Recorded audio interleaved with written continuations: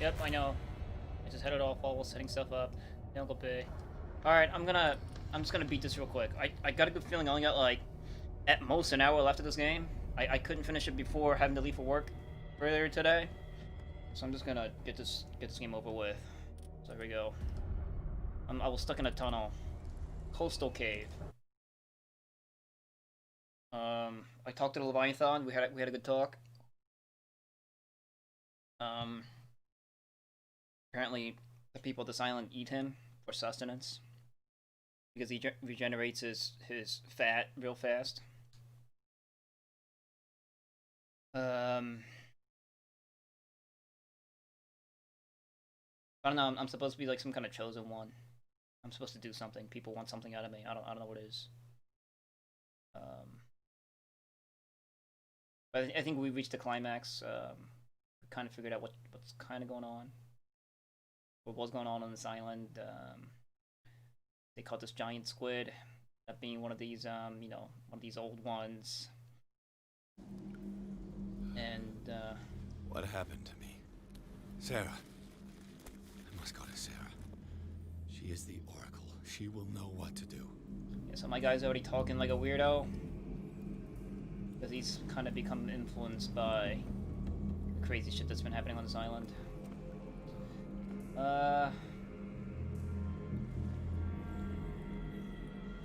Okay. So I need to get up. What's this? Scylla Nantucket. It always comes back to the Scylla. Scylla. It was where it all began. Yeah, it's the ship that caught the old one. It's called a Leviathan. To our fallen crew members, they have given their lives for a greater purpose. The last name added is that of Charles Hawkins. I'm willing to bet that they killed all the survivors of the miraculous catch.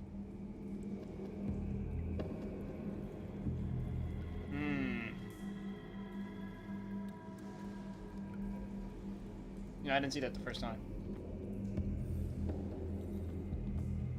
Destiny will guide me out of these caves. Yeah. She would only have slowed me down. You guys. Fucking nonsense.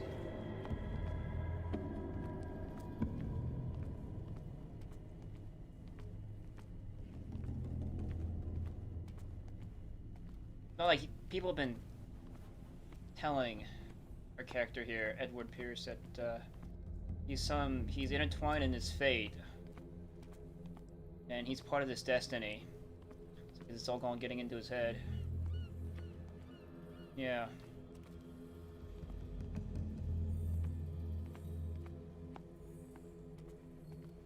But apparently, like, when you eat the meat of the Leviathan, and people have been doing that, you become immortal. So that's why,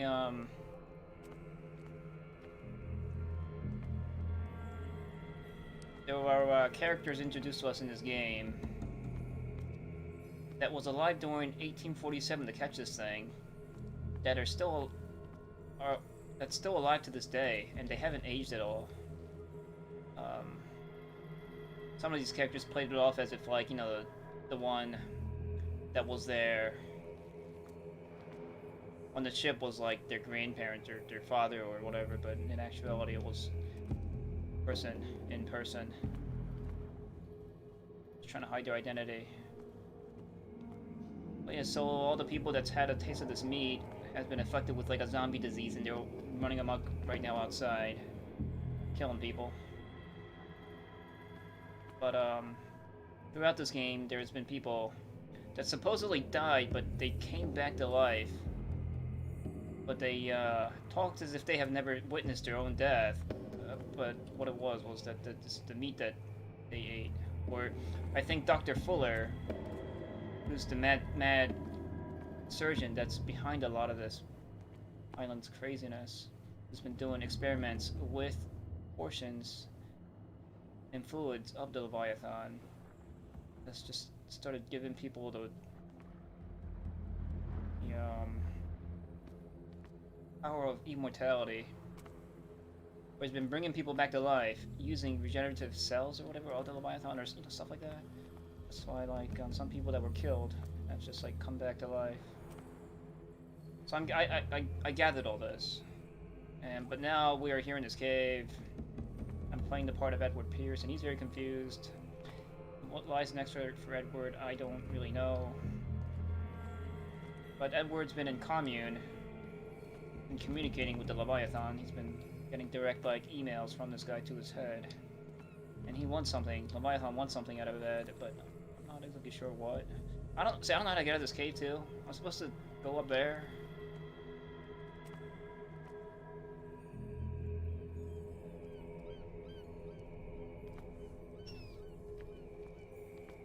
I thought the Leviathan was like a star spawn. Like, I thought he was kind of good at, like... Because there's also a Cthulhu cult in this place. Is it... I mean, maybe it's Cthulhu, but it didn't really look like it. Not that I'm supposed to know what Cthulhu is to look like exactly. Aside from what's usually... how he's usually portrayed.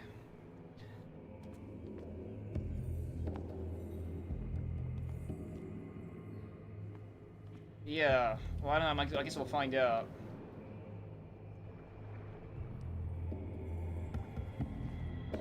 Once I can get out of here. Well, like, not exactly star spawn, but, you know, one of those, elder one, the older ones. But what, they're not an ancient one. I guess an old one. Elder gods and ancient ones that are similes. The old ones were the ones that resided on Earth before the coming of the ancient ones, if I remember the Mountains of Madness right. And then there were just other aliens, like and then the Migos were just a whole separate race, species, and these three warred on Earth for dominance. But they eventually all like gave up. This was like billions of years ago. And it's said that the star spawn still like live under the sea somewhere.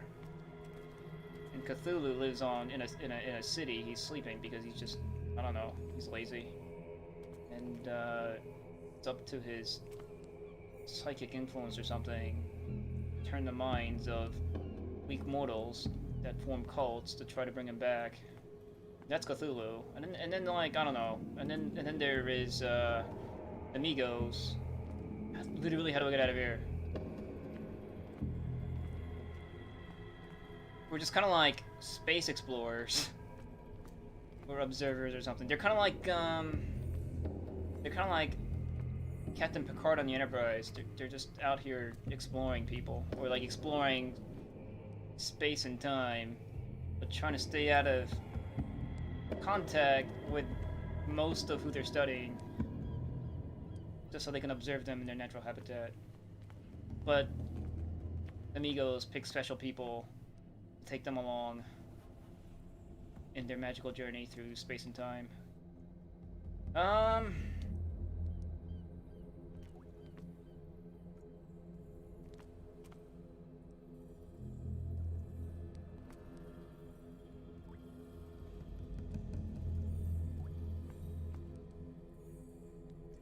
I literally don't know how to get out of here.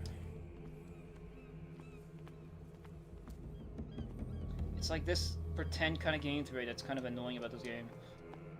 Can I get up here?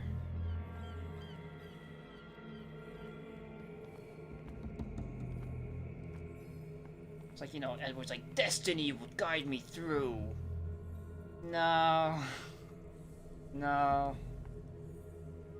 I'm actually gonna get you through, but this game's making it difficult, Ed.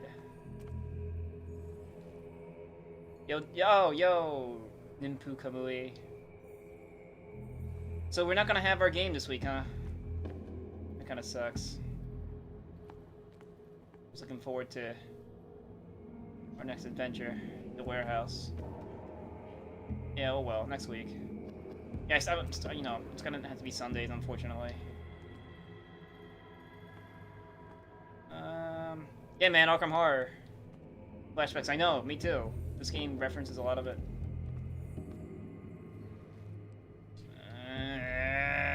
But this game's kind of annoying.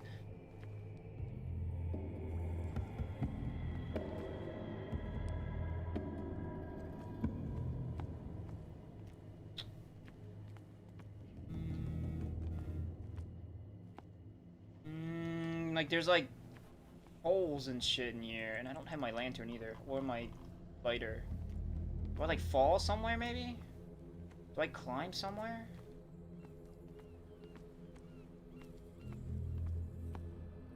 No, I did. I'm like leaning over the chute. I'm trying to kill myself, but it's not working. But like there's like random little holes over there. I'm thinking I'm supposed to like wrap around that way. Or maybe go around this way.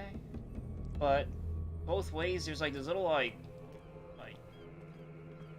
it's like there's either like a he can't jump or anything, he can't climb or anything because he's a pussy, so I can't get up this way. And the other way there's like a rock that's like jutting out that's preventing you access to the rest of the stairs. I wonder if I need to, I mean I've been crouching and stuff, like I can get up here. Was this it? No, I got up this far. I can't get through here. This right here. See? It's like, oh, I'm too fat. I'm an obese American. I can't get through this. I eat too much McDonald's. Oh. Maybe I need to like climb up?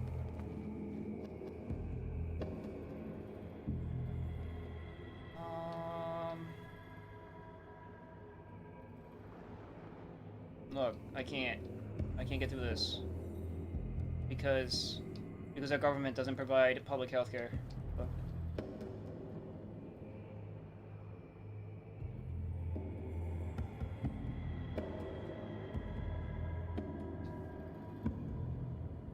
Yeah, I'm trying to go up.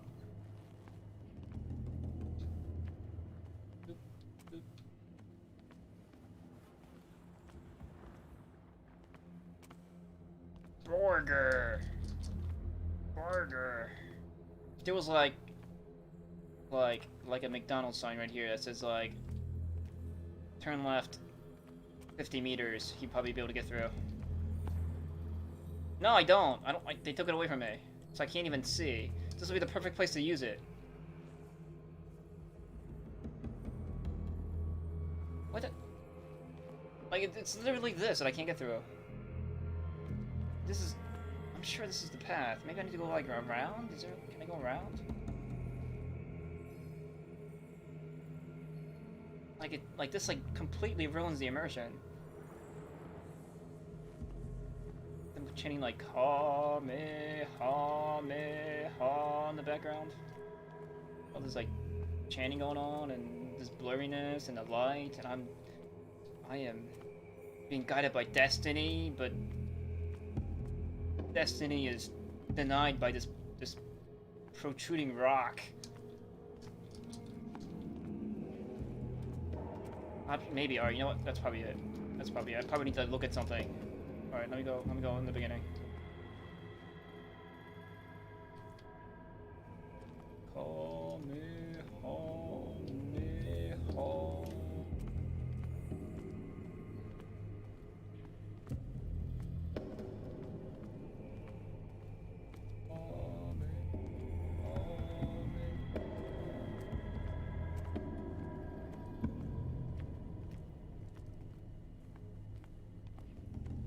Poll demo? What is the poll demo?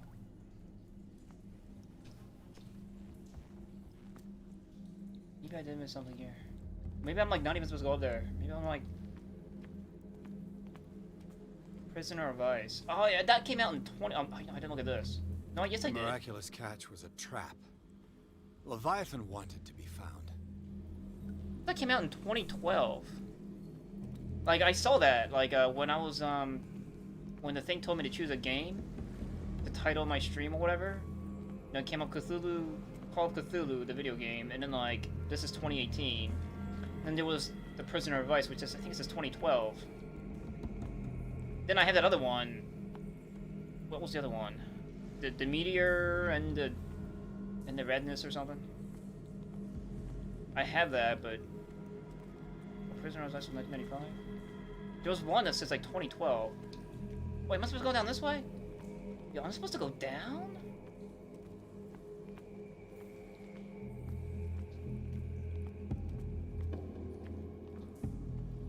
I was supposed to go down. What was the point of, why was there a path that led up? This stupid game. And like even like my guy like shouted halfway up the slope like, I am guided by destiny. Destiny will see me through this cave. I am the chosen one and I must climb to the top for deliverance. Yeah. I don't know. I can't go that way. This destiny was stupid. Your destiny is stupid, Edward. Edward, you're drunk, go home. Oh, there we go. God damn it.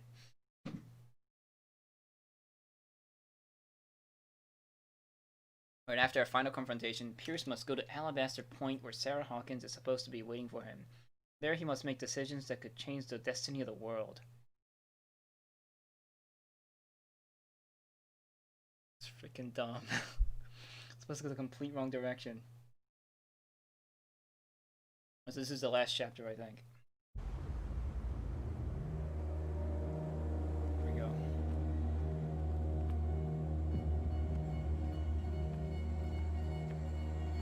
Alright, Ninpu Kamui. See you next week, or maybe, you know, sometime.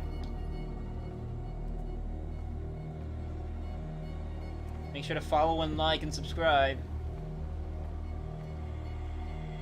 And give me like bits. Yeah, someday. See ya.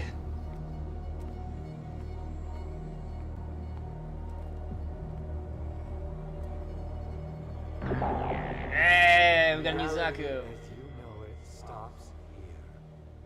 None of this makes sense. Go. She is waiting.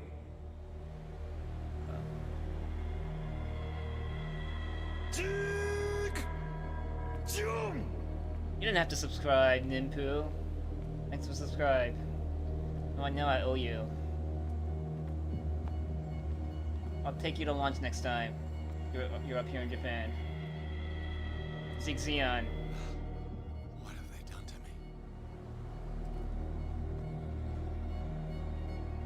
me? The reality, you know, ends here. Zig Zion.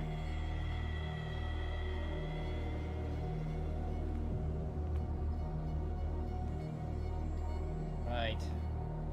Well, now you got like a little Zaku, and Garen, you made Garen Zabi happy. Come on. Oh! Garen was a cool thing. Mr. Pierce, I was expecting you. Fuller, you died in front of my eyes. Don't jump to conclusions. Is there not the tiniest spark of a scientific mind inside of that detective skull of yours? What abject substance did you use to turn her into an empty shell? Abject substance. The serum extracted from Leviathan's oil bestows the power of life. To me, my body is nothing but the mortal vessel of my conscience. To you, it contains more answers and secrets than your insignificant mind can grasp. So I kind of got that far. Like these people are immortal, but this looks like the entrance to Raya, as described in the the Call of Cthulhu, the book.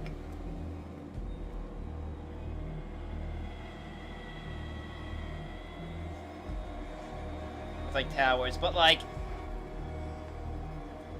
I wish, because I wish they made it more hard to look at. Like, I'm sure current graphics could probably portray, like, wrong angles and weird visual eye tricks and stuff. Like, this looks like,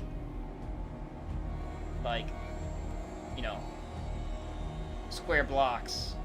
Raya is supposed to look like you're not exactly sure if you're looking at it from the right side, because Like the shadows don't match the light and stuff like that.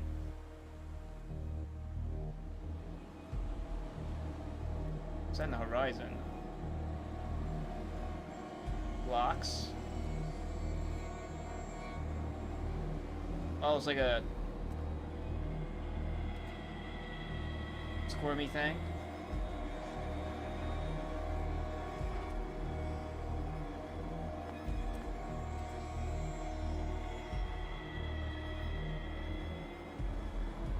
Well, I mean, it's the entrance. It's like the entrance. You can barely stand up, and yet here you are. You never give up. That is not you. Not anymore. Not since your disappearance on the docks. Ah, detective. So easy to fool you. So eager to rush to the rescue of a woman in distress. You won't make me regret having tried to save people. I did what I could. Even for Colden. Your efforts to change your destiny, although in vain, make you worthy of the fate that is yours. The day has come. You will be asked to choose. Okay.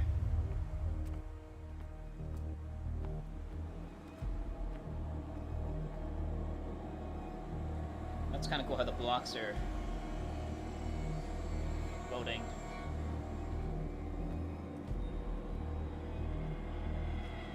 But I still feel like the art direction is still slightly wrong. Face up. That's Charles.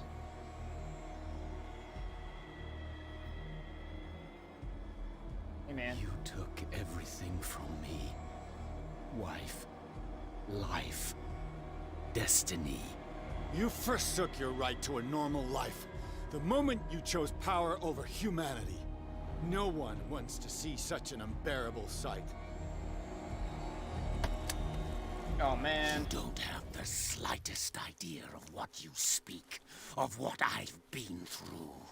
I have sacrificed my life to the one who sleeps. My marriage, my family, my own flesh.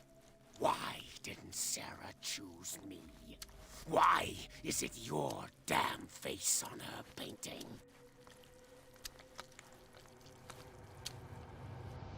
I'm more sexy, yo. Look at me. Can't beat that. No. But you already know it. I can see that you will make the right choice. I don't know. I don't know. So, you've decided to shut your eyes. Find refuge in denial like a spooked child. You've lost your mind. And to think mankind's future is on your shoulders. None of this is real. Trust your guts. If nothing's real, what are you? I am a projection of your mind. What remains of that instinct that pulled you out of the trenches. You rejected her half-truths.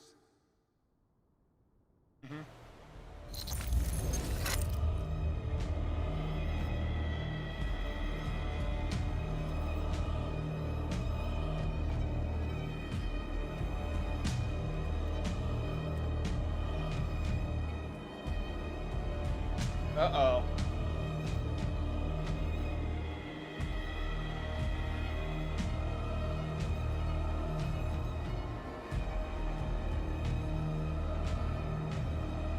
Uh-oh.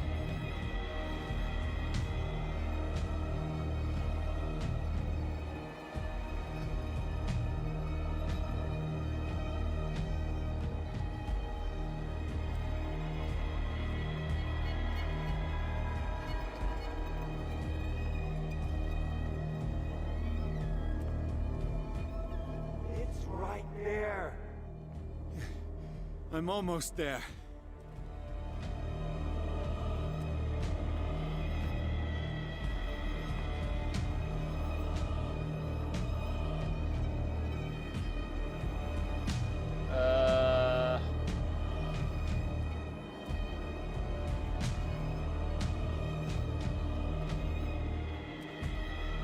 What's up, guys?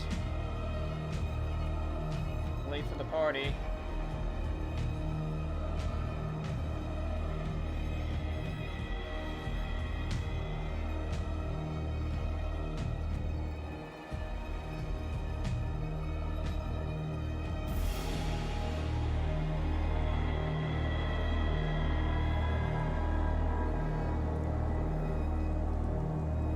Yo.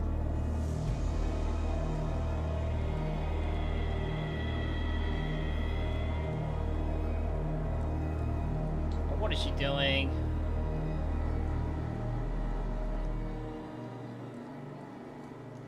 What are you doing? Here you are at last, Truth Seeker. She was waiting for you. You were waiting for me. Yes. When I finally discovered the truth, I knew you would come. All this time I was fighting it, afraid of what I might discover. But I was afraid of myself. It's coming. What did you learn? What did you Listen learn? to me, Edward Pierce, as I will deliver the truth. I don't have enough occultism. Valid sand requirement. I don't want to talk complete gibberish. Are you crazy? Look around you. Everything is falling apart. You must stop this madness. I can't make that choice. This will be your decision. Oh. One man only prepared by the trials and revelations, holds the power to change the world. Oh. Because I saw you in the dreams I share with my God. I recognize you for what you are, a truth seeker. One of the rare humans who is able to perceive fragments of his mind. Yes, yes. I feel the truth in your words. Because it was written. Or, as I like to see it, painted on the canvas of fate.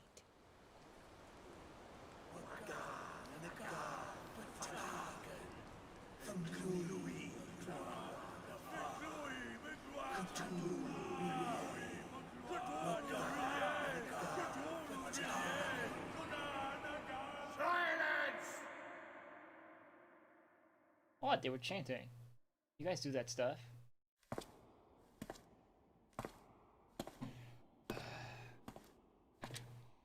Oh, there's that thing.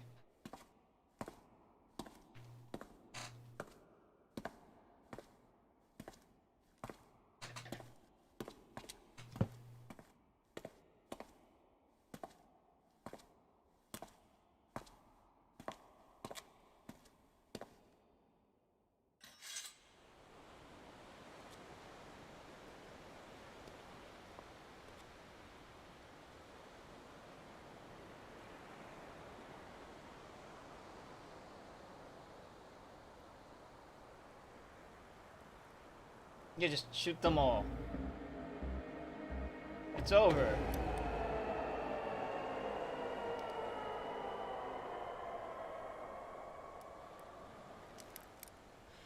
I can't let you do this.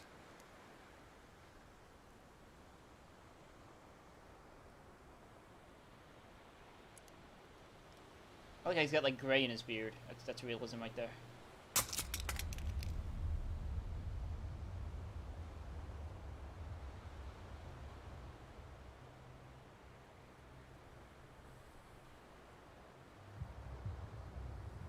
No one can force you.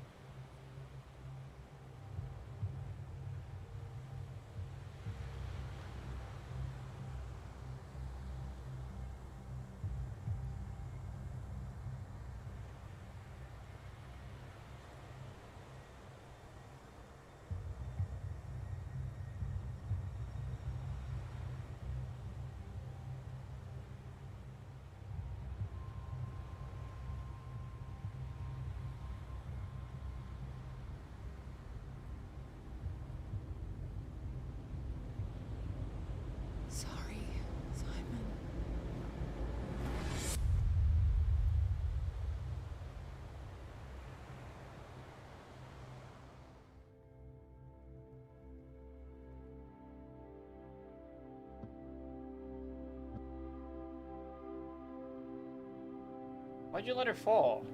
Now you don't get paid. Dude.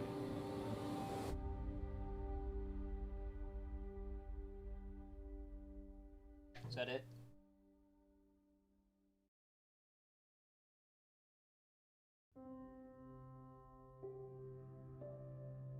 I probably got like the bad ending.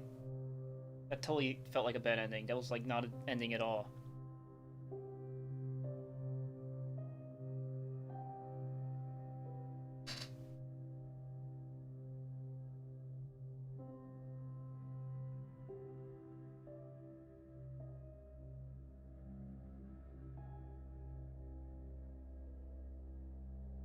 What?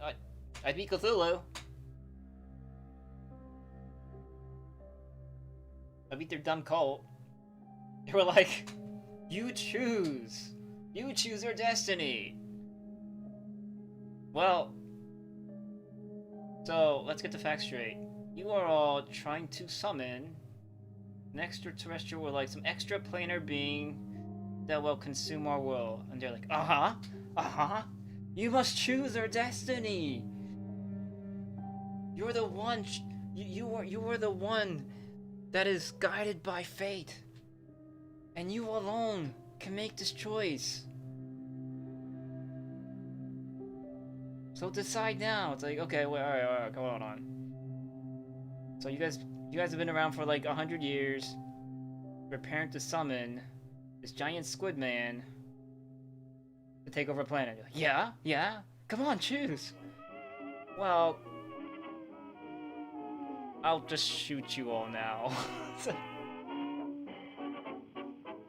I suppose if I wanted the grand theatrical ending, I would have like performed the ritual, but like,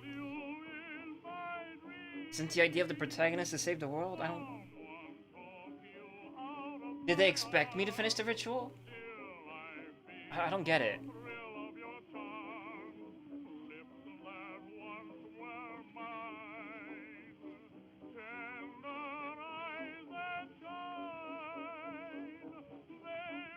Like, they railroad you the entire game till the ending.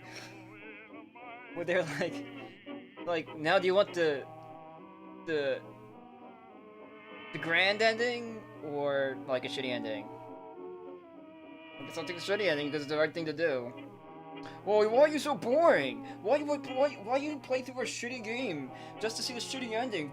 Why would you do that? Well, because you give me the choice now. I don't know. Man, this game kind of started out. I started with high expectations, but didn't really. Not my niche. I was kind of worried from the get-go because this game didn't have a difficulty setting. But this game was like more like an interactive movie than like a game. It felt like a.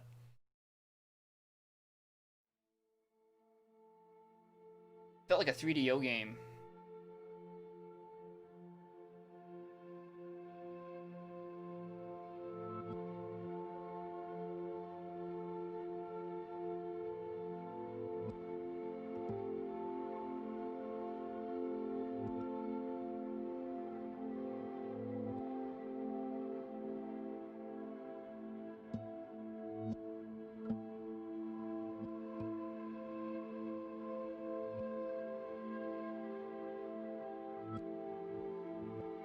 I guess now I'm stuck, like, completely insane.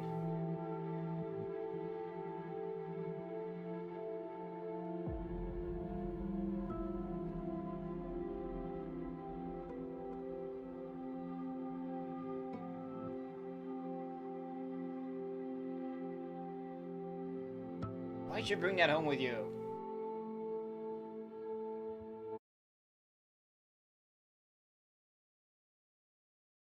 Yeah, I don't know. I don't know.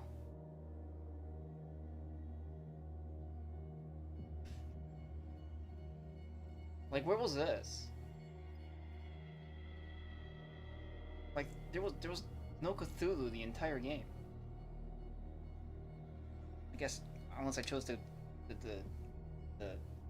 invoke him ending. But it's like why would I?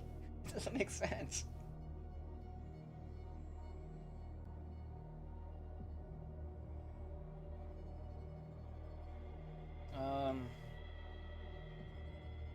You're not really ever told the identity of the Leviathan. Like, I wish it would have kind of explained, or not even explained, but like hinted it as belonging to some kind of, oh, I don't know what you call it, genus of the Lovecraftian tech tree. Like, what the hell was its motive? Like, was it like the mouth of Cthulhu? Like, was it like a Cthulhu baby? Maybe it was.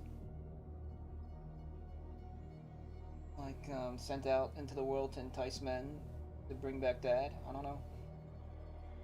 I mean, it was like a squid thingy. It was like a Cthulhu scab.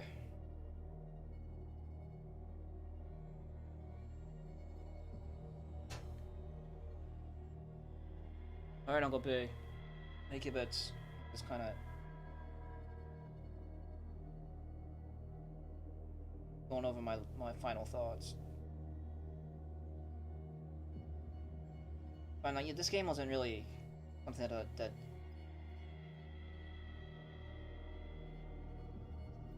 that's up my alley. Like, I wouldn't play a game like this.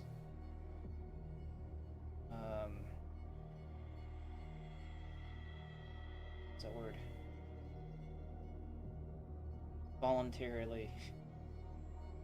I only played because it was like on sale and it was Cthulhu themed. But I mean, it's not like I didn't not enjoy it. It was cool seeing, playing in like a Cthulhu universe game. That like, it was like less of a game and more just like an interactive movie with like really awkward game elements kind of thrown in there just to throw off the pace.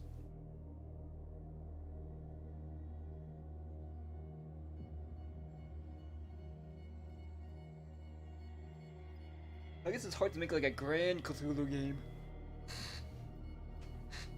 Like, it'd be neat if we can play like a LA Noire but Cthulhu kind of game.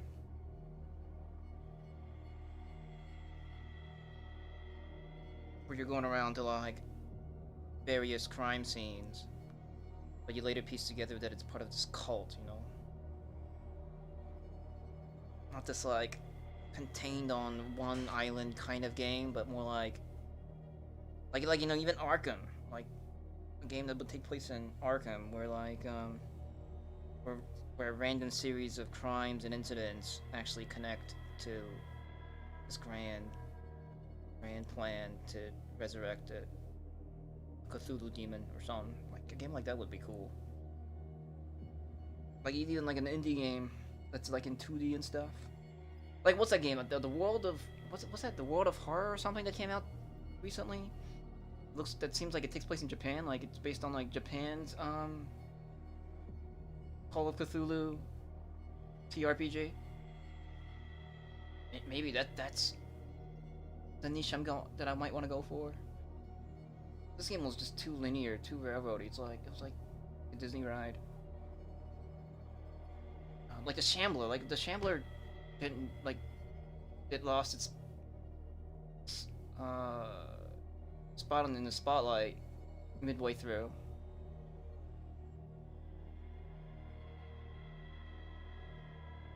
You don't know if it's any good? Yeah, I wasn't really sure about that game either.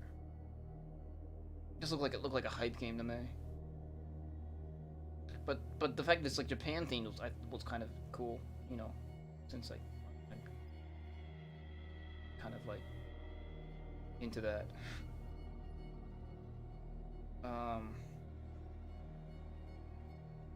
The Shambler kind of dropped off the scene midway through. What's up with him? What did he have to do with anything? In the grand scheme of things, I don't know. It seems like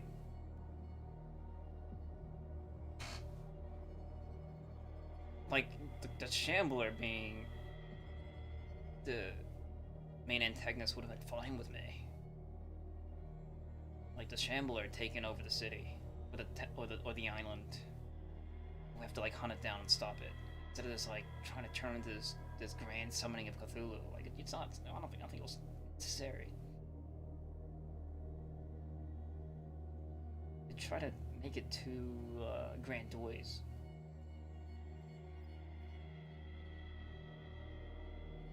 Oh, it's still in early access? Oh, okay. Yeah, I don't like playing early access games. Hate it. It's just spoiling the game for you. It's like, so you play the game with half its features. Why? I don't get it. You're like spoiling the game for when it finally comes out with all of its features. Well, you played through it already, but half broken. Like, why would you do that? I don't get it. Just wait.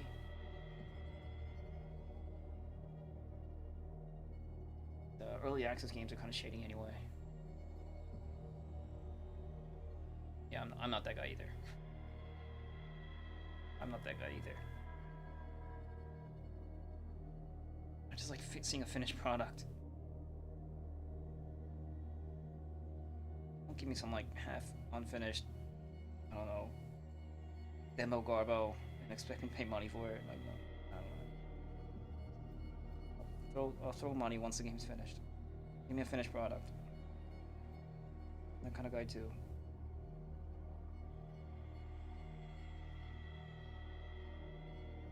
I don't know, like, I mean, I guess I used to, but I'm not really into the whole, like, being part of the process. I'd rather have the people behind the game make the game.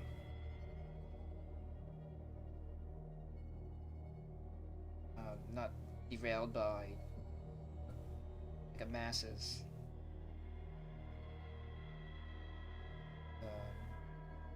Have the masses decide what kind of game they want to play. No, just make your game. Don't let others tell you how to make your game. Make your fucking game. Don't be a bitch. Make your hard decisions about what you want your game to be. Yeah. Because all those games end up being the same. And uninteresting and generic. Because, I don't know. Everybody like wants the same thing. Anyway, that's like that, and this is this. So, I give this game like a 6 out of 10. I said 7 out of 10 first, and it's 6 out of 10. It's, I wanted to shoot more people. I wanted to shoot more things. I wanted more,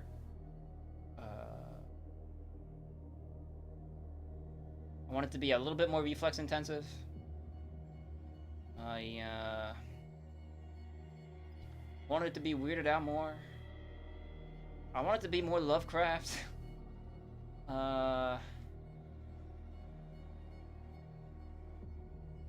And I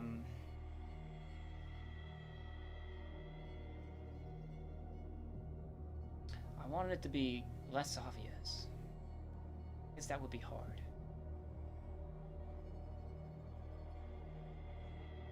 Yeah, it's 6 out of 10 for it. I mean, I paid like 1,000 yen. I guess it's okay. But like, I enjoyed Space Marines more than this.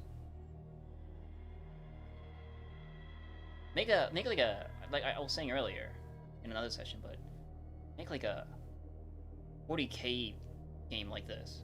Because then, like Lovecraft is hard. Lovecraft lore, I feel like it's hard to make a game out of it in the end, because like his, like I haven't read any of it of spin-off author stories or anything,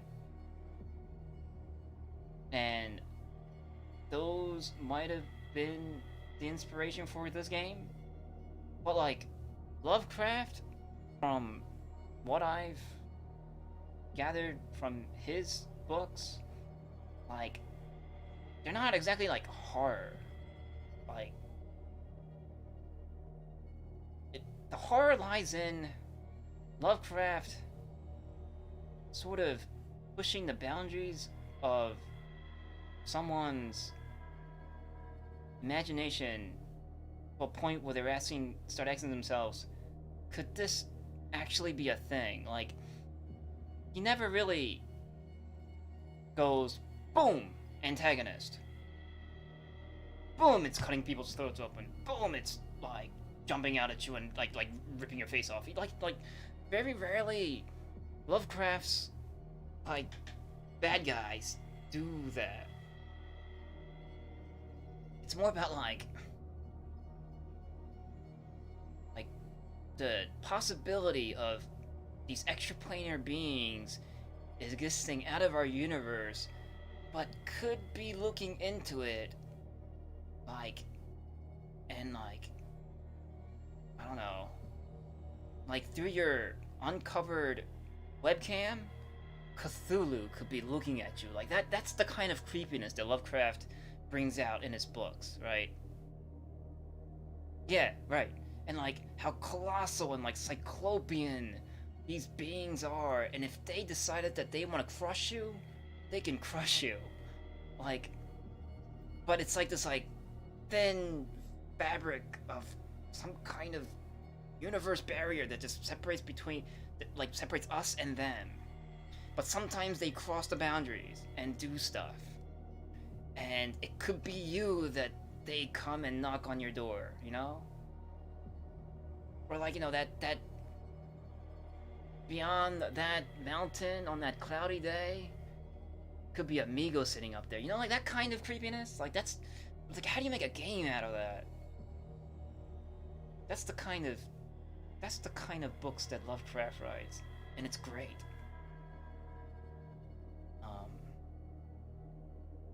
Like he goes back and like these explorers, right? Like finding these like lost ruins of this like super ancient, super back then race, and like the person's experience, just like seeing it for the first time, just being blown away and just going insane because just the scale of everything is just impossible to perceive by a human being's brain. Like that kind of like the way he writes it out. It's that's the coolness of Lovecraft. Like this game, that's why it's not the fault of the creators of the game. It's just hard to like, how do you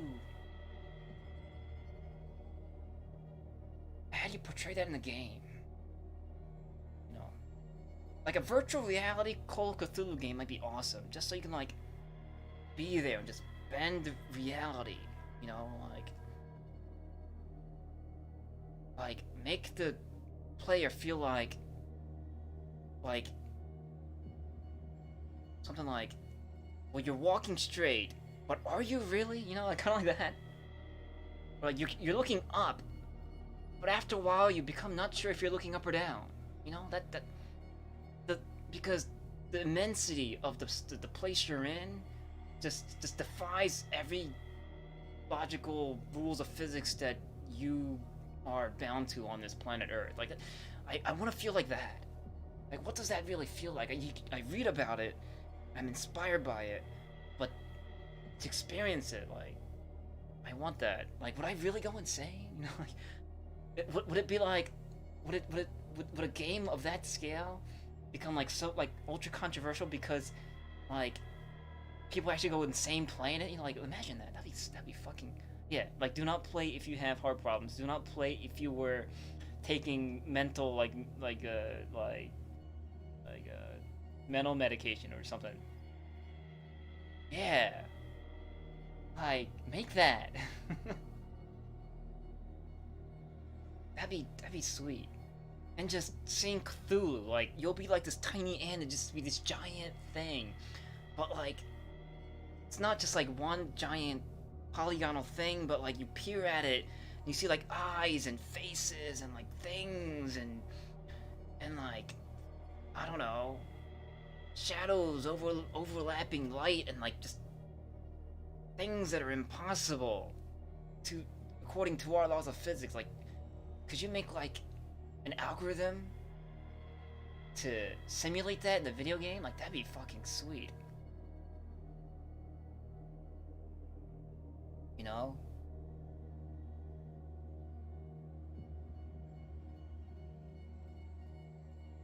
Right?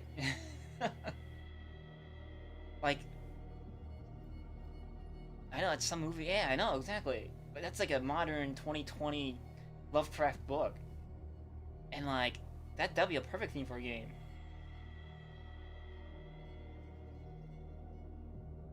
Like the Call of Cthulhu. Like, Cthulhu is finally summoned through virtual reality. Yeah. We'll play it and go insane.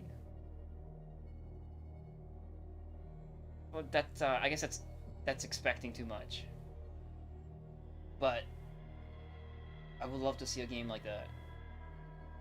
I mean, that's what Lovecraft is.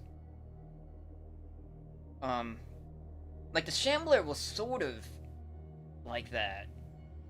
I wasn't impressed with the gameplay aspect of running from the Shambler, but I did like the fact that it like disappeared in and out. Like when it's close to you, you can identify its arms and its talon and its mouth.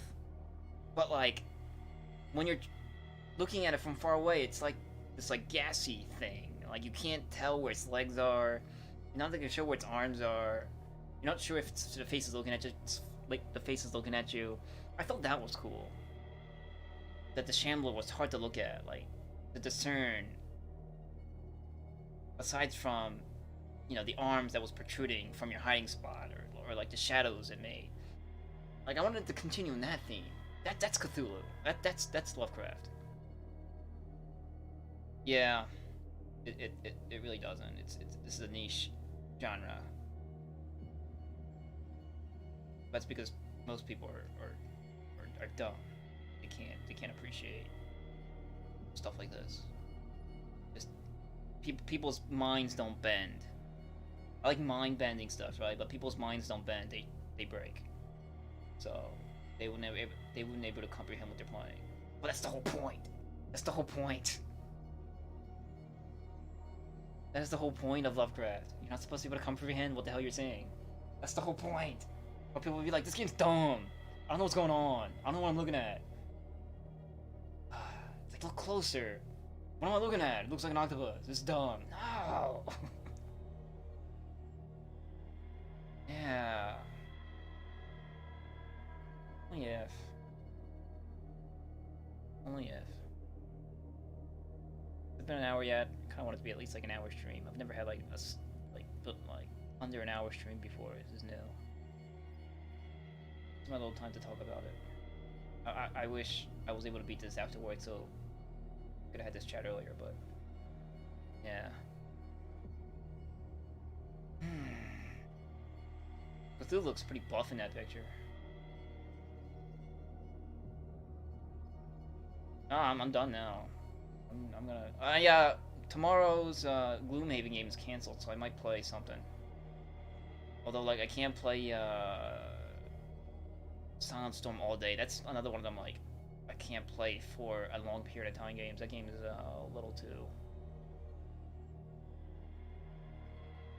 It's intensive. So maybe like half of that and have something else. I got this like what? Warhammer 40k games are on sale right now on Steam. I picked up this like game for like 100 yen. I try that. Cthulhu Saved the World. I think I seen it. Which one?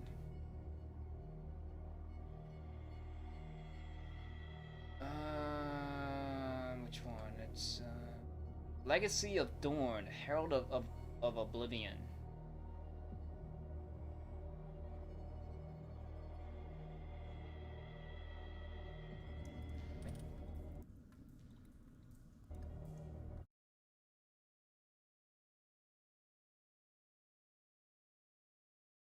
Oh, hey, shoot, domain. Yeah, I beat it. The ending, you didn't miss much. The ending was just like nothing happened.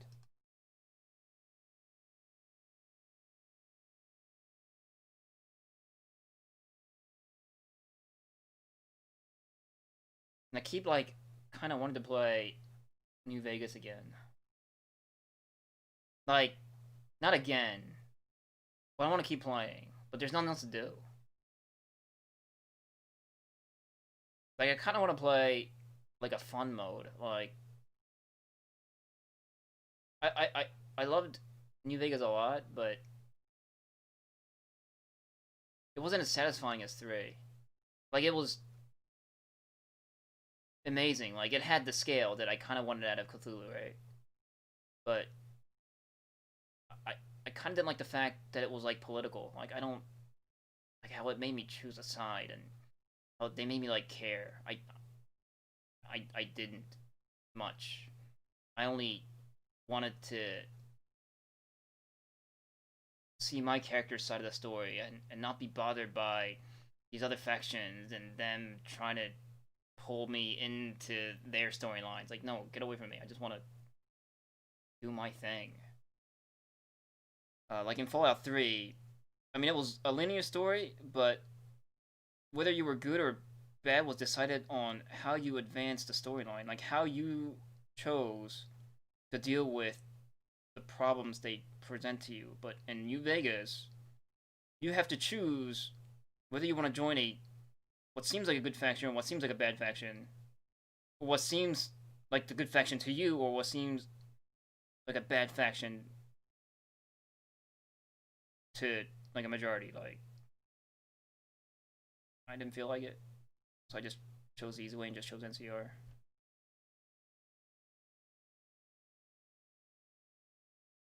It's a game book? What's a game book? I don't even know what a game book is. Graphics quality fantastic. Display 2. Input. What is this? Like, but you fire and stuff. Jump. You jump and stuff. It looked like you were, like, it says like you take control of like an Imperial cogitator.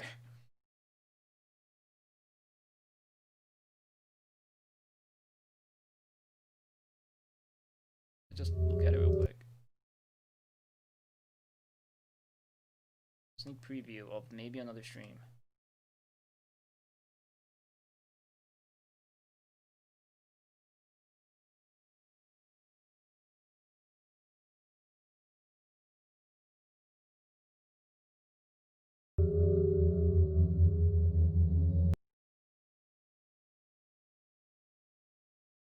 You're about to see. It's this one. Legacy of Dorn, Herald of Oblivion. Or Corn. Corn. Oh. Oh, I can be a bad guy? Neat. So, this.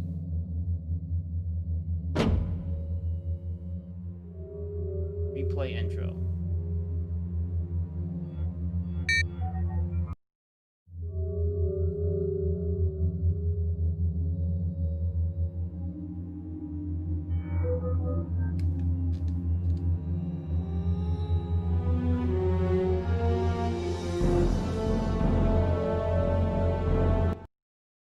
Whoops. It's like hyper loud.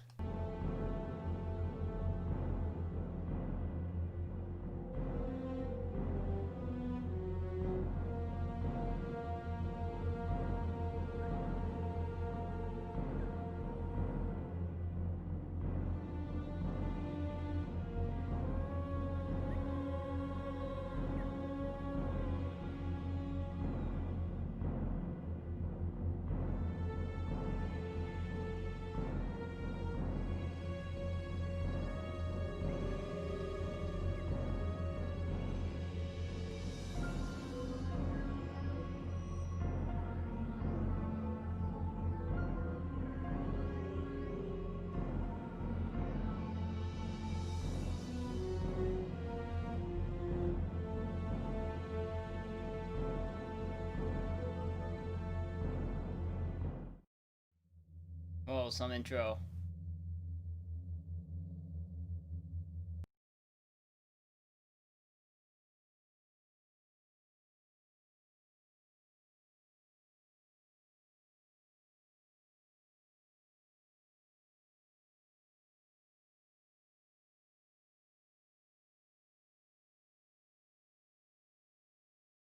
Oh.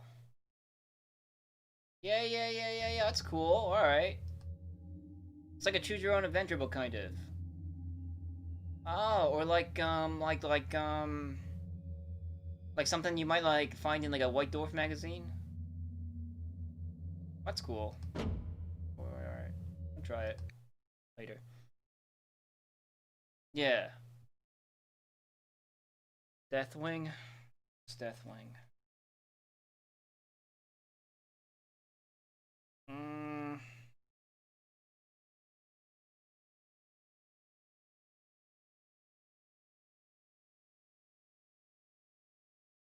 I was like looking at stuff, but that's like the only one that I really bothered to look at. Everything else is over 1,000 yen.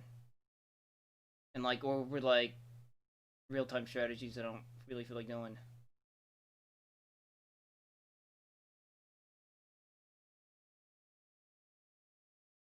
Yeah, like I remember I had interest in the Gothic Armada games, but it super turned me off that it's all on like a 2D plane.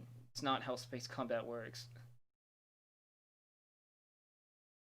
Mechanicus is 1206. I kind of want Mechanicus. That game looks kind of cool. That game is like turn-based, like you know, like under rail kind of.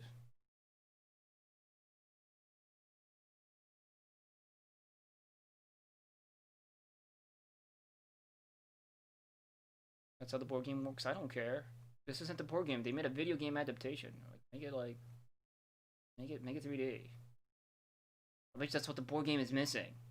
Like, why isn't this 3D?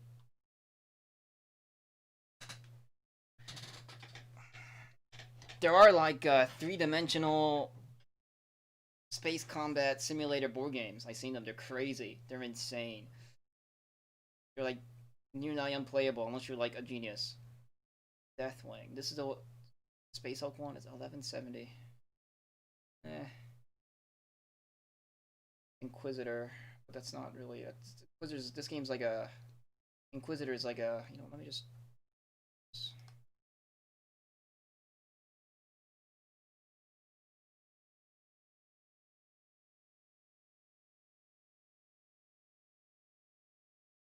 No. Yeah, you were looking at Blackness because I was too lazy to switch. I figured I was gonna finish the stream, but since I'm actually clicking on stuff and looking at. There's Space Hulk Tactics, which is I'm already got Space Hulk. But this is Japan prices right here. Just put like a period, a decimal after the first two numbers from the right to get your like dollars, kind of. No, it's not a Warhammer thing. It's like I forgot what it's called, but it was pretty insane. Like the game's on like a circular board, I think. It's not even like a board. I don't even think there was a board. I mean, there was a board, but like each player has like their own circle thing, and you plot your thing, your ships, and then what you have on your board, you kind of place on the main board to designate where you kind of are in relation to the other guys, but on your board has the three-dimensional values, so you gotta like look at it as if like it's here, but it's actually like you have to note that it's several whatever's below something else in comparison. But it was still cool though.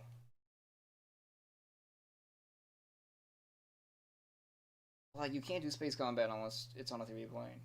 Doesn't make sense. Like even in the books, they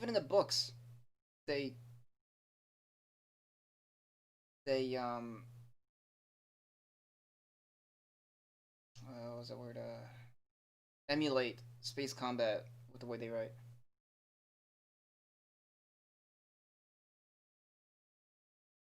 Up and down motion in space. What do you mean? Why can't Warhammer spaceships go up and down? They do though. Like they do maneuvers like You know, like, you fly toward a ship, and then you twist downward and sideways so that your side guns are now facing underneath their ship, and you blast them. Yeah, a homeworld. Yeah, like, why can't they make like a homeworld game? Like, it's fucking cool. No, but they do. You read the books. Space combat, void combat is pretty epic. It's literally just ships just twisting and then like turning sideways and then just blowing the shit out of the other ship.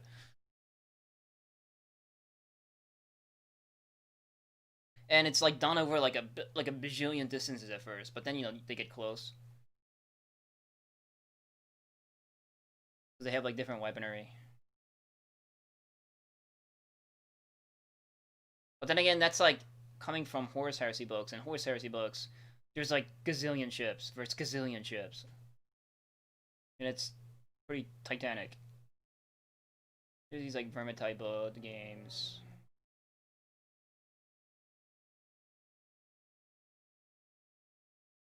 I don't know what the hell these are. I don't care. I only care for 40k. What is this? Yeah, this is. What is this?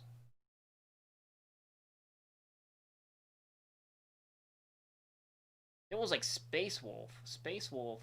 Kind of wanted Space Wolf. Space Wolf. Except the graphics are extremely mundane, but this was supposed to be like a phone game. And phone games are kind of dangerous. And then there was this game, which is kind of like the miniatures game, but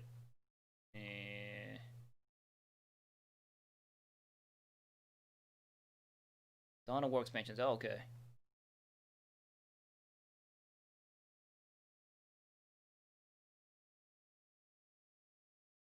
Would you not play Total Warhammer? Probably not.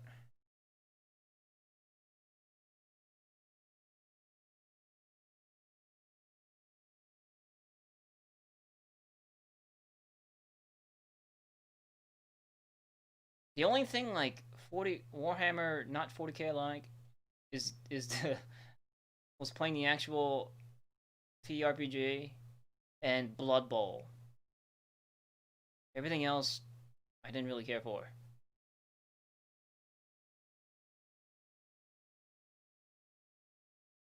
This is like some kind of free online game. I like Gundam Online probably.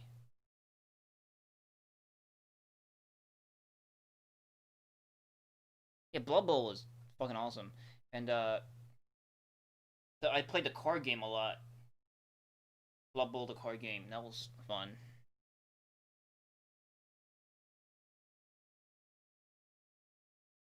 Oh, what's this? There was this one game that they like that disappeared off Steam. It was the Eisenhorn, the book that they turned into a game, and it was supposed to be like horrible, but I still wanted it. But it was like priced ridiculous for like a super shitty game. But it was basically the book, the game, the shitty version.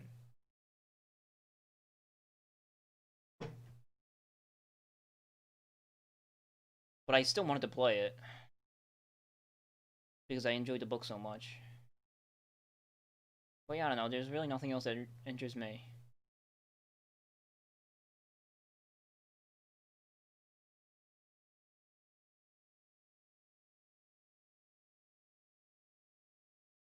So I got the 100 yen book.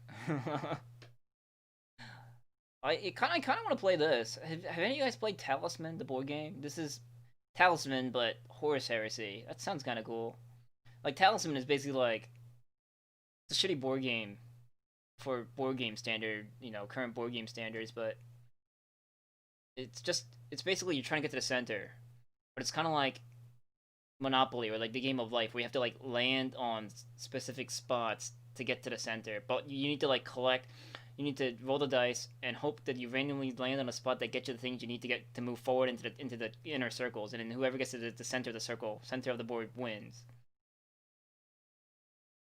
Nah, I play Dawn of War 2. That's enough. Look, this is another Cyanide game.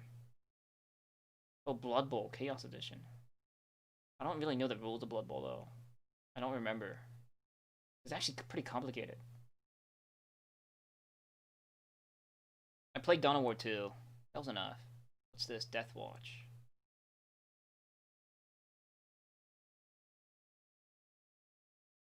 Oh, this looks like another phone game. Like, you can like tell what's like... You can just tell from looking at it that it's a phone game.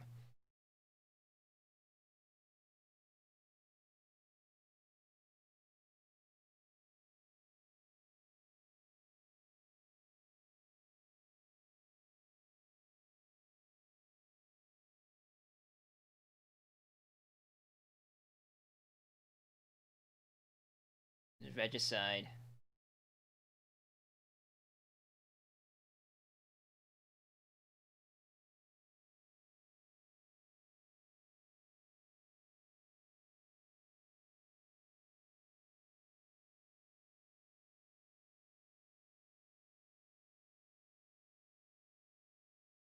It looks turn-based to me. This looks like a generic turn-based shooting game. Or strategy kind of game, but with Death Watch Space Marines.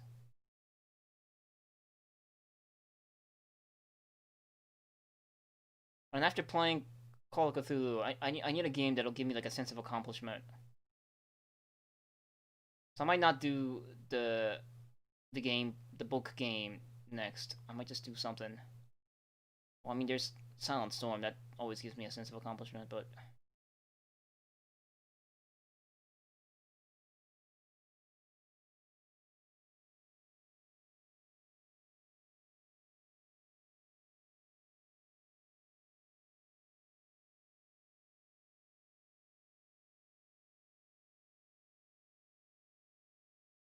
I enjoy Space Marine. Collection. There's a collection? There's more than oh, just different skins.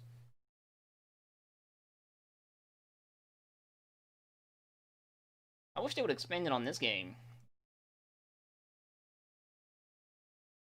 It just needed sequels with a little bit more game mechanics.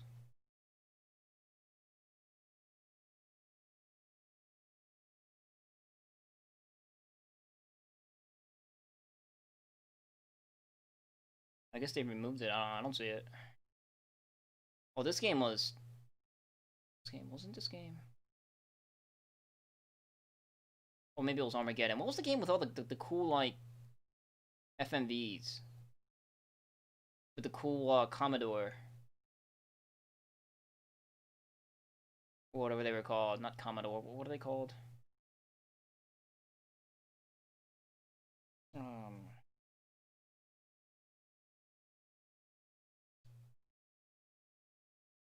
What were those guys called? I can't remember. Commissar, yes.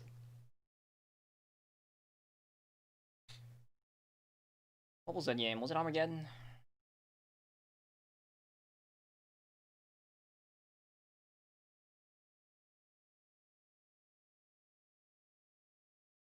Oh, Deathwing.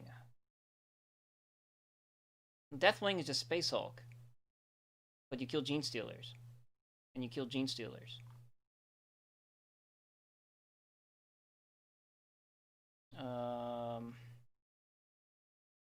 Yeah, it wasn't. It is on my wish list. So it looked cool. How do I navigate through this?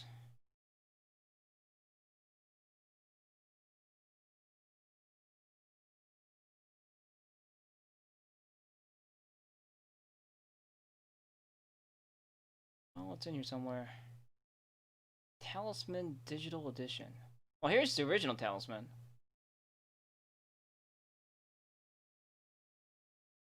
I mean, no one's interested in playing these like dumb board games anymore. I mean, they're actually like silly fun. You're not like a sore loser.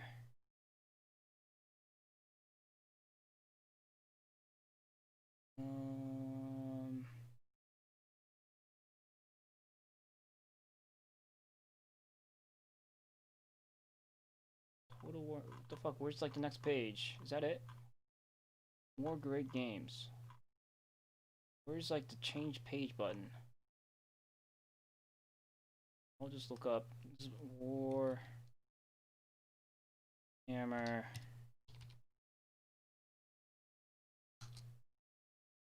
40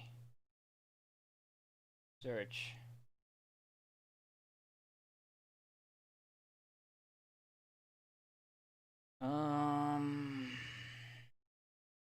I see, I already have Dawn of War 2. I played Dawn of War 2. I played that a lot. The original. Kicked the shit out of it on hard before I started Let's Playing and streaming.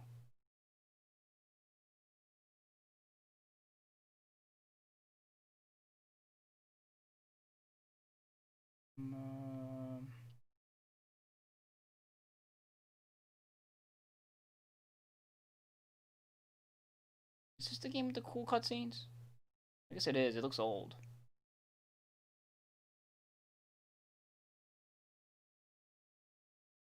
These are just a bunch of Inquisitor expansions.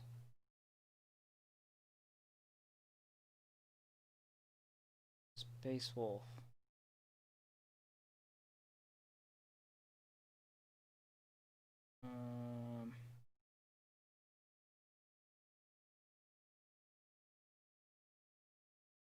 Dawn of War 2 Tau Commander. You can be Tau. That's kind of cool. Neat. Warhammer 40k Kill Team. What's this? Yeah, it looks kind of shitty.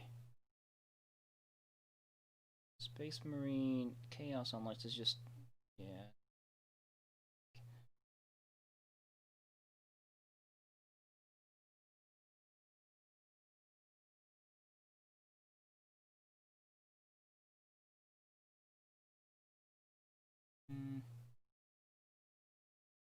More expansions, more expansions.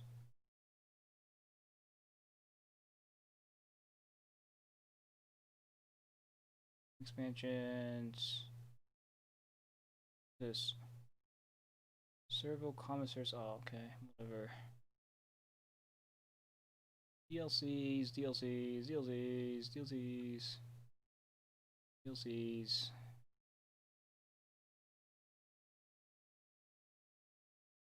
What is this? Adaptus Titanicus Dominus. What's this game? It's kind of neat. You get to play as Titans.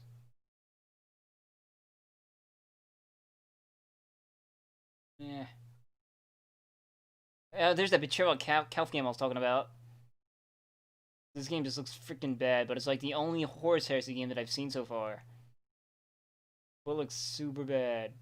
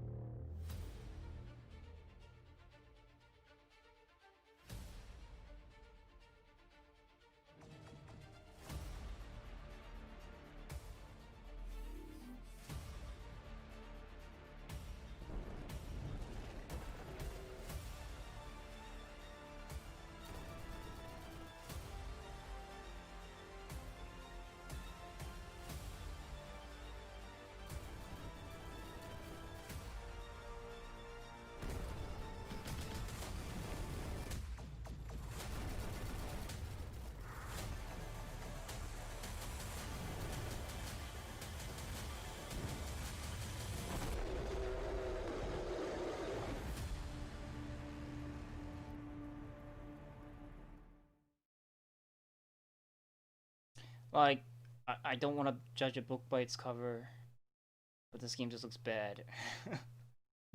Like, but I want to play a Horus Heresy game. Why aren't there any? You can play in VR? Like, what? Play this game in VR. You know, maybe I'll just put it in my active wish list just because. I mean, if this game was like $1, $1, I'd probably get it. Just for wanting to play, just for the sake of wanting to play a Horus Heresy game.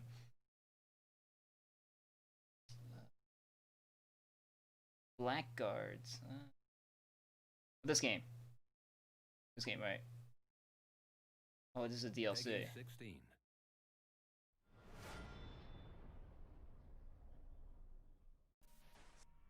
How much is it? Feared killers in the galaxy. Without fear, without mercy, armored against any threat, equipped to hunt any prey, created for a single purpose. Oh, this is Serve the Emperor. it's Focus Home Interactive. Danger.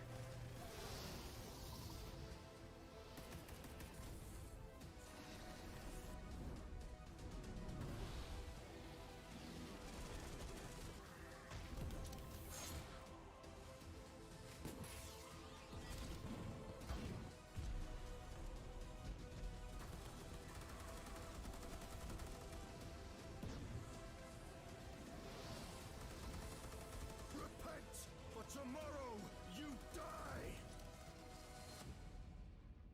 Forget your past life.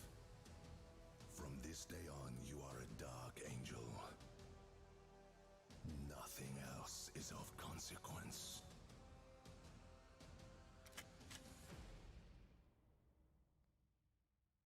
It's like that. Then why did I make a Call of Cthulhu game that's like that? Or like make it like this instead? Come on.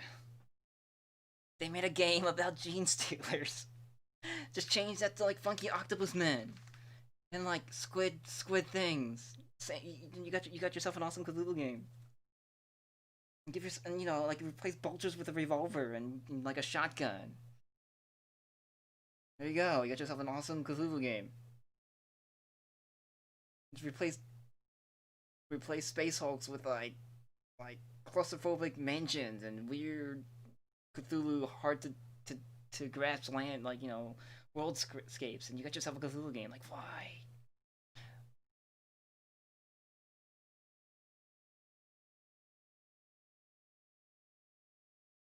Okay. How much is this game? Where, like, I hate DLCs and how it clutters up the base game. This. Peggy 16. Hey, 11.7. That's how much I paid. That's how much I paid for Cthulhu. Maybe I should have gotten this instead. Killers in the galaxy. Without fear. But that's my without mercy, money spending for the year. armored Video games. against any threat, That dumb game. equipped to hunt any prey, created for a single purpose: to serve the Emperor. Is there a difficulty setting in this game? Can I set this game to hard?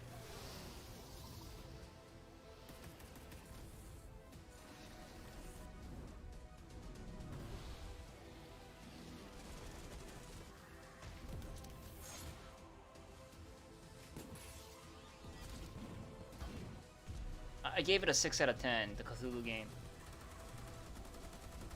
It was okay. For like, interactive novel movie. For tomorrow you die. Like, it didn't need to be a video game. Your past life. From this day on, you are a dark angel.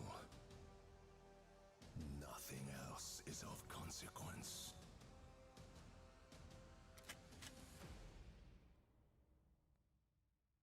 Peggy 16. Peggy 16. I don't know, only because I don't want to spend only because I already have video games.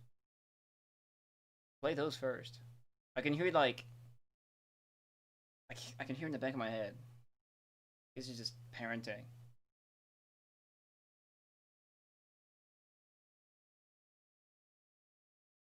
Like, you know, I'd be the kind of parent that like yell at their kids like, kid goes like, "Mom, I'm hungry." It's like, fuck, you didn't finish your broccoli yesterday. Finish your broccoli. It's in the fridge. I don't want my broccoli. What's all you getting? Finish your broccoli first. I got video games. I don't need to spend money for more. I have them. I need to play these first. I got all these video games. Play these first.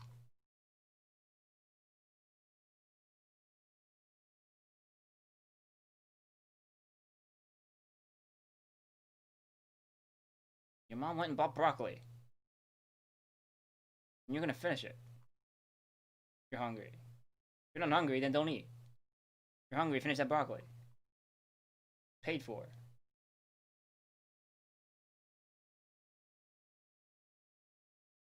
Just put dressing on it. It's good. Take my word for it. Or just pretend you were fooled by the broccoli. It's good. Like, I got this game, Hard West. This game's kind of like Silent Storm. I kind of want to play this. I actually played a little bit of it. It's kind of cool. I'm not really into westerns, but this game's like a Cthulhu themed kind of game. Like, see, like where it's not Cthulhu, but it's like cults and stuff.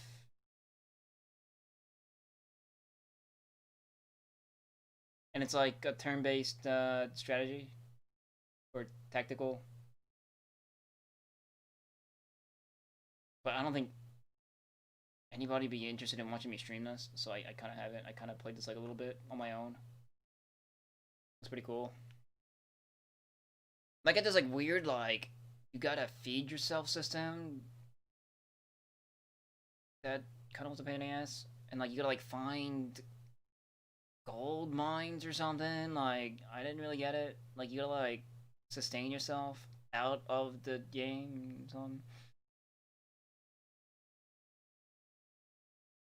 Yeah. Alright, so we might play this. I kind of wanted to play this too. What games I got? I had like these like shitty games like Blitzkrieg and like this other copy of Blitzkrieg. Like, I don't know where it came from, but like it appeared in my playlist someday, like one time. There's like I have like a million versions of this game. Oh, I'm gonna play this. This I've had for like the longest time. When did I buy this game? Look, it has patch notes May 28th, 2020.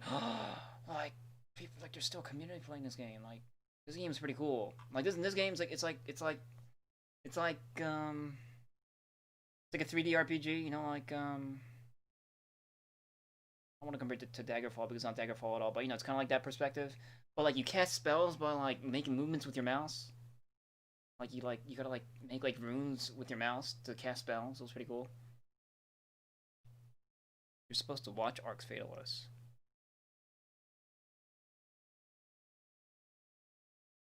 Yeah. Like, this game looks fucking sweet. I want to play this. That's another game I want to play. And I bought, Arkham Asylum. I played Arkham Asylum, once, a long time ago. And I like this game a lot. Where you, like, combo the shit out of guys. So I want to play this so I can play Arkham City.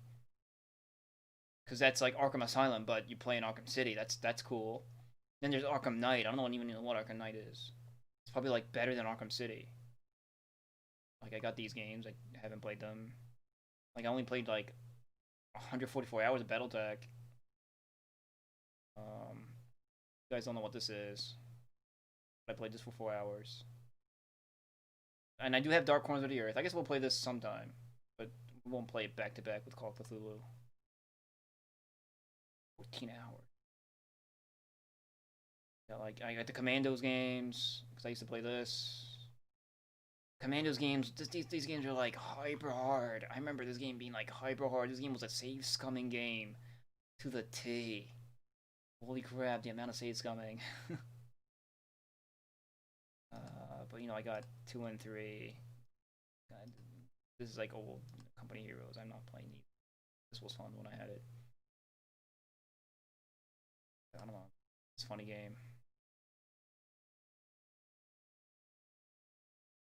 I don't know what this game is. No, I got Darkest Dungeon.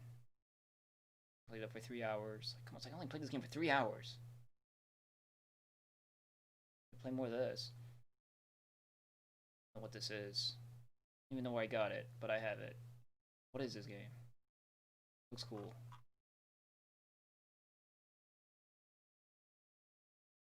Oh, did I show it off? I guess I did. Boss Monster. It's cool. PvP into Darkest Dungeon? Really? Where? Really? It's pretty crazy.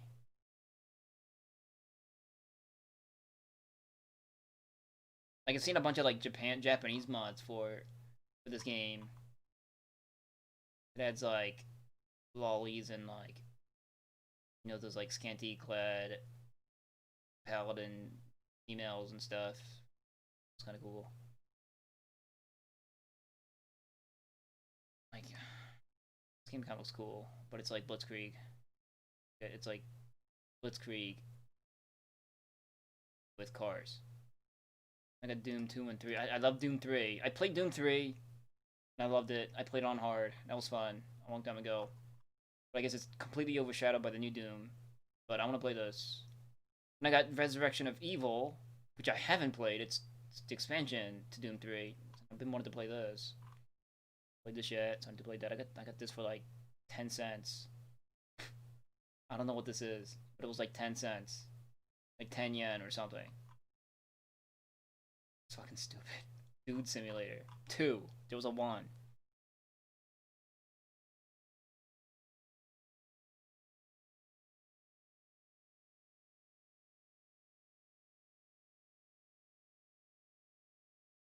Played the shit out of Elder Scrolls 3.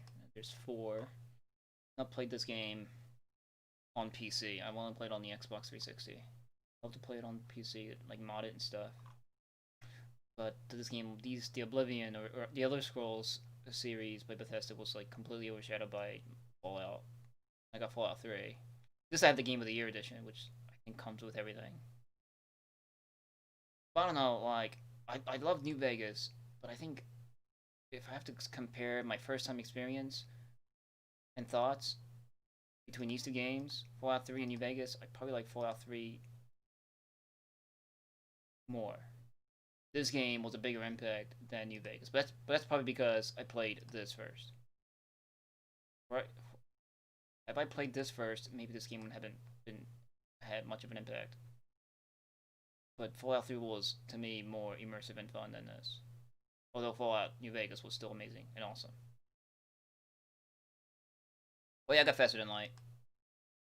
I mean, 19 hours of Faster Than Light is probably playing the shit out of it. I got a good playthrough of Faster Than Light. I could do that. I got like Final Doom. I got Gothic. I want to play Gothic. Dude, I so want to play this game. This game looks freaking amazing. Look, you can sit in a barrel. Like, what the fuck? And like, you get like sword fights and shit. Like, this game looks cool. I played it for 3 minutes. It was awesome. I was like, oh, I gotta stream this. Never happened. And then there's 2 and 3. Like, there's 3. I can play this 3 times. I can play this fucking game 3 times. Like, why have I not played this yet, right?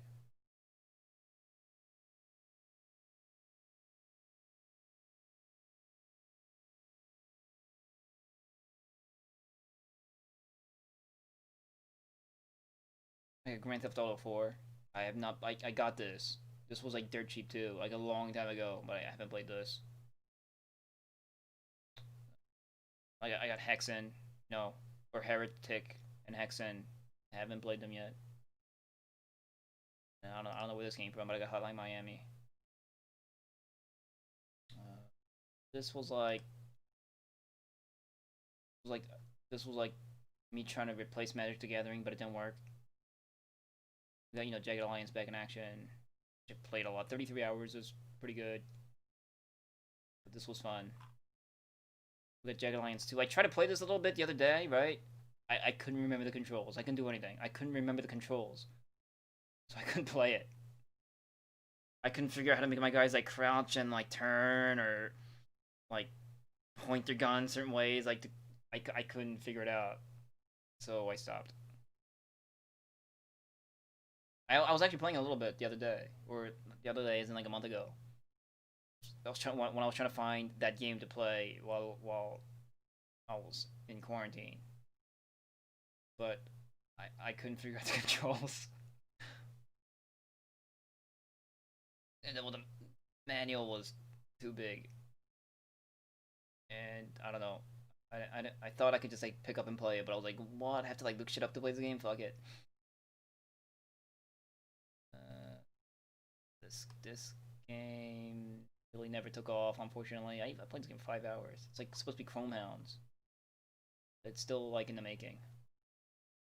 Guys, any played Chrome Hounds? It was like the best Xbox 360 game. They make these like wonky, janky robots.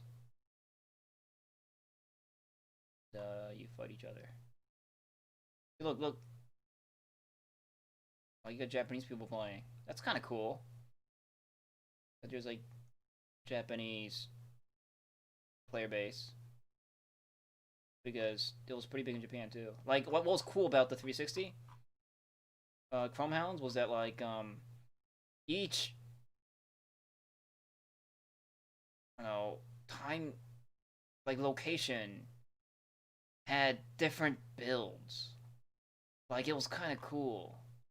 Like you can tell when you were playing Europeans because they had their own community for this game. You can tell when you're playing Americans because they had their own like community. You can tell that you were playing Japanese because they had their own community. They had their own kinds of mechs. So it's almost like you're playing against these factions.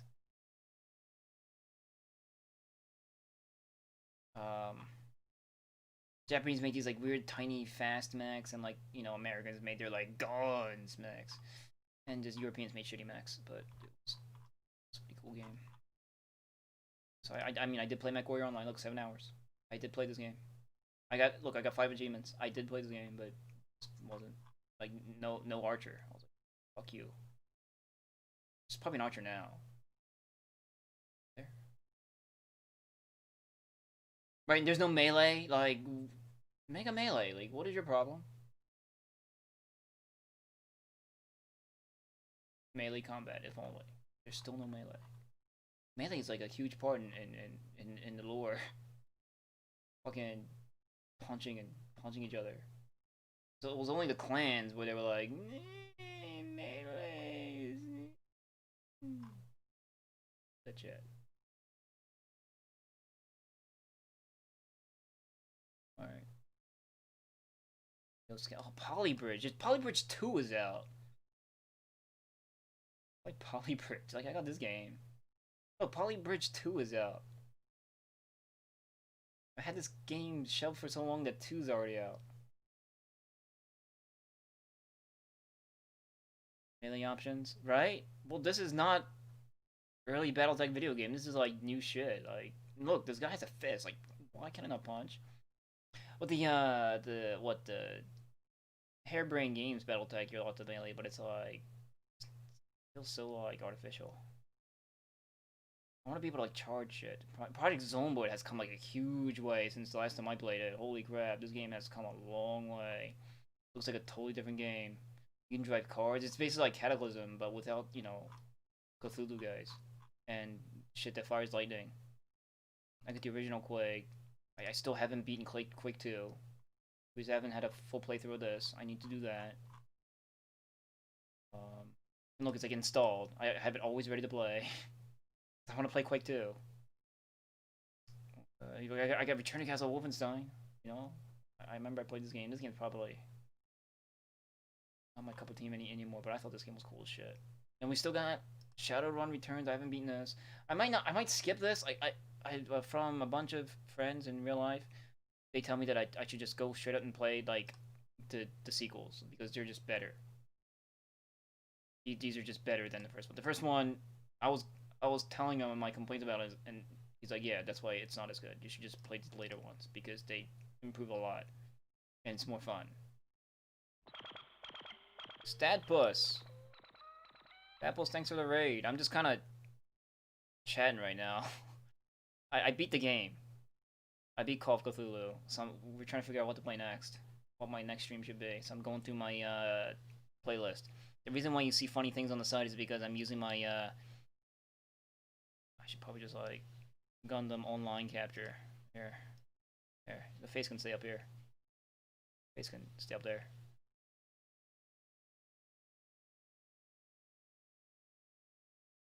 Sega One, freaking, I watched Grimmeth play the shit out of it. It feels like I played it already. I probably got the bad ending. Sarah killed herself, and I took her painting book. Like Edward took her painting that she painted of her killing herself back home. The end.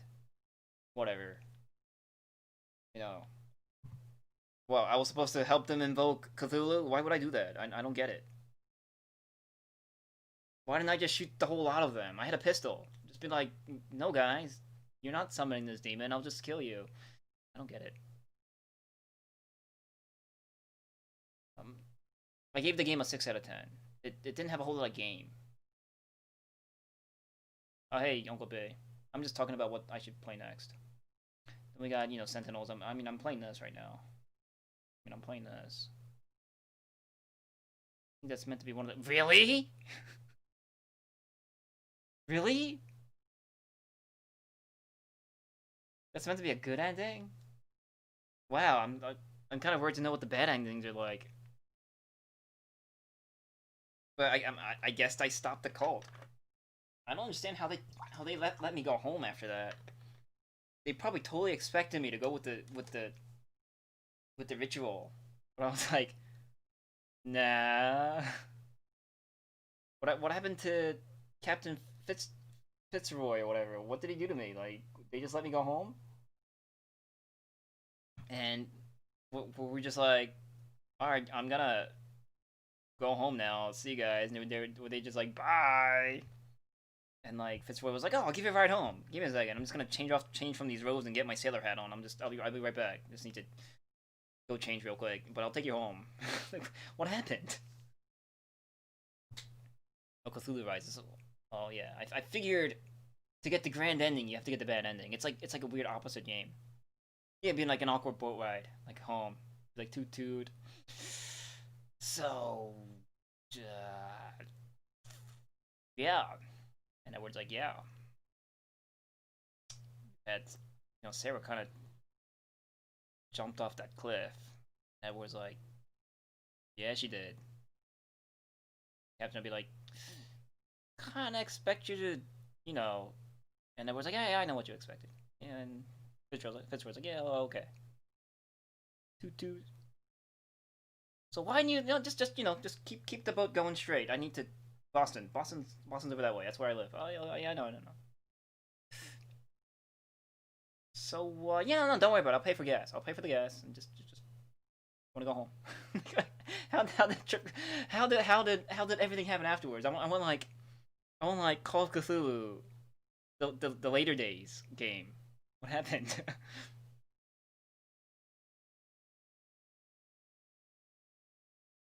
The other dialogue. Okay. You get the choice between two of them. Alright.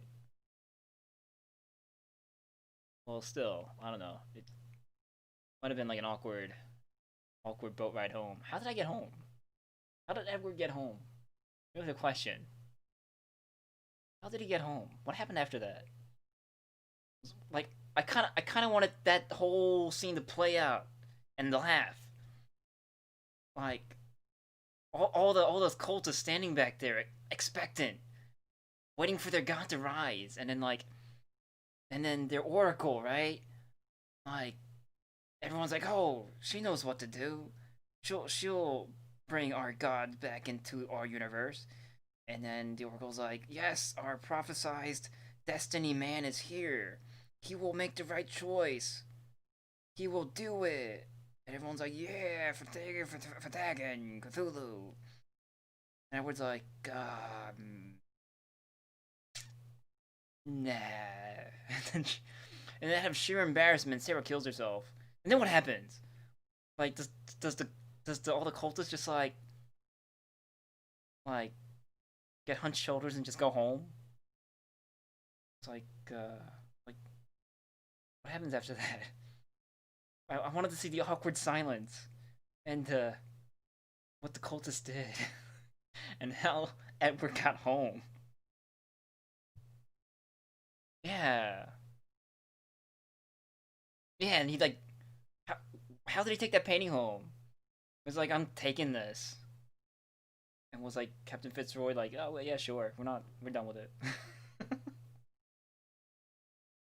Cause I kind of it's a memento, you know. I kind of had her kill herself, and Fitzroy would be like, yeah, we know. Yeah, I mean, she said you had the choice. I guess you made your choice. Thanks. Yeah, no problem.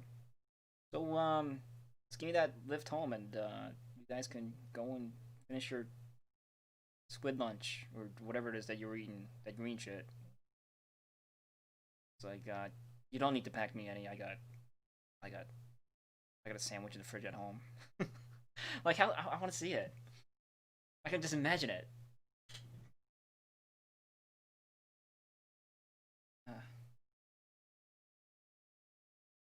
Oh, right, but that's the only cat. Cat was the only like optional thing that I felt like I missed.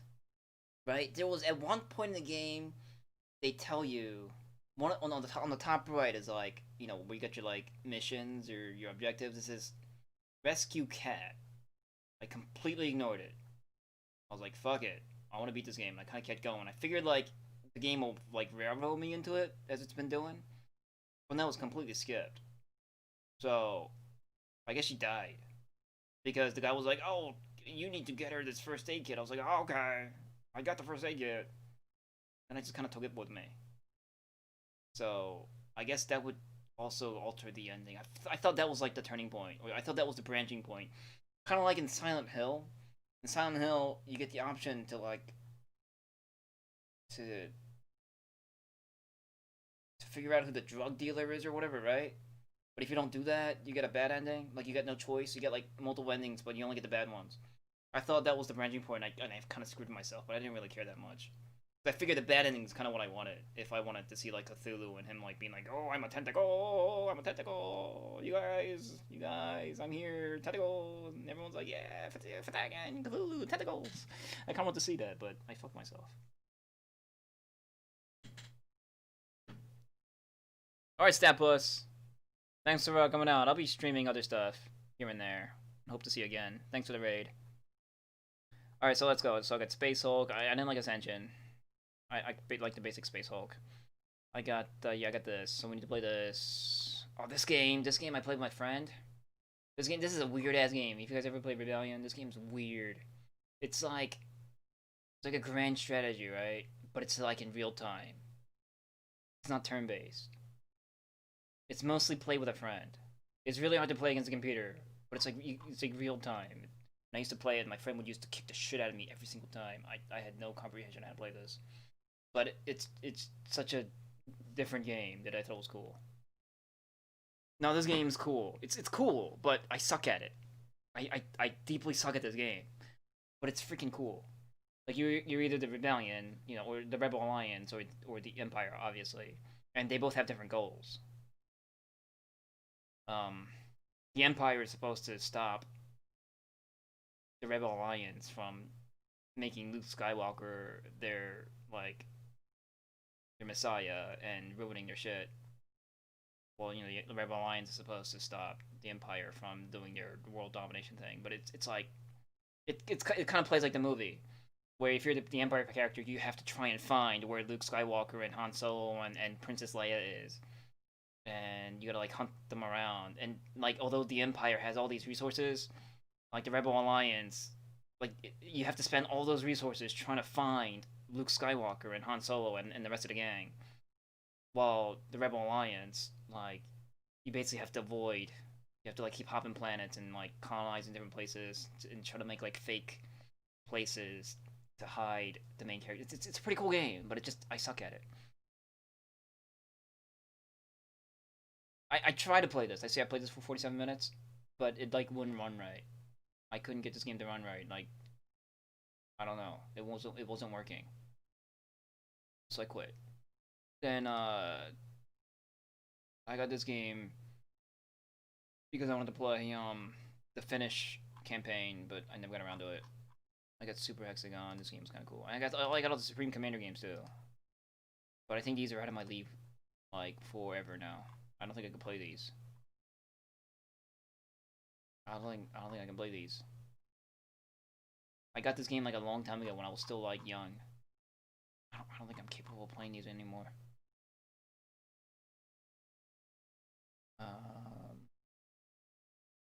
I played Titan Quest with Axion. It was kind of fun. This game was like it's like a Diablo game. It was kind of fun. Immortal Throne. We played this in like 21 hours, 19 hours, you know. Had our share of fun with this. And this Uncle P recommended me this, but I couldn't make heads or tails of this game. It was way too many buttons. Every button did something, and the controls are confusing. I felt like I was playing from like 10 feet away. I couldn't figure anything out. Like I literally felt like I was playing from like 10 feet away. I felt so detached from how to control my guy.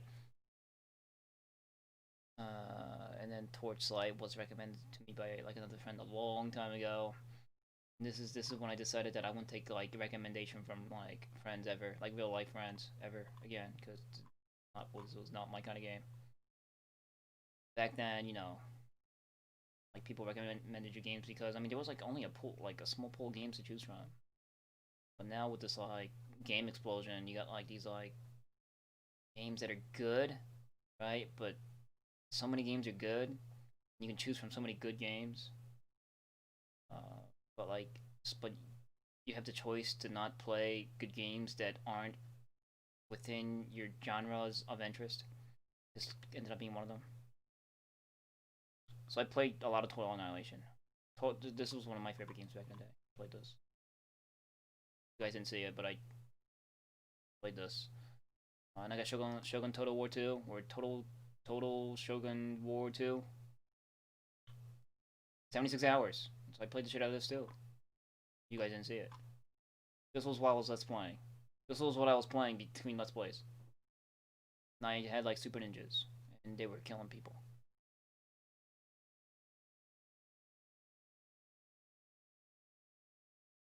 Yeah, Torchlight. Like I wasn't into the cartooniness. Like the same reason why I liked Half-Life Team Fortress, but I super dislike Team Fortress 2. I don't like those kind of graphics. Kind of like how I like Fortnite. Like I wouldn't like Fortnite. I don't like those kind of graphics.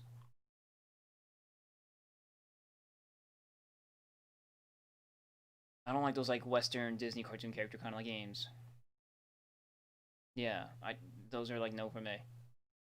Yeah, I don't like them. I mean, I don't necessarily like anime like games either. But I like my characters to look like this dude, right? Bloodstained and angry. I like this kind of graphics.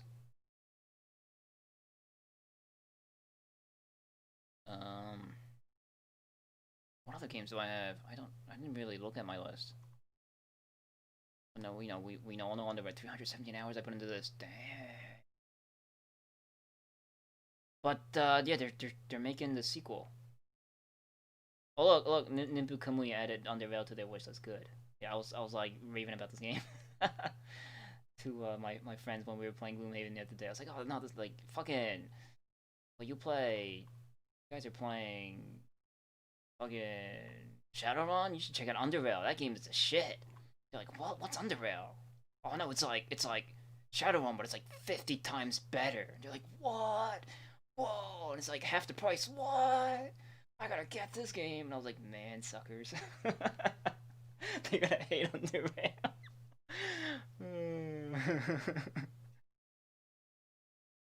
Yeah. Oh no, I was like, Underrail's great. Yeah, no, I'm not. But it's gonna kick the crap out of them.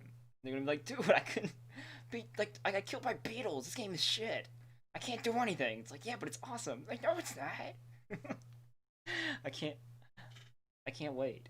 I can't wait to have that conversation with them. Dude, your game sucks. My taste for, just painful games.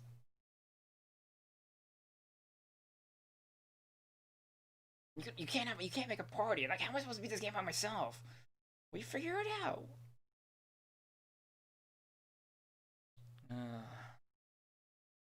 Alright, fucking.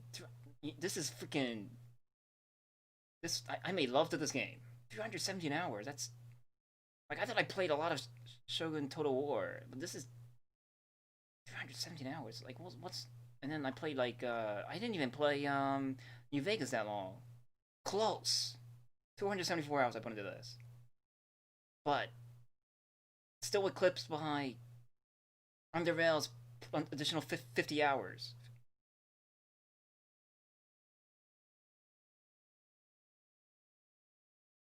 Right? But no, I mean, this game was still awesome. I may have my small gripes. I could point out small gripes with this game, but like, as far as games I played and enjoyed goes, this game was, was fun as heck. I was very immersed. I'm not into. I wasn't into the story politics ish thing and the Legion and stuff, but no, it didn't matter. Like, this game was still fun.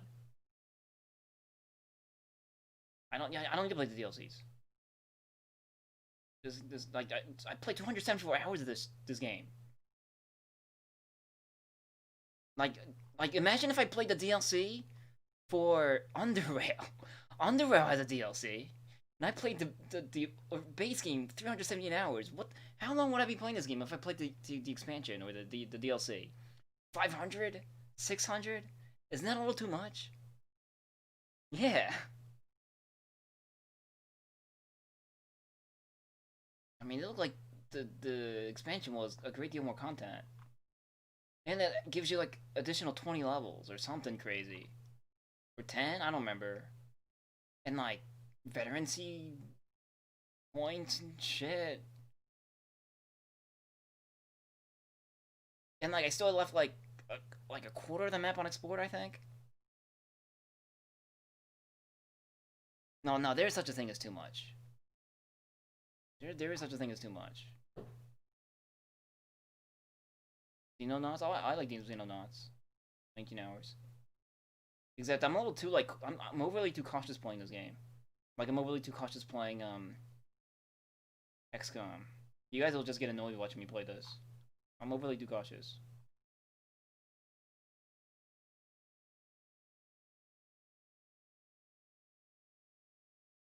Yeah, you can rename your characters in it, totally. And, like, games like Silent Storm and Underrail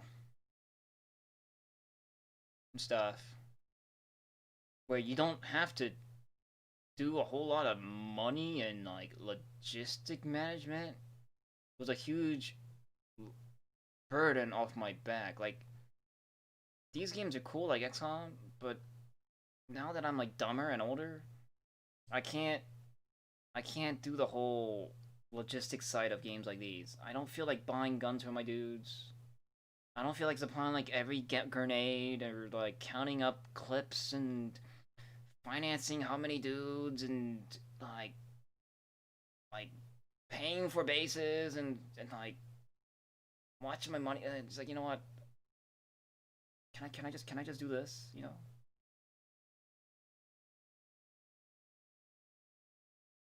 Yeah, I just want to do the tactical part.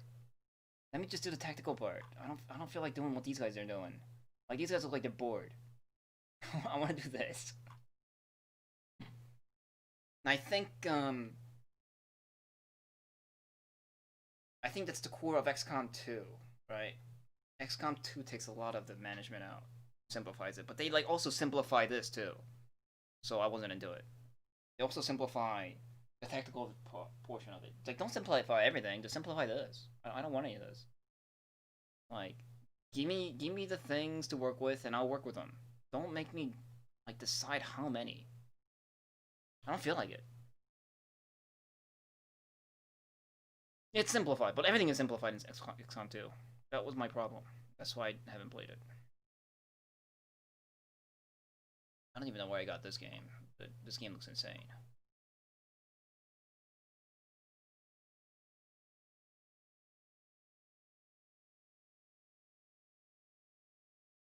Well, like my problem with it is that I can like kick its ass. Like XCOM 2, I can kick its ass. I can tell.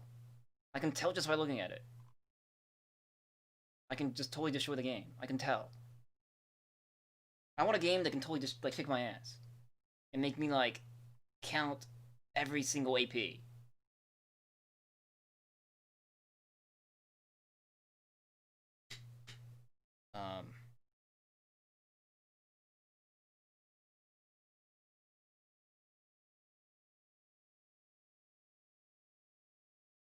Free copy of GTA 5.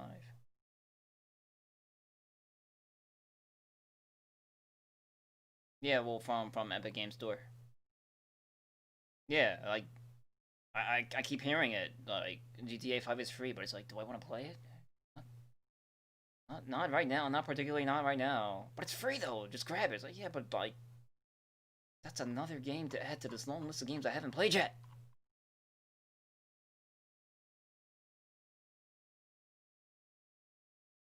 Oh, I got GOG too. But I don't know how to search for games. Like Steam makes it easy to like just kind of pick up games because it keeps like a track of like kind of they have an algorithm and like they see the games you like and then they kind of like recommend you something. It's like, oh, you know, like let's click on it and they'll be like, all right, well, what about these games? Like, oh yeah, these games, you know, I can like it's easier to browse. I don't know how GOG works. I just got it the other day. But yeah, so like I got this list of games. That's why, and not only that, I also got like, you know, like freaking what's my desktop isn't usually this fucked up. It's because I have my second monitor set to vertical so I can see the chat. Usually this shit is like over on the other side, but you know I got this. I got all these PlayStation games to play. I'm not supposed to see this. Oh, we got too many games. And freaking, I still have to beat Mizerna Falls. I get requests to finish it here and there. I figured I should focus on games that I get requests to finish that I've been playing. You know, like look at all these games. Like look at all these fucking games I got. I was playing Tales of Destiny. I'm not sure if I'm gonna get back to this though. It was a little too. I remember enjoying this game as a young'un, but all the random encounters kind of turned me off. I don't feel like doing all those random encounters. It kind of got old quick. Like I want to play Scooby-Doo Mystery. I want to play Scooby-Doo Mystery with you guys. I want to solve Scooby-Doo mysteries. And I still got Project Overkill, you know. No, Scooby-Doo Mystery. This is. I love this game. I played this game with a friend, and I don't know. It was fun. And I still got the other half of Mech Warrior 2. I haven't played the Space Wolf campaign. No, was it not the Space Wolves? What was it? What were they? The Wolf campaign, Clan Wolf campaign. So I don't like Clan Wolf. I got this game. I think I don't need to play this game. No, it's this game I don't need to play. Which one was the one I played? Was this one? Yes, I think. One of these is that shitty one, and one of the other ones was the Strike Like. But I watched the Not Strike Like played by Suspicious Wizard, so I don't need to play it. I got these like Game Boy games. I got all these random Game Boy games. I got Lunar. Oh god, we're not playing this. Global Gladiators, fucking Fire Emblem. I got Doom 2000 for the PlayStation. This was actually fun. I was playing this. This was actually pretty fun. Yeah, the isometric 3D shooter. It's like Crusader. Yeah. And it's you like blow dudes up. It's fun, but it's super hard. Getting a black screen right now? Really?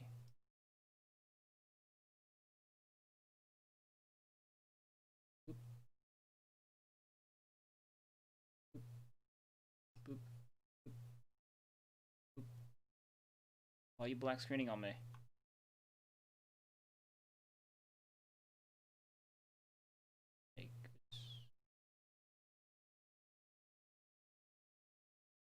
Doing it.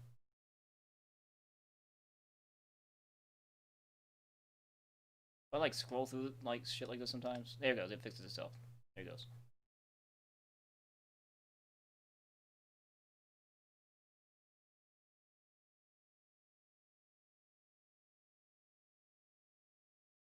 There it goes.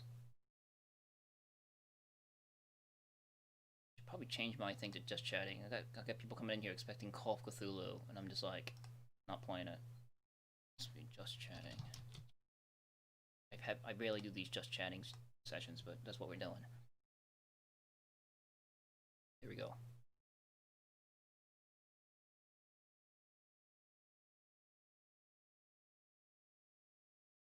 Right, and I got like 2, 3. I got the front mission. I got BattleTech 3050. That's the game I was thinking of. This game. But what's Mech Warrior 3050 then? I think these two are the same games. Maybe. I got Mech Warrior 3050, and then I got BattleTech 3050. I think one of them is the Japan version. I got Project Phantasma. I kind of want to play Armored Core. So I haven't beaten Alien Resurrection. I don't even know how to beat that one stage. I don't think I could beat that one stage. Oh, the Jurassic Park. Yeah, me too, man. That's why I got it here. I tried to play it the other day. Or the other day as in like a few months ago. It was fucking hard. I beat this game as a child. How? I don't understand. Was I that gifted as a kid playing video games? I beat this game. I couldn't get past the first stage when I played it like the other month. I remember I was just like, I enjoyed this game because you like as Grant, you get these like not lethal weapons, and you know you gotta make do with like this like the shocker and the sleeping darts and stuff. But this game was like kicking my ass. Like the compies were eating me alive. Oh, Medal of Honor. I tried this, but like the controls didn't work, so I gave up. I couldn't change the controls. It was weird. But I love the first one. I like this one and Allied Assault for the PC because that was the first game that let me experience that game came out right around Saving Private Ryan the movie, and Allied Assault let you experience the assault on Normandy from the Allied side, and it was fucking mind blowing. It was great.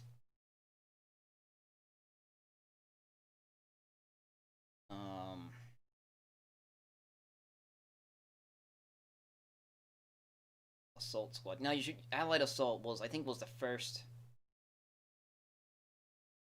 Medal of Honor PC game, maybe. Aside from Medal of Honor, I think this was also ported to the PC.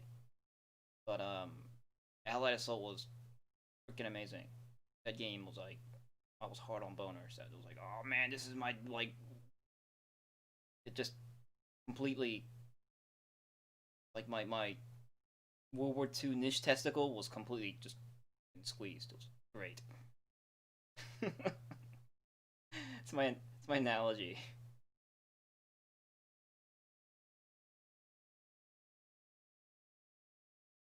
And the music, right? The like the music really grips you with Medal of Honor. It's freaking awesome. And like Medal of Honor, my favorite stage was when you're assaulting that, or when you're like in that castle where they're making the mustard gas, and you gotta like escape, and they cornered you, and you got all these like Nazis with like gas masks, and they're all coming after you, and you got like this like German guy announcing like to surrender, and you're like you're hosing them with your MP40, and it's like I thought Jimmy Patterson was like the biggest badass. Like before Gordon Freeman, it was Jimmy Patterson. Jimmy Patterson was a badass. Jimmy Patterson single-handedly won World War II. Like this guy, and he was like this like OSS agent. He like people were fighting their massive war battles, and I'm like, but behind it all was Jimmy Patterson, this fucking badass that can just destroy Nazis. It's freaking awesome. He was my hero.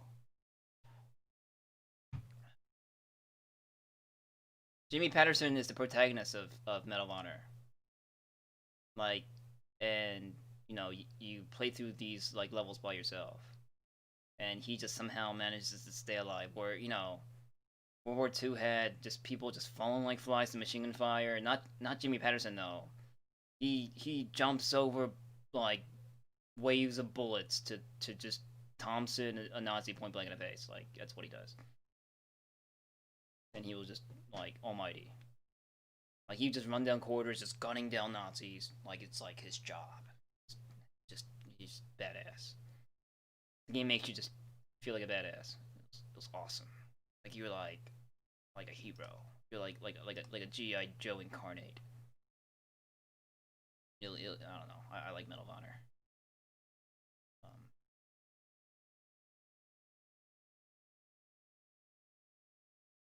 I mean, you're more than a commando though. Like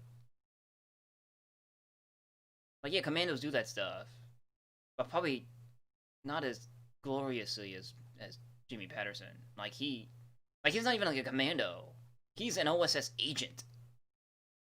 No one ever calls you a commando, except for the Nazis. The Nazis think you're a commando. No, you're I'm a secret agent. I'm a secret agent, and you just happen to drop guns everywhere when I kill you. So you give them the means to fight back. But the Nazis like through their Nazi loudspeakers like, "Attention, American commando! Surrender your weapons! We have you surrounded! We will treat you with dignity and friendliness. Please stop killing us! God, you're killing us! Oxtung, run! Run! 9! Jimmy Patterson! 9!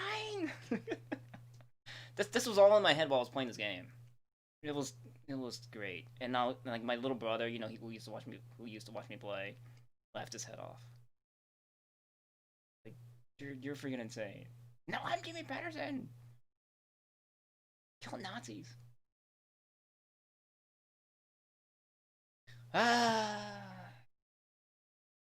We played this game. Oh, Solo Jetman. I don't think anyone's interested. This is one of my favorite Nintendo games, but I don't think anyone's interested in watching this game. Got Snake's Revenge. I want to play this. Also got Mission Impossible somewhere. I want to play Mission Impossible. It's Nintendo. Well, I know, you know, we got Twisted Metal and Vigilante 8. And then we got TMNT 2, the arcade game for Nintendo. I want to, like, beat this. I like this game. But I hear, like, everyone's playing this game, so I'm not gonna play this game. Sweet Home became, like, that game that all the streamers are playing. I like Global Gladiators, but this game kicked my ass too. I beat this game too. When I was a kid, but I remember it took a while, but I beat it. It required you to like know all the figure out all the game secrets. But I tried to play this, and it, like the first 2 levels like kicked my ass.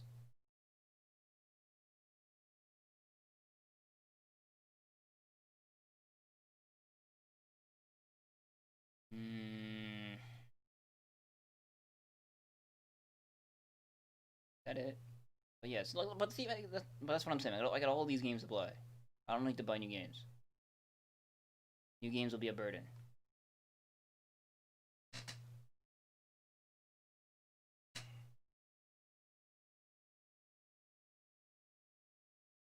I got like other free games that I like also want to play. Like I want to try to beat a campaign of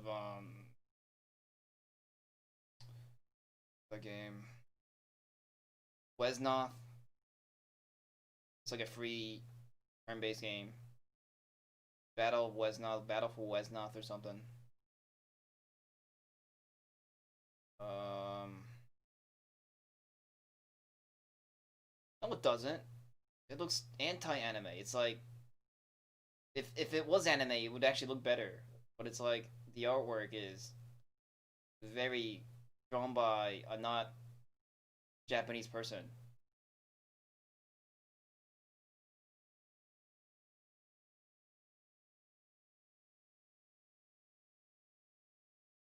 Yeah, like we try, but really we don't know how to animate. That's perfect. That's why I like it.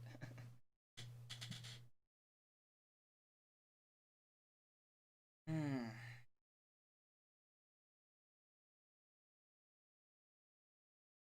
But the game's hard because you're timed.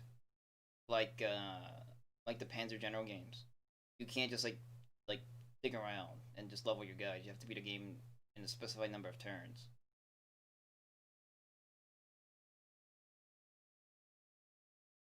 Mm.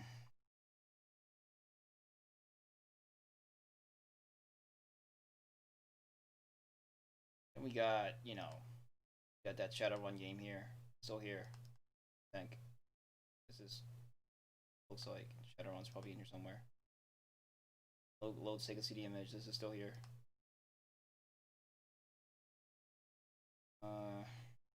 We also have this.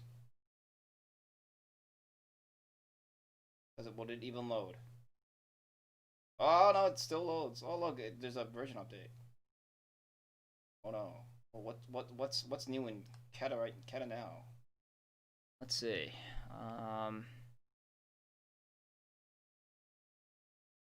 Zombie dinos are both dino and zombie. Great. Zombie dinosaurs. Zombie dinosaurs are in Cataclysm now. Added chemistry skill. Oh, they decided to change that from what? Cooking? What was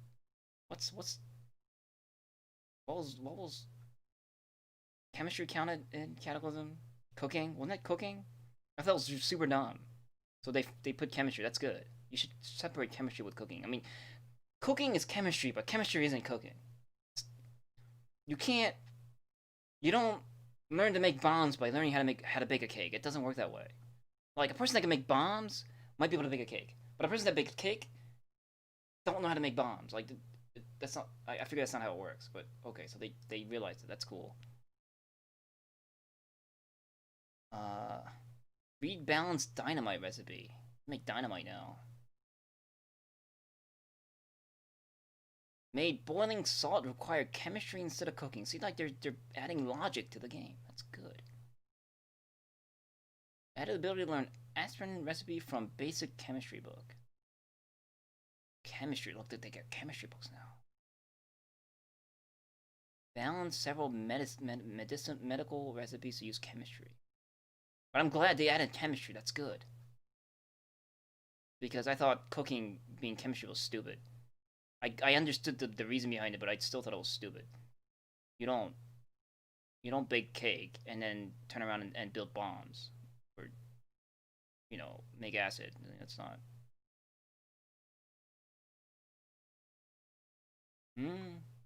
Fix the bug allowing blocks outside of martial arts or shields. That's not what that means.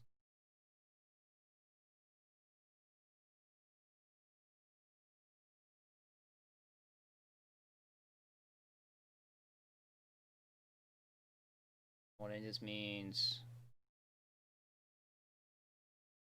What it just means. Fix NPC crash when they are trying to reload their Molotov. Why would you have to give your NPCs Molotovs? Stray spawns? What does that mean? What is stray spawns? That sounds cool. I like that. That sounds kind of cool.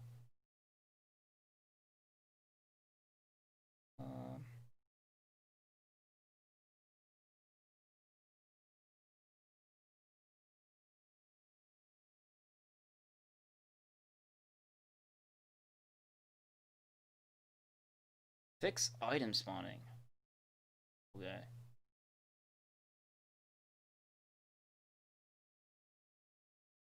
Give sports car stereos. That is a good addition. That is a good addition. Add stereos to most cars, trucks, and vans. That is a good addition. Why didn't it have stereos to begin with? I didn't understand that either. Deduplicate stereo in sports car. Biker starts with a motorcycle. That's good.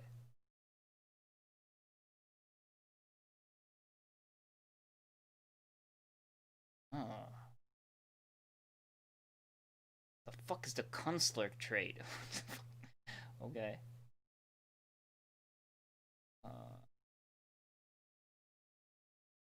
Fixed liquid spawning in containers.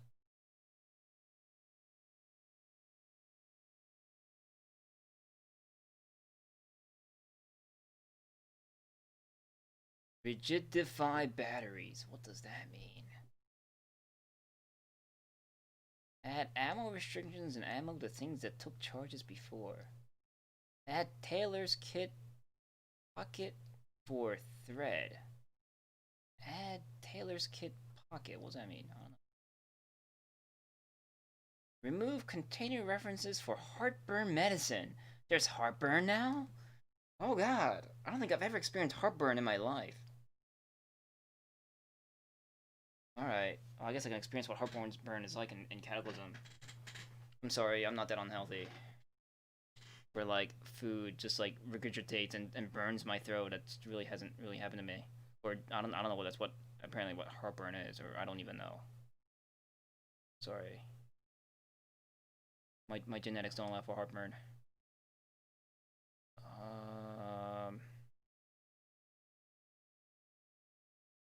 Stuck in your chest. Yeah, that's what I hear. Never had it before. Make clean suits cover head and feet. I thought they already did. No, you know what? They never covered the feet. I knew that. Because, like, clean suits don't work unless you wear rubber shoes. Good. That makes sense. Oh, there's a secret active fungicide. What could that be? Look at this game. This game just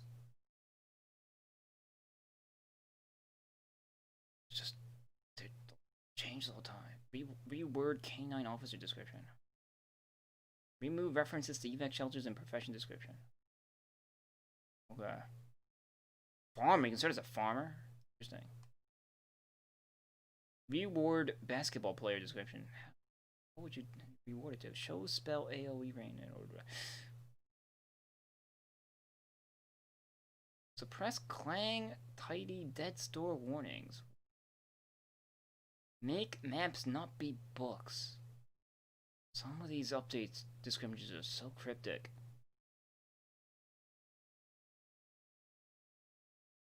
Ooh, new challenge scenario. Fungal infected. Ooh. I like how these like major changes are just amongst all these like little like random tiny changes. You just gotta find them. Right? Sports books. Cool. College kids. College kids like college kids zombies? There's like kid zombies and or they're gonna be college kid zombies? Ooh. Add Ergo book to sports and Phil. Who's Phil? Ooh. But yeah, so this game just continues to just morph.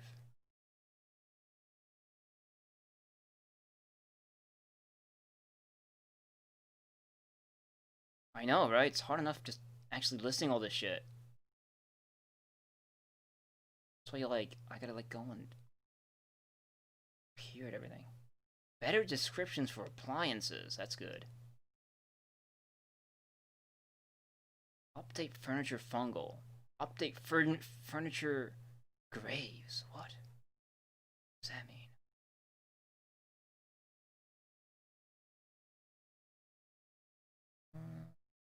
Update maps. There's something they did something here.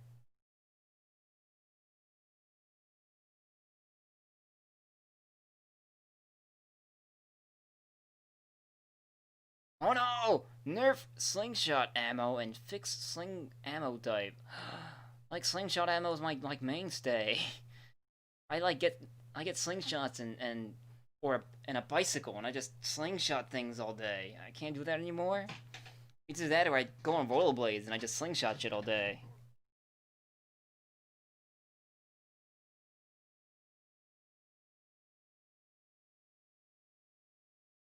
Wait, move vehicle flyability to a flag. Allow vehicles fly now? No, it's gonna mean something else. Can they make planes? I gotta play Cataclysm. Just so I can die in 5 seconds.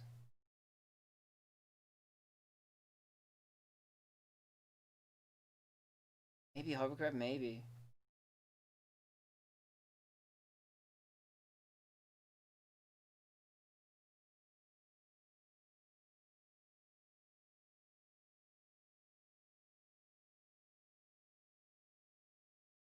Man, this update goes on and on and on. And we're still in May. New zombie, Necro Boomer. What the fuck is that? What the hell is a Necro Boomer? Man, I feel like I spoiled myself there. I'd love to have seen a Necro Boomer. Be like, what is that? Oh, it's a boomer that revives other boomers. Oh no. Make flu shot expire. Oh, so they didn't expire before? Man. I remember I just like held on to flu shots. Got it? Because I always thought they expired.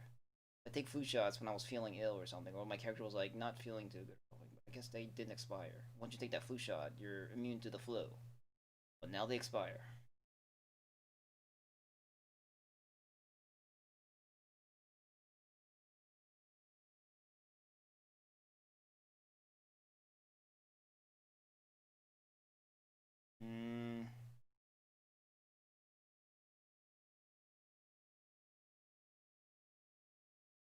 Squirrels and rats now move in zigzag pattern. Oh no.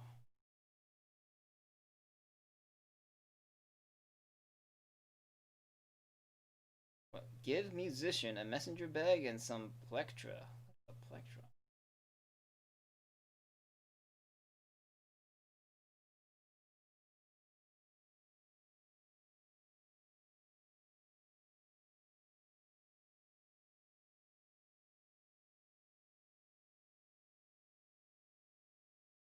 Or it could be like, you know, like a New Vegas boomer. Oh, it's a necromancer with like an artillery piece. Oh, he's got a rocket launcher.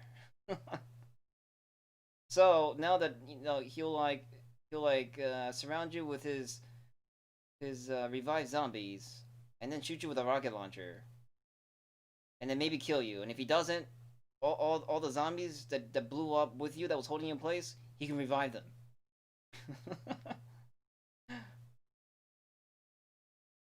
Necromancer with a rocket launcher. Necro Boomer. Added S-Talk to fencing weapons.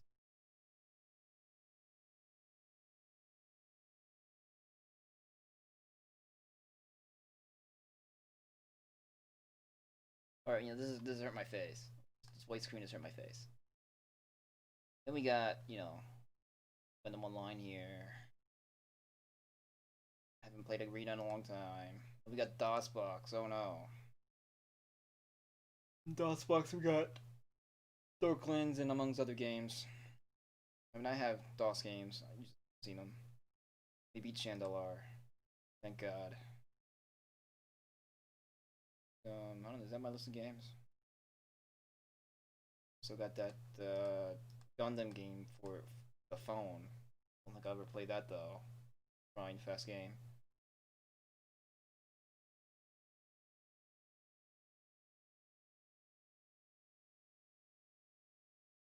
Yeah. So that's what I'm saying. I got lots of games. And freaking Diarena was playing this interesting Cthulhu game. It's called Stygian. I put that in my wish list. It looked pretty cool. It's like a Cthulhu game, except Arkham gets sent to the Ancient One's plane of existence. And I think the idea of the game is trying to figure out how to get it back to the real world. I think, though the story doesn't make it clear. But it looked pretty cool. It's like it's an RPG, and you can have a party. It's kind of like Fallout-ish, and turn-based fights. Like the fights are kind of like hex-based, but like the companion system is kind of Fallout-like. and the inventory system, the inventory and the stuff is kind of like Underrail like it.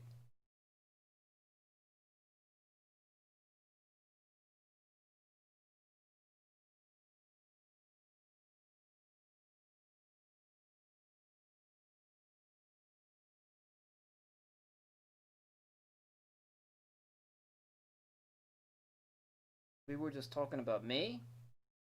Oh, were you hanging out with Dyer right now?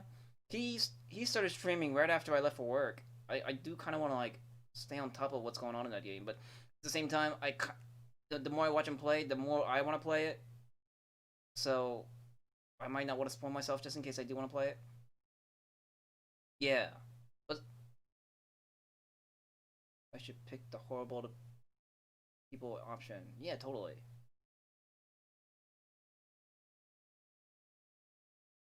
But that game also had the I like the insanity, how insanity affects your dialogue options.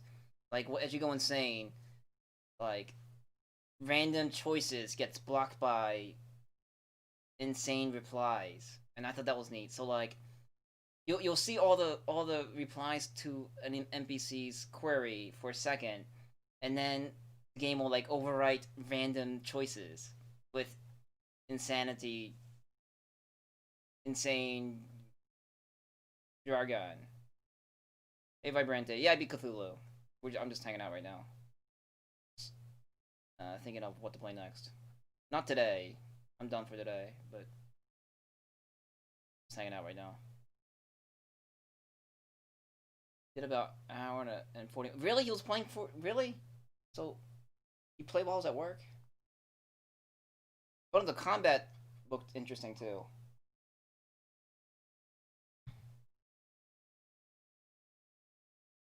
Oh yeah, yeah. I beat Cthulhu like an hour ago. I only had like half an hour gameplay left. But anyway, that Stygian game, it looks really cool. But he says the game is supposed to be short, but the game looks pretty complex for like it has a lot of mechanics for a short game. Like there's some varied combat and like there's like tons of weapons and like items, random items to pick up and like NPCs to talk to and shit. But the game's not supposed to be long. Like, the city of Arkham itself is kind of small. And the world map is pretty small too. The world map reminded me of Fallout. Like the old Fallouts. Where like you click from one point to the next and in between you might encounter something random. But I guess that's where it's the length of the game is deprived. The length is deprived by its small world size, but the game itself just looks pretty expansive.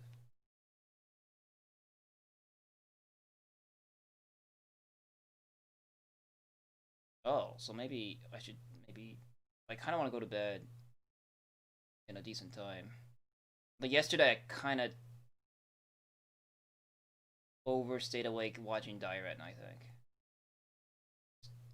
It's unfortunate that I live like in this like future land where time is warped. I live with Cthulhu. Some people think being able to fight stuff the way you do kind of kills the atmosphere. No, but it like, you know, where's that Call of Cthulhu game like try to force a video game like gameplay into a game that shouldn't really have been a video game to begin with? The Stygian game, the combat looks enjoyable, so I thought it adds to the game. Like that game didn't really need combat either. Like why did it really require like a complex combat system such as it in a game where what you do for the most of the time is like problem solve and solve riddles and stuff? No. But I felt like it was a refreshing break and something to look forward to while playing the game. So I thought it was a positive thing. It's kind of like looking forward to combat in a tabletop role-playing game, right? Like you do most of the time, you do like the searching and the bond and the party, I don't know, talking amongst the party and like going to places and investigating and stuff. But you wanna start eventually rolling the dice for shooting and damage, right? I mean, that's what you kind of look forward to. I mean, I did in a role-playing session, and I thought that Stygian game was that. Like, it had this like beefy combat system, and you kind of look forward to that next combat. It's not like arbitrarily placed. You kind of can see it coming.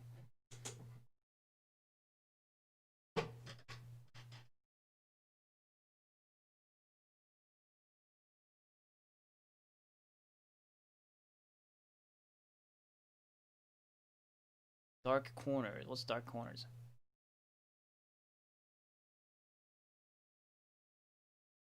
No, I don't know. I thought the combat was pretty cool, and he can make a party, and I kind of like you know where I was slightly complaining about New Vegas, where your companions were way too detailed and fleshed out for you to just be able to like let them die.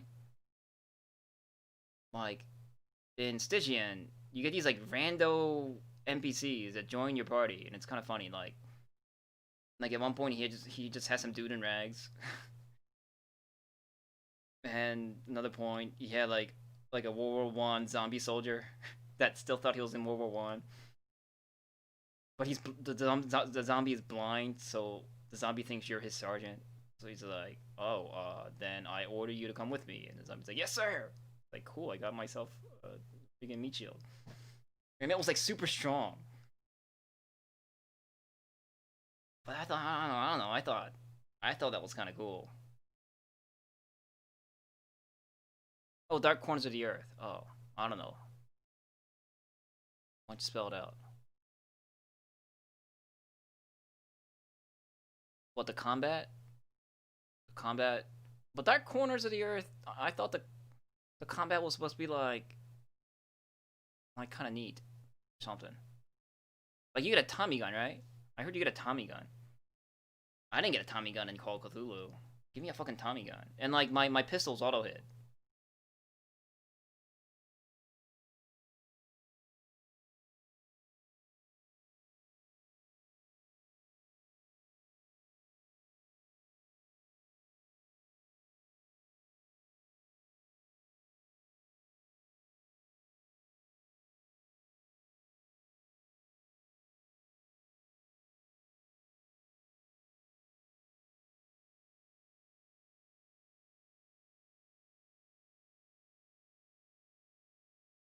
People's complaints.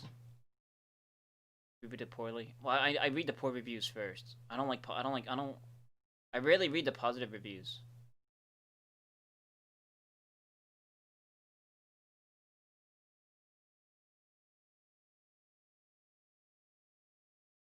Majory sucks. What's majory? Oh, like spellcasting?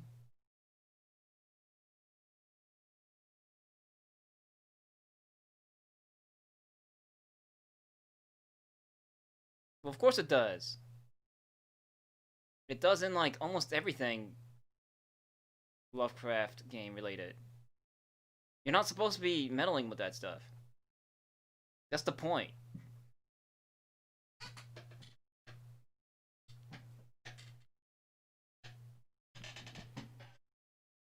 Is it worth the sanity spent? Yeah, then it's like don't cast spells. It's there. It's I mean, it's there for you to use, but if you don't like it, don't use it. Would you rather not have spells? Because it's not good for you?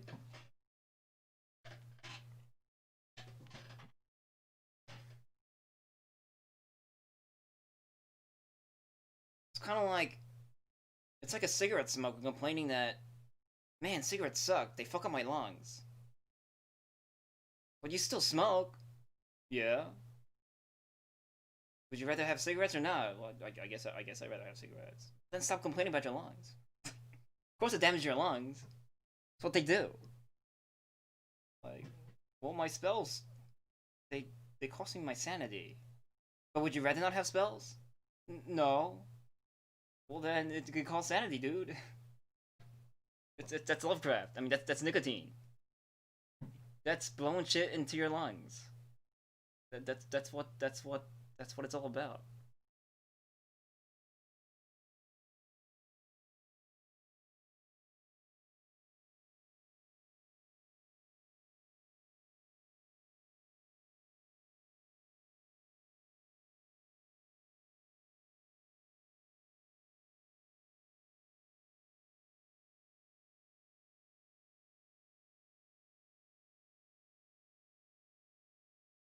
Most of the good things are swords.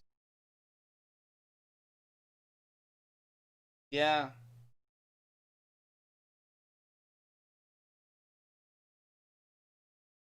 Um.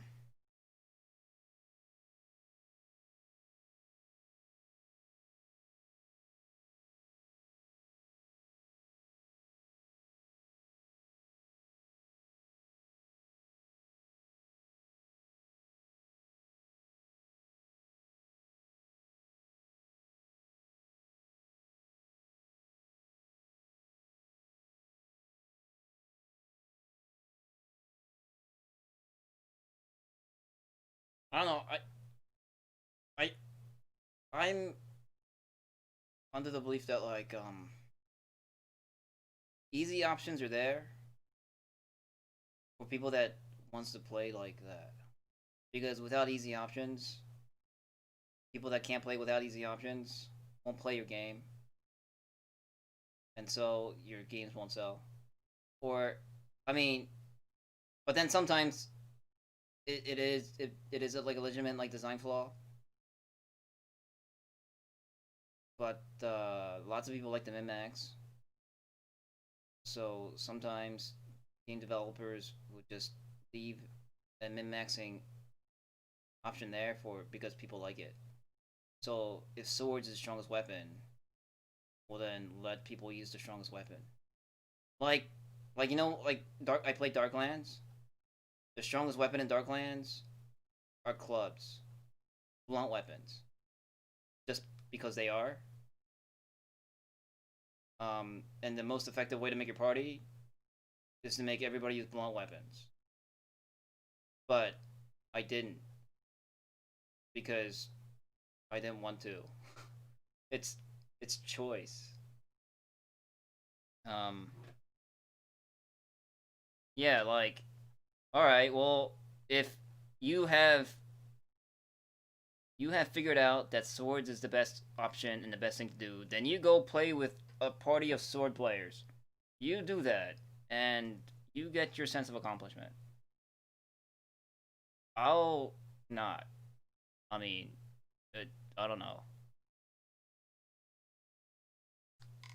Like, don't complain that you figured out how to play this game the easy way. It's like, well, if you figured out how to play the easy way, and you don't want to play it easy, then play it another way. I mean, some games have difficulty sliders, right? Other games just have easy ways of completing it. Or ways to make the game easier for you. Like, for example, JRPGs is all that.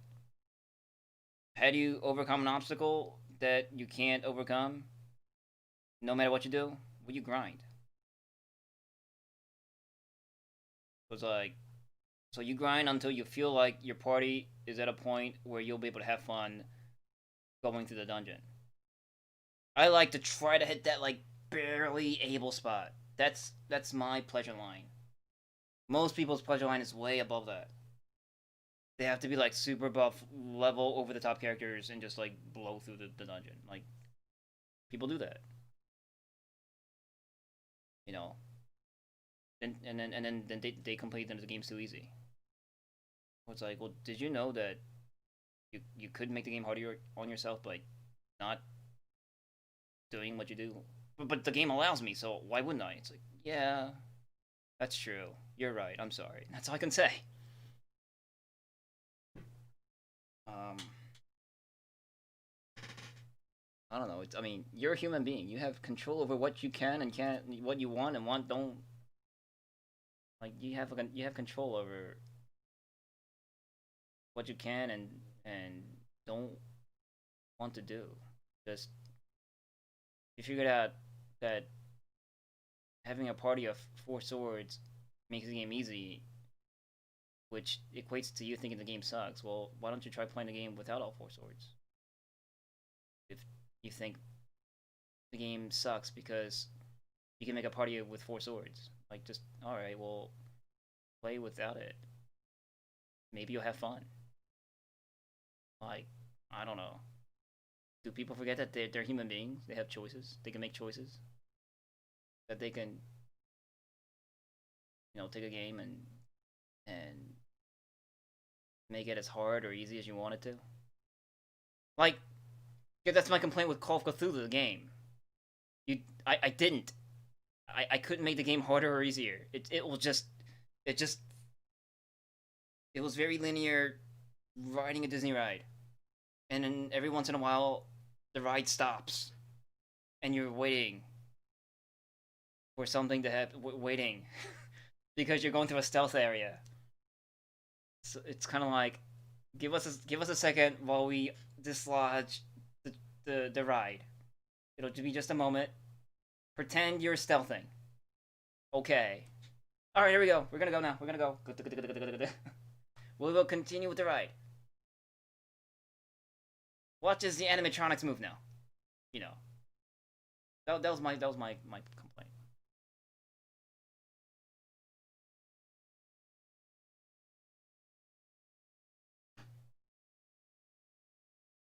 Oh, so they over vamp swords. Well, that sucks. So if you want to be an axe guy, you don't get a lot of choices. Well, that sucks. I agree, that sucks. That's bad game design.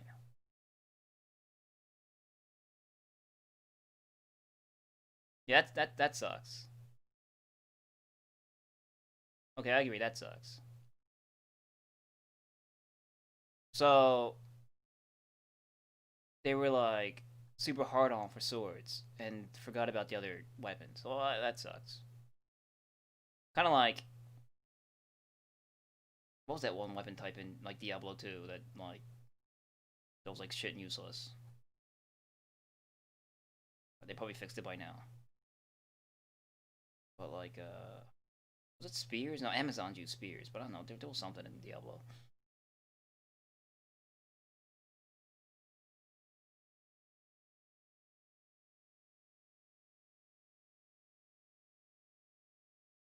Well, that sucks. I agree, that sucks. It's kind of like if in Fallout you like big guns, but the game only gives you like 2 big guns. Then why would I put points into big guns? That was my thing with Fallout 2. Like, you don't get big guns for a while. Like, I've been watching Infernal's stream of it, and it took him even longer to find a big gun. Usually you find a big gun by the time you get to NCR. You can find like light machine guns and stuff, well, even though light machine guns suck. But he didn't get his flamer till like way later.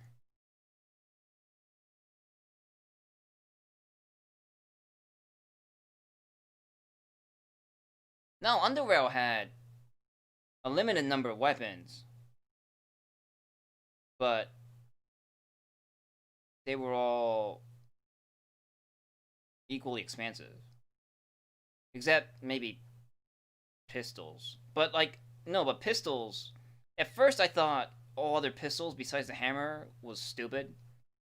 But then as you get perks, and if you want to like make builds, you could get light pistols and then have perks to add damage to the light pistols, and it in the long run you'd be dealing multiple amounts of medium damage, which would equate to like a single shot of the hammer.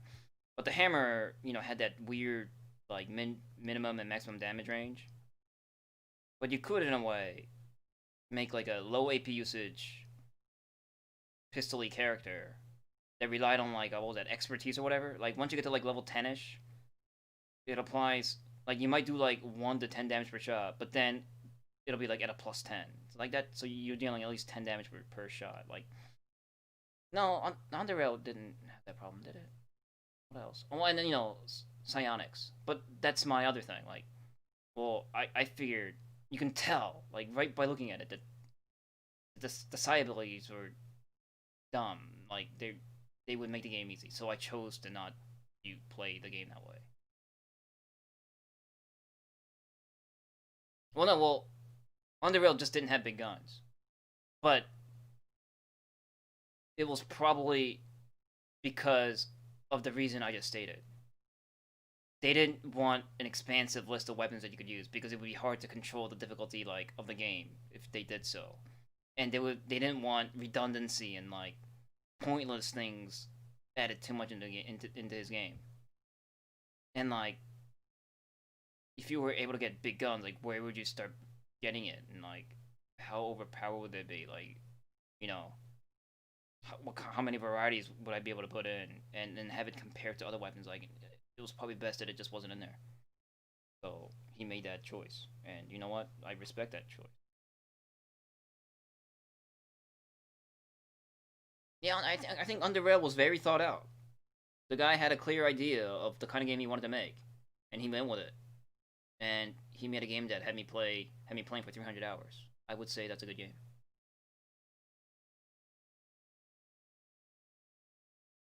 Best designed one? I don't know. I like Fallout 3. Like, I'm not sure if I like games because of their design. I just like games because when I played it, I had a lot of fun playing it. Sometimes you could overcome design just because the game was such a fun toy. Like Oblivion and Morrowind are horrible games and like awful game design. But it was fun. I had fun playing the game. I had fun exploring Morrowind. I had fun exploring Tamriel. I had fun running around in circles getting chased by guards. Like, it was still a fun game. I had fun dungeon crawling. But the game's leveling system and, like, the game's, like, Morrowind's, like, ability to just completely break the game was horrible game design. But as long as you played in your own little bubble, right? Made your own house rules, limited yourself so that you're not breaking your game. You're not breaking this fragile game called Morrowind. It was fun.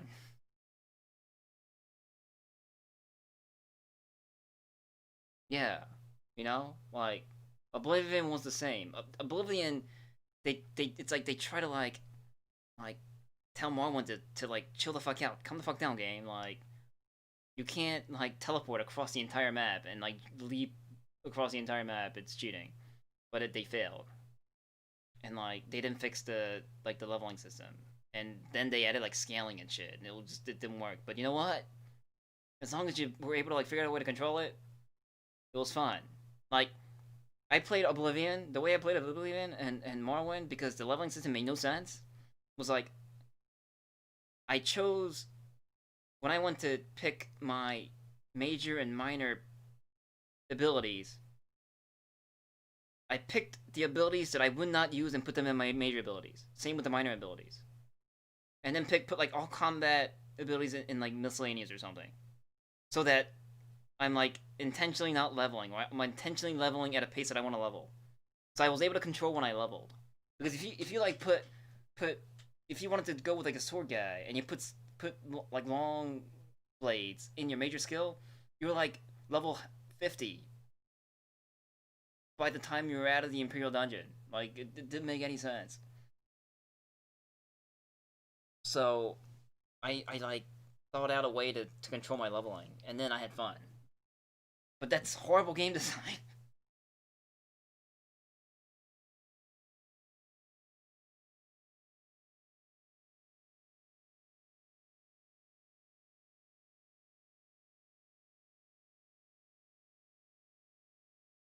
But I had fun with it. I had fun with it. It was a giant chunk of my life that I sunk into the game and had fun with. Like, it had Havoc engine. I was able to, like, toss dudes, like, off cliffs and stuff, and I was able to, like, power attack dudes out of windows and shit. And, like, you know, them, like, Oblivion gates, I was able to go in them, and, like, we'd be, like, sword fighting on this, like, Mortal Kombat-ish, like, pit of death, and I would just totally punch a Daedra, and it would just, like, fly off into the lava, and I was like, yeah! Fuck you, Daedra! It was awesome. I had fun with it, and there was like spikes and shit. You could just like I don't know. You do like when you block, you sometimes do a shield bash and they'd stagger, and I would just like hammer the shit out of it in the face, and it would like topple, and it would just like fly off, and it would just like land on the spikes, and I was like, yeah, it was fun.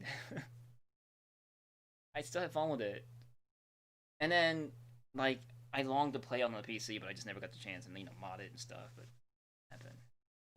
Friggin' Oblivion was a blast to play either way. And you can get on a horse and stuff. And the horse would die underneath you and you fall off. And silly.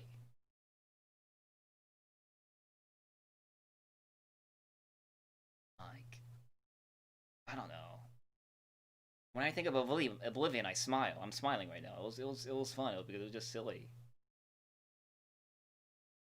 And it was like in like a fantasy setting. I'm actually not really all that into fantasy things. I like sci-fi more. But Oblivion was a fun game.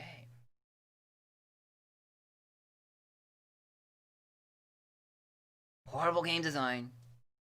It was just fun. Like Tamriel itself was kind of boring compared to Morrowind. Like landscape wise, it just looked like freaking Europe. I don't know. I imagine Europe looks like that. Like hills and shit, and like trees and flowers and castles. Like, I don't know, houses that look like, I don't know, German bars or something. But I still had fun. Like Morrowind had the better landscape. I felt like it was interesting. The island of Morrowind with the volcano mountain and the mushroom places and some parts were like imperial and castles and stuff, and it had like mines and things, and had like a giant floating meteor that was like a prison. It had like ordinators with their assholish like racists and stuff, and it's more interesting.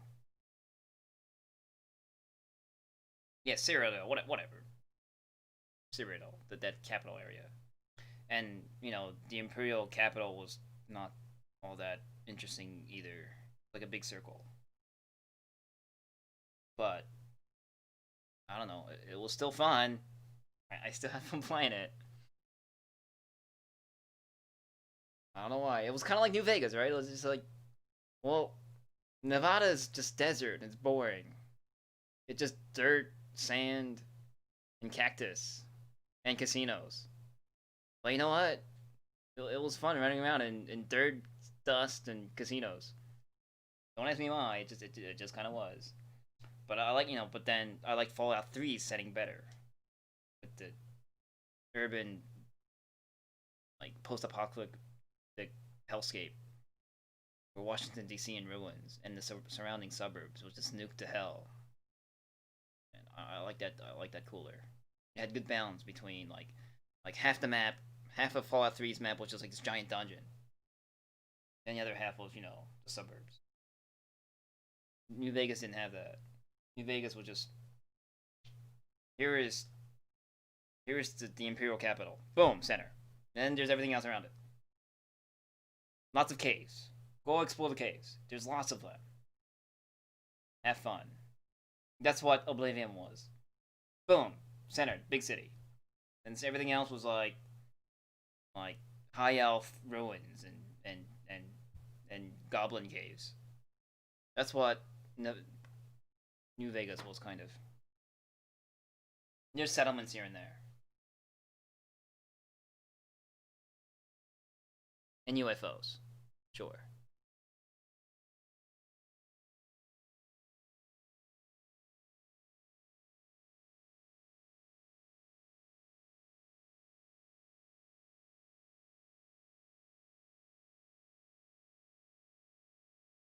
Yeah, but that exactly like that's what I'm saying. I mean, like Oblivion was like Europe. Just imagine how Europe was. They all look the same to me, kind of. More than less compared to Morrowind. Like Morrowind, you go from castles to mushrooms. Like Oblivion, you go from what would you write? Like the Balkans to Italy. What's the difference? I don't know. Maybe they make their like houses out of bricks instead of stone. I don't know. That's what I mean. There was like the cultures, the very opposite cultures of Morrowind collided, or of what's the place Tamriel collided in Morrowind. It was like a Philadelphia island.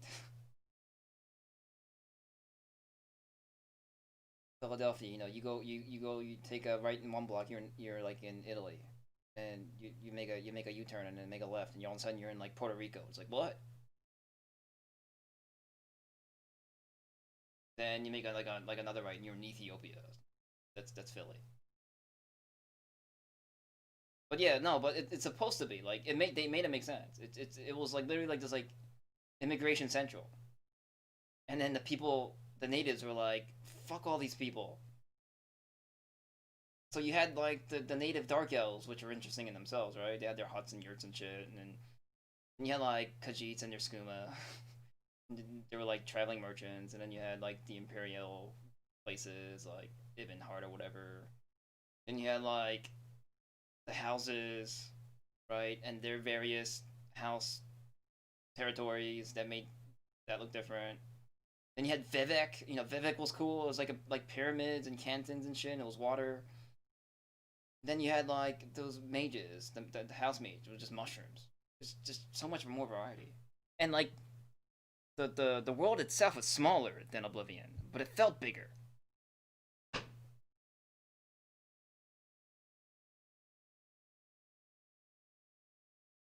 I think the only real difference in Oblivion I felt was like when you finally go and it might have been was it DLC? Like with the origin of the blades, when you go and explore the origin of the blades, you go through their like caves and shit. That was cool. What they were called. Then you're like in this like snow place. I thought it was cool. And Oblivion was one of the few games where I played the DLCs. Because I thought they were cool.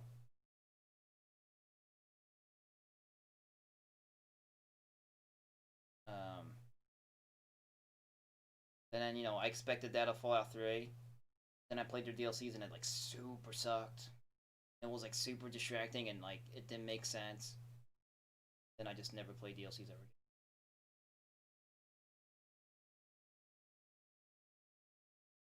Oblivion's what's that god? Sheogorath. That DLC was it's the best. You can't beat it. That was fun. Sheogorath, the character himself, was awesome. And like I like how his world was like separated into Dimension and Mania. Like it kind of took what I felt was missing in Oblivion, which was like variety in the landscape, and just totally just crammed it in my face. I was like, oh, here we go. This is cool. I think wasn't there another DLC? What was the other DLC for Oblivion? I only played the one. I think there was another one. I might not have played it.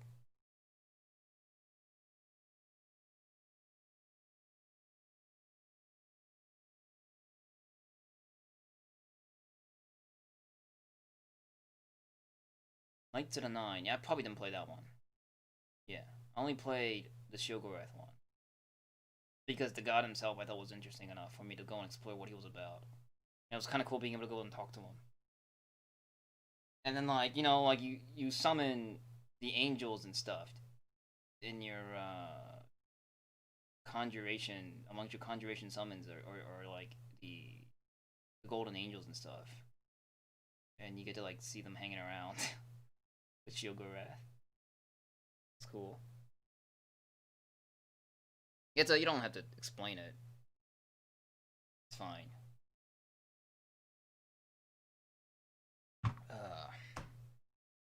But like Yeah, that DLC was cool, and the characters were interesting. They were all like either demented or manic, and it was done well.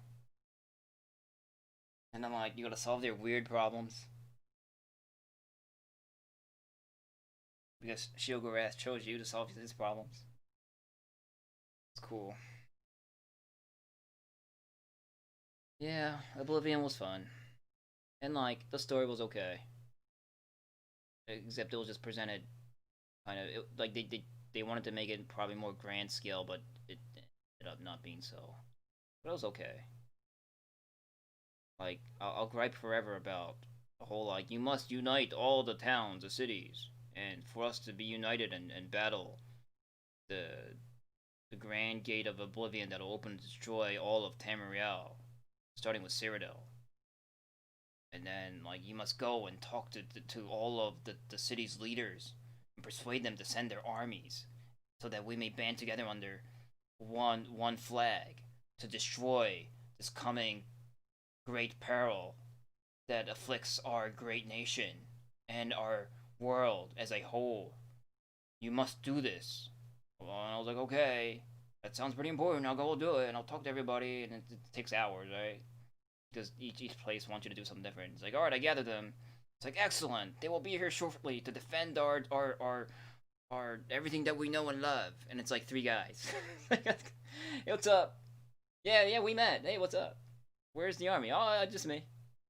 Then the other guy from out of town came. Oh, hey, man, what's up? Hey, long time no see. It's like, hey, man, where's your city's garrison? Oh, just me. All right. There's that other guy.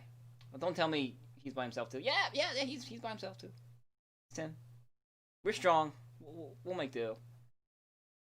Then they come through and it's like 5 Daedra, and you're like, go, hero! You must get into the gate. We'll hold them off. It's like 5 dudes. I can like kill them like now. No, they are too powerful. You must get inside the gate now, or forever our world will be enslaved by these demons. Go now. Do it. We are dying. You must go.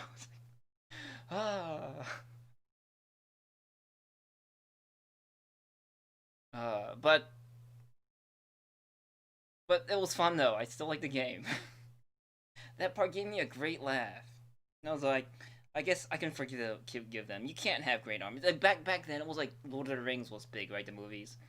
So you're like expecting, like Lord of the Rings made you expect like these like grand armies marching in formation and like this giant colossal cyclopean gate just opening in front of the Imperial City and like armies of Daedra coming through with like, and like spears held high and like shambling in chains and shit and just radiating this like greasy red aura of hatred and death and nah.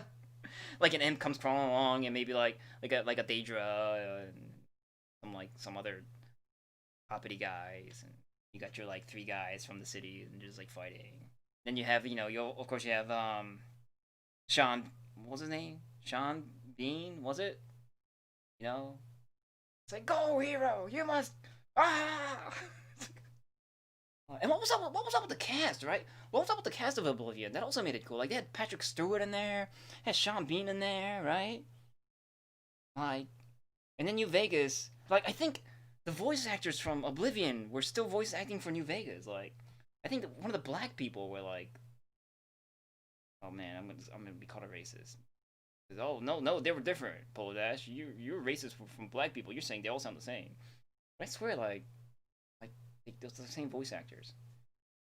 But shit, they had like stars freaking voice acting in Oblivion. They had like the Emperor. Emperor was like freaking Patrick Stewart. That was fucking awesome. His lines were horrible. It was like horrible writing, but it was still like we had freaking Captain Picard as the Emperor. Well, of course I'm fighting for the Emperor. It's freaking Captain Picard. Sean Bean, totally. Freaking, I watched GoldenEye. He was cool.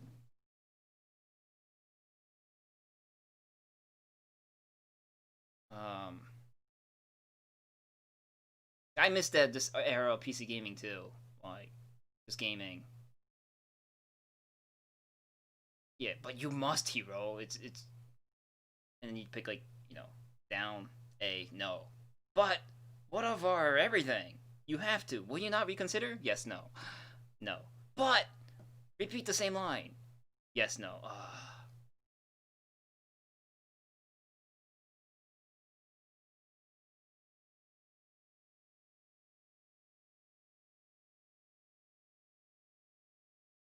Well, Grimmeth is a little too into Daggerfall. That man's a little too much into Daggerfall. Plays it like 1,000 times.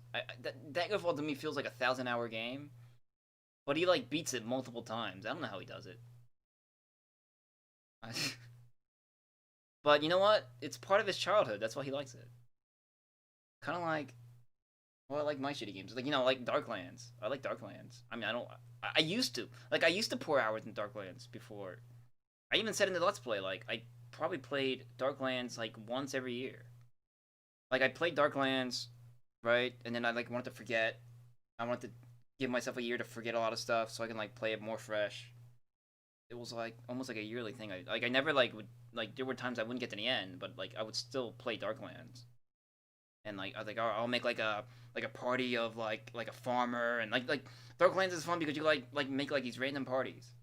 I have like 2 farmers and like a nun and like a night guy. We'll try this guy. Or like, you know, have like a party of 4 nuns. See how that goes.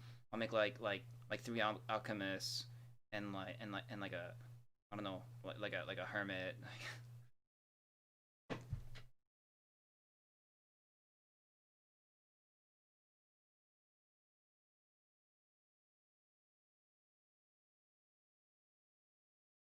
You just have to overcome the bugginess. Like, Darklands was buggy too. All them PC games are buggy.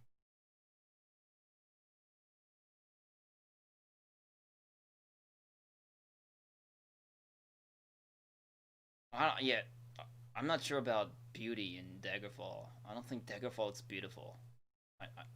Like, unless you're into the pixelated boobs. I like the pixelated boobs. Like, one of the guild master I liked. He was the one in black.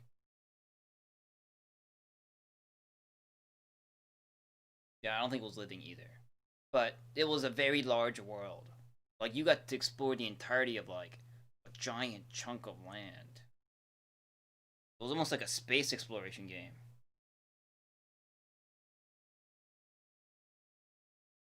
Oh, you never tried Morrowind? You should totally play Morrowind. Morrowind was... Before Oblivion, there was Morrowind, and I played the shit out of Morrowind. Like, and Morrowind, like, I played it on the PC, and, like, I modded it. Like, modded Morrowind. It's mind-blowingly awesome. Like, I especially, like, changed the music around. Like, I was really into power metal at the time, and, like, I made it so that whenever you start combat, like, Dragon Force plays. And at first I thought it'd be cool, but then, like, I realized how silly it was when I, like, jumped into a pond, and, like, I was, like, in the pond. It was deep enough that my head was under, so it was, you know, I was within this darkness of the murky pond. All of a sudden, like, Fury the Storm started playing, and this, like, slaughterfish was, like, biting my head, and it was, like, this paramedic, and I was, like, fighting. I was trying to, like, punch the slaughterfish. Like Dragon Force playing in the background. It was just really silly. Like, my friend was watching me from behind. He was, like, cracking up laughing. I was like, oh, what's killing me? He was like, there's a slaughterfish. And it was like,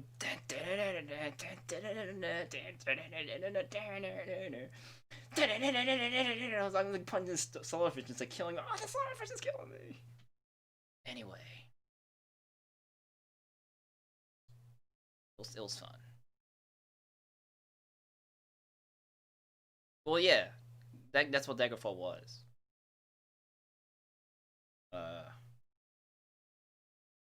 But like, if you go further out somewhere, the landscape changes. Like, you go to the Redguard place, it gets like tropically. You go to like the other place, it gets cold. Like, you go to like the Skyrim, it's snowing, and you go to like Somerset. I'm not sure if you go to Somerset yet. Maybe. It gets all like trees.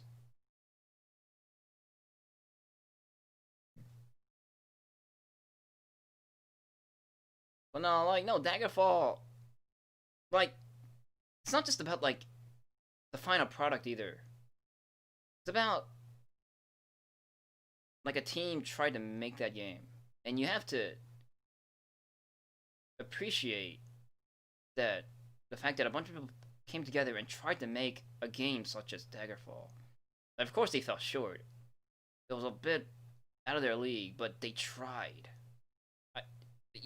I can't not commend their effort to try to make a game of that scale. I felt like the game worked toward a dream. That's a start of something. That's important. Like, now in this day and age where just people just poop out games left and right, you know, like, and Call of Duty. Oh, see what I did there? You know, poop out games. You know, Call of Duty. See what I did? But you know, people back then like went and tried to make these like grand games. It's the effort. Sometimes it's the effort that counts. Like you're experiencing a vision. You are playing a vision that someone had and try to make. Like you have to like see the little finer details. Sure, like everything is copy and paste, but they try to make an experience. Not just for themselves, but it was a video game that they wanted other people to experience. What they had in their minds and try to make reality. That's important. You can't just like it's unfair to just like complain about a game. It's like, have you ever made a game? Have you ever put a team together and try to have them all work toward one goal to make this giant colossal game? Have you? Have you done anything? Sometimes you just have to appreciate the effort that people put into trying making something. Sure, they fell short, but you know what? I can see the effort. Like Daggerfall, I can see the effort in Daggerfall. There's a lot of work in it. They couldn't round all the corners. But you just have to forgive them because I don't know. The game is just something not just some everyday group just makes. You needed some kind of inspiration. You needed motivation to make something like that.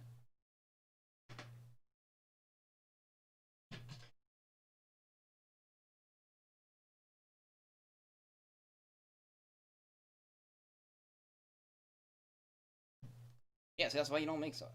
That's completely fair argument. Because shit like that's hard. That's why I don't do it either. I just play them. And I might have my own opinions about it, but I don't want to make it sound like too much of a complaint. Like, you know, like I Call Cthulhu, I can complain about that game. But it's like I can't fully complain about New Vegas. I have my gripes about it, but it's all forgivable because the game was awesome. And what other games? You know, like Darklands. Darklands, full of bugs, full of repetition. But like so much research was done in that game. The instruction manual is like a volume. It's like a tome. Like, sure, the game like is very min-maxable, but just amazing. It just amazed me that a bunch of people went and made the game. Like, Darklands was mind-blowing for me. Like, I was so used to these like JRPGs, where just like, here's a guy that thought up of a cool story, and you get to play through them as you do random encounters and level up. That was the extent of my gaming until like a PC came into my home, into my life, like, and then just like my mind, like, it was literally like, you know, the mountains of madness. I just like, this is gaming. Holy shit! What was I doing with my life? What is this like Final Fantasy shit? Like, fuck, XCOM? What is this? What is this? Darklands? Like, what is this? Holy shit! I was freaking out. Like, this game's awesome! I gotta take notes! Oh shit, give me a notepad, give me paper. I gotta write down which city I have to go to finish this mission. Oh my god. Amazing. I miss those days.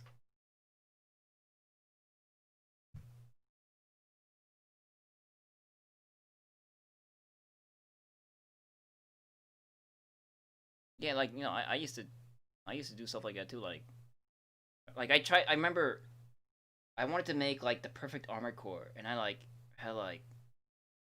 wrote all these like my problem with armored core was like the controls and like how you can't turn on, like you're always standing, you're always straight, you can't look down, you know, there's no, was it x-axis, right? So I like try to think of a way for you to be able to do that all on a PlayStation controller, and I like wrote down stuff, and I wrote like fucking my notebook looked like a mad scientist book. Like my brother would be like, "What the fuck is this? Making my own armored core. Leave me alone." Like I try, but you know, like, but at the end of the day, like, there's more to it than just like making it work. You also gotta make it so that people play it. Like, you know, there's just more shit involved. And to be able to like overcome all that and release a game like Daggerfall, like that's something. You know, be able to like release Darklands. It's, I don't know. It's kind of like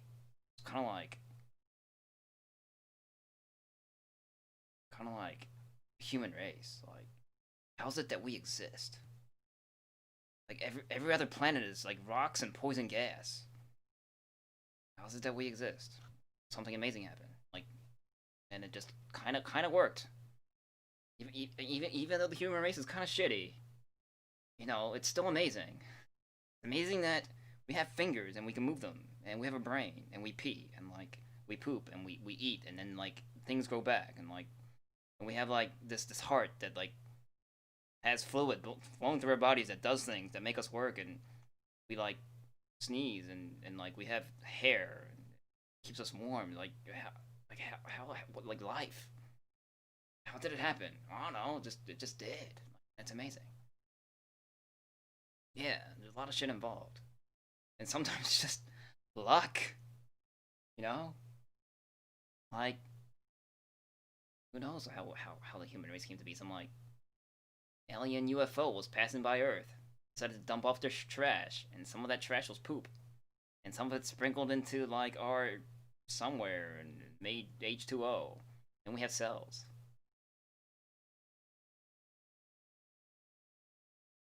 Getting pretty deep. I don't know. I just want to emphasize the fact that like you can't just like easily just bomb, like, you know, just talk shit on. You're not talking. You guys aren't talking shit on games, but you know, like I like the devil's advocate a lot of things, especially that I felt like involved effort. You can't just down talk effort without thinking of everything that went behind something. Like, you can't just like be like, oh, that was a shitty game. Well, yeah, but like, think about it. I don't know. Like, you don't need to. Completely not necessary. If you think it's a shitty game, then I'm not gonna go and be like, no, it wasn't a shitty game. You're not thinking on it hard enough. You're shit. You're fuck. You're a dumb poop. No, I mean, if you don't like the game, then you don't like the game. But I just like to point out that people were involved in it, and like sometimes shit didn't come through right, but somebody tried to make something for people, and sometimes it's the effort that counts. You know, E for effort. Like like the games that we should complain about are games that were done without effort. They were just copy pasta bullshit, which is 90% of the gaming industry now. That's what you complain about. And then they're heralded as good games because they're copying pasta a gaming like a gaming mechanic that just turns people's what's that shit? Dopamine levels high. Like most MMOs. Well, that's like that shit. That's like exploiting it, like human beings' habit of getting addicted to something. you're making people think that a game is good because they're addicted to it. That's not a good game. To me, a good game lets you like it just expands the mind. It just like blows your mind away. You know, like it's an experience, not exactly like a continuing sensation of like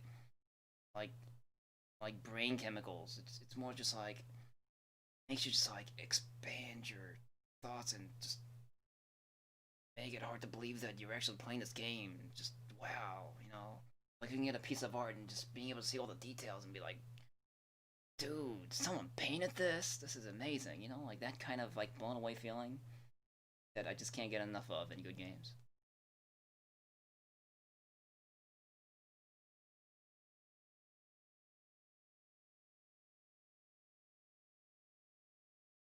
The effort is nice, and the goods must be delivered. Yes, like that's the Kickstarter problem now, right? Like, yeah, that's literally E for effort, but you didn't come through. Like Daggerfall, Daggerfall. I mean, it came through. Um, it was a game.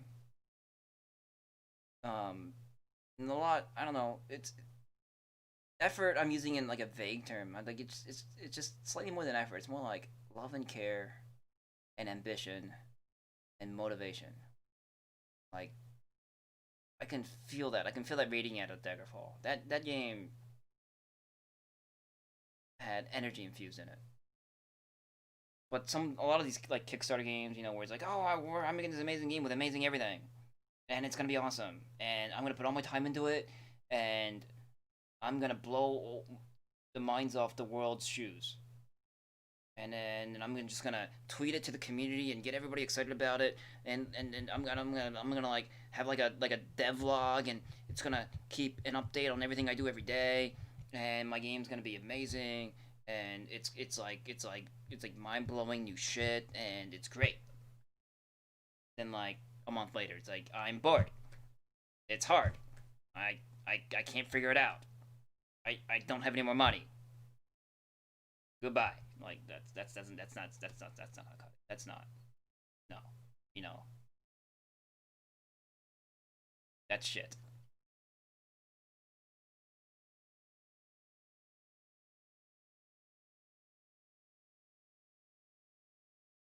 No, I don't know. Some people don't. They're no. It's they don't think the long term hard enough. Like it's really hard to think long term. Like it's hard. It's hard applauding Daggerfall in comparison with it because Daggerfall fell short too. But still, it's not a now game. It was also a back then game, and it still was like a finished product in a way, even though it did have some bugs. But the fact that they released it at all is what's kind of amazing. I mean, they finished it. It's not finished, but you know,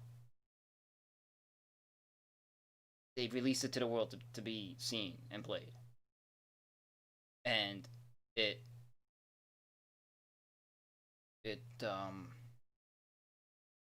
it's got players like Grimmett that loves the shit out of it. That's I don't know something. You got these like, but compare that to like these unfinished games that had high aspirations and vision and everything, but left everyone hanging. No one likes it because you can't play it. That's shit. That's shit. That's not effort. That's E for effort. You had effort that at that time, but it has to be a continual effort is not 5 minutes. Effort is not a week. You know, effort is not I mean, even like you know, maybe a game is developed by one guy, and he tried his hardest, but that's still no. That's just the guy trying too hard and wasn't thinking long term. If you really wanted to make your game come alive, you should have thought about like the long term where you probably need to help himself. Like I don't know. There's also a management aspect of things in video game making too. You just can't do it by yourself. But to be able to put a team together to think one way, like that's hard. To get a team to be all like most to be going in a single direction. Usually in projects like those where shit looks like it's being guided by the right hand, usually the misguiding hand is that guy holding the money, the whole guy holding the nuts that wants to just continues to pull your hair the other way.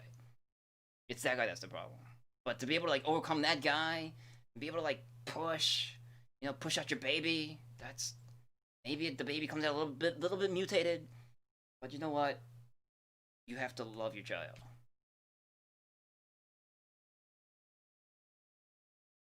It is, but not only, but you can do it yourself, right? But the guy that does it himself, I mean, you can do it yourself, but some people try to do it themselves for a game that is probably impossible to do by themselves. Like Underrail's done by one guy. And, like that's why freaking 300 hours was poured into that game for me. That game was amazing. Like it's one guy and his vision, not dissuaded by these other randos. It's just this man wanted to make this hard game. He wanted to do this, and this, and just kept taking that rail straight. That's effort. That's awesome. That's why I put 300 hours into Underrail, because I felt the man's effort every second of that game playing. I complained several times throughout the game, but that's because the game was hard.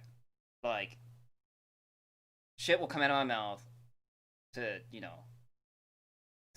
round out my I don't know, my frustration. But that's what gaming is about to me. You have to, like, without being able to come that, you don't feel that sense of accomplishment. And under Rail, there was a feeling of accomplishment every time you beat a quest. It just, I did it, guys, this is cool. Yeah, like, how I died, the Death Stalkers, like, fuck Death Stalkers, I hate them. Fuck them forever. I hate that shit. But without Death Stalkers, where would we be? It'd just be a generic shitty game. Death Stalkers, like, every time you see Death Stalkers and you have to run the other direction, that's good shit. Unfortunately for me, that's what makes the game good. Unfortunately for everybody else that plays on the rail, you know what? Death Stalkers, MVP. They have to be there. Death Stalkers and the fucking what were those guys? The faceless sneaky guys. They just have to exist. Otherwise, the game will make you pull your eyes out.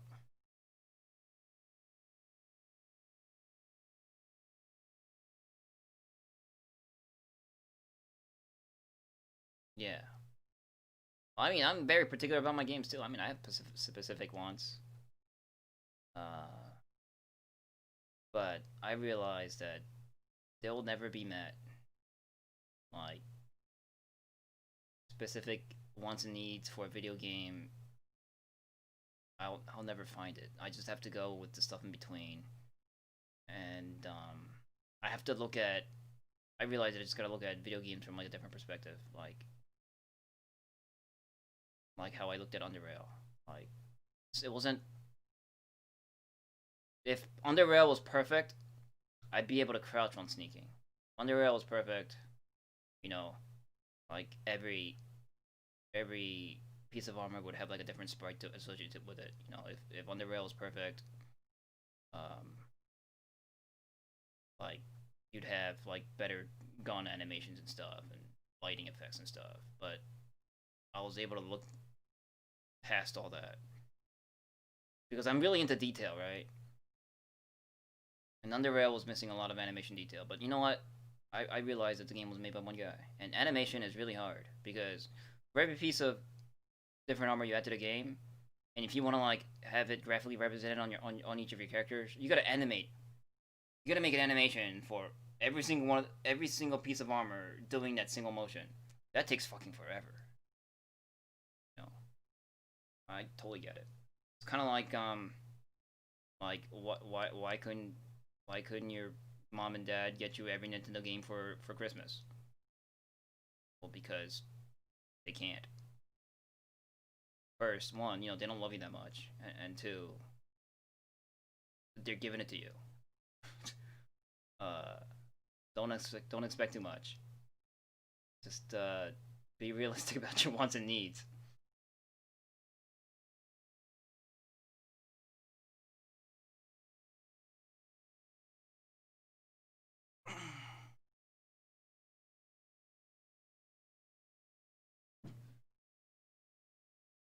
Well, no, I played Blitzkrieg already. Like, no, Shoot the Maim gifted me Blitzkrieg, right? The anthology.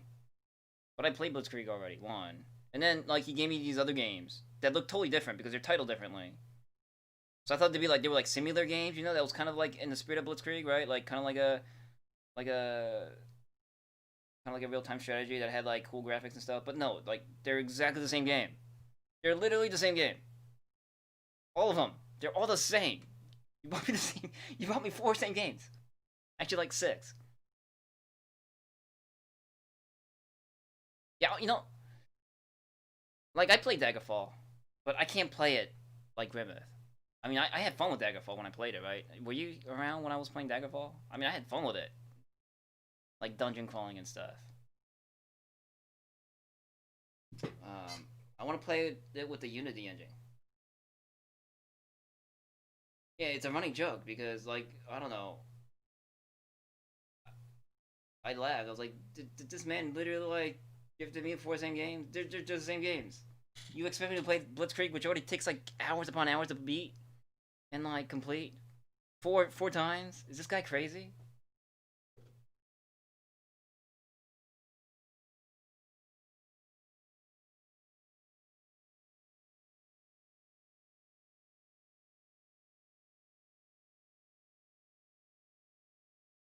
Uh, Blitzkrieg 1. 2 doesn't count. 2 looks like shit. 2 looked cool graphically, but then I like realized that it's shit, so I didn't play it. It's just like 2 was just like, you liked fielding tons of tanks in 1? Well, we're gonna like multiply that by 20. And you're just gonna take your 50 million tanks and there's gonna be 50 million other tanks on the other side and you're just gonna flush them together. That's cool in a way, but I feel like that's not what Blitzkrieg was about. Blitzkrieg was about like trying to like sneak your little like tank column through like inching them forward while like sending your infantry to like blow up ahead of you so that you don't lose your precious tanks, only for your precious tank to blow up anyway. That's Blitzkrieg. Only for like enemy artillery just like start opening up and destroying your all your like hour of sneaking around scouting. Like, oh, alright, time to start over. That's Blitzkrieg. I had fun with it. But that game is hard to play through like multiple times. And like looking at all the hand drawn graphics and stuff, you know, like looking at the cities and stuff, and it was like looking at like a Lego city and everything blown up, and it was cool. And just like fucking totally laying waste to a town because there's Germans in there and they got like tank destroyers in there, and you got your tanks and you're like level, I don't know, they're veteran level, and I don't want them to go in there, so I brought artillery and I'm just gonna bomb the shit out of that town until I just obliterate everything. And I obliterate everything, And now I let my tanks through. That's what Blitzkrieg was about. And then then they started throwing you missions where they took away your artillery, and that's when I cried.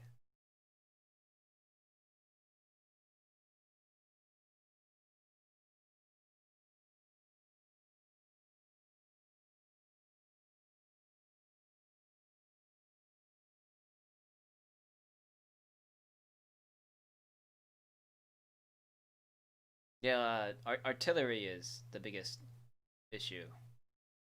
I mean, artillery is literally the king of the battlefield. Blitzkrieg proves it. Just like fucking level everything. Just artillery crawl. I mean, that's what I did.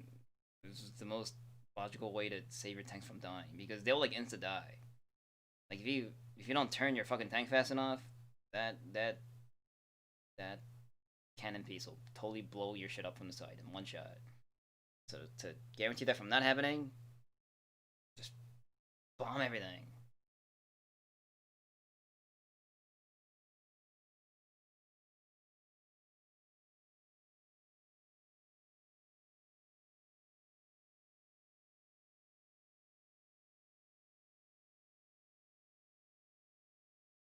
Yeah, Blitzkrieg had that problem too. How they magically like they say quote unquote, you know, that they're just like randomly throwing their like artillery rounds at you, but no, like they like somehow pinpoint blow up my fucking supply trucks. Like how did you see that? Then you're all of a sudden you're out of supply trucks, and then you can't resupply your inventory, and it's like no one was supposed to do. Oh, I know, start over. An hour carpet bombing your shit, and all of a sudden like this one German artillery pops up and it just blows up your supply truck. And then it's like, so your supply truck is blown up, and then you're like trying to back up your tank, but it's like backing up into the destroyed supply truck, and then your tank blows up. You fucking German artillery piece. But in a way, that's what's kind of cool about Blitzkrieg, right? Like, oh shit, artillery. Oh, we're blocked. Oh, what the fuck do I do? Oh, everything's dead. In a way, it's realism, but I wish I could do it to the enemy more often than the enemy doing it to me. Most often than not, it's you that have to go through their fog of war, and it's you that's getting your ship blown up. And it's pretty cool the first couple times, but then when it's done to you like a gazillion times over, the game gets to be eye scrapey. Yeah, they got spy satellites. They got Nazi spy satellites. Exactly.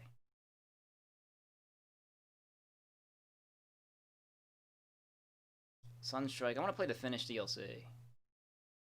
I want to hear the crazy Finnish war cries. That's the only reason why I bought it. I want to know what Finnish battle cries are like. I want to like put it in the Finnish language. Yeah, but I already know Japanese. I want to know some like cool Finnish World War II like war cries.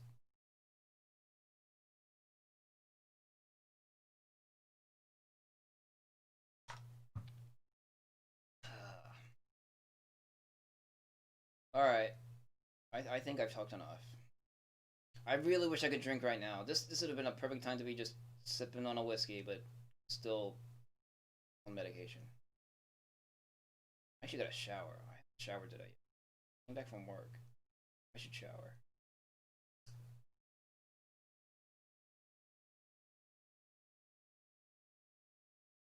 Blitzkrieg engine set in the Winter War. Oh, cool.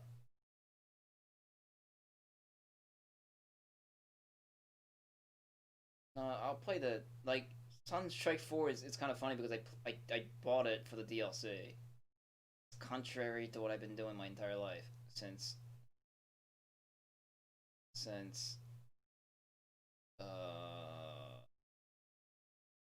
that Fallout 3 DLC that super sucked, and I'll never touch the DLC ever again.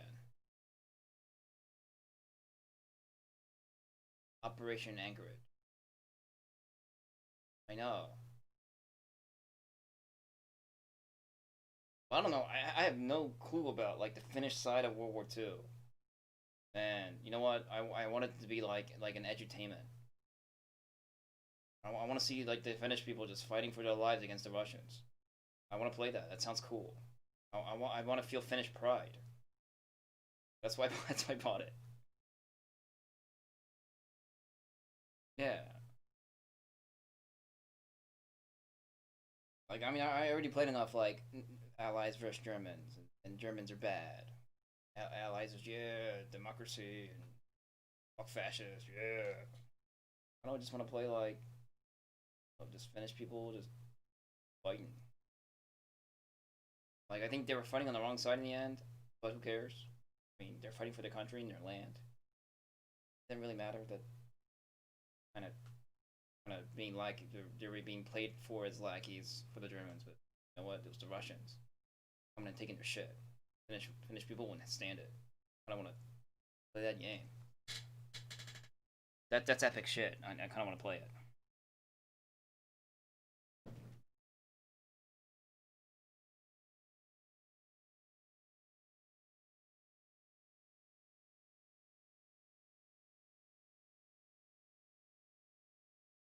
Well, it was only good for the Germans that that Finland was there.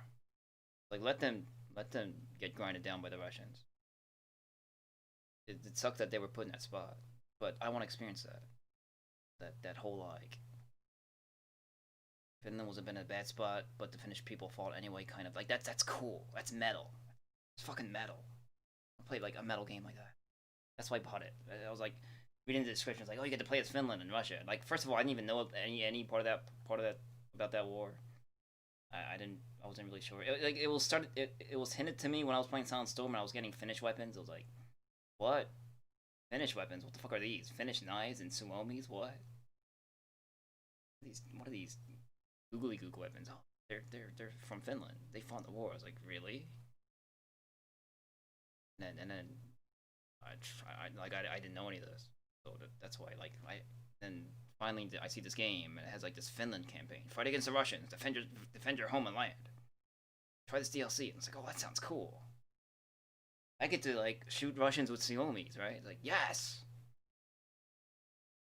And all my characters, all my armies speak Finland and like spell Finnish stuff, right? Yes. I get Finnish tanks. Yes. It's like, all right, I'm in. I'm out on a hilltop and I'm just gunning down Russians as they try to like take my territory, and I got like just waves of Russians. Like, yes, that sounds cool. You know, so on one side we have like this Russian horde going, hoorah, and like they're charging. I'm like, oh fuck you, get out of Finland. Blah, blah, blah, blah, blah. I was like, I really want to play that game, so that's why I bought it. I just been holding it off.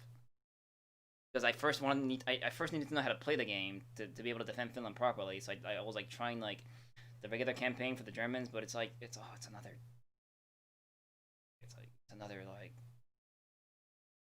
I don't know, I don't remember where the German campaign takes off, but it takes off in the usual like place. It's probably like North Africa or something. Yeah, I've been this battle a million times. It's kind of being slow. Yeah, Poland, yeah, or something. He'll kill the dumb Polish. You're defenseless. Talk more shit about the Polish. There's another German campaign World War II game. Yeah, it's like, but I guess I'm doing this because it's a tutorial. I'm using the Polish as a tutorial. Okay, now kick France's ass. Oh yeah, here we go. This is where we kick France's ass. Okay, now try to kick the British's ass, but this is where the game gets hard. Because you can't. Because you gotta cross this like water and they got airplanes. Okay, so now you can't do that. Alright, now America's coming. Now get fucked. That's usually when the German campaigns just get interesting because you're getting fucked. But before you do that, you gotta go through like, historical tutorial. Which is good, which is what I wanted, but it was boring.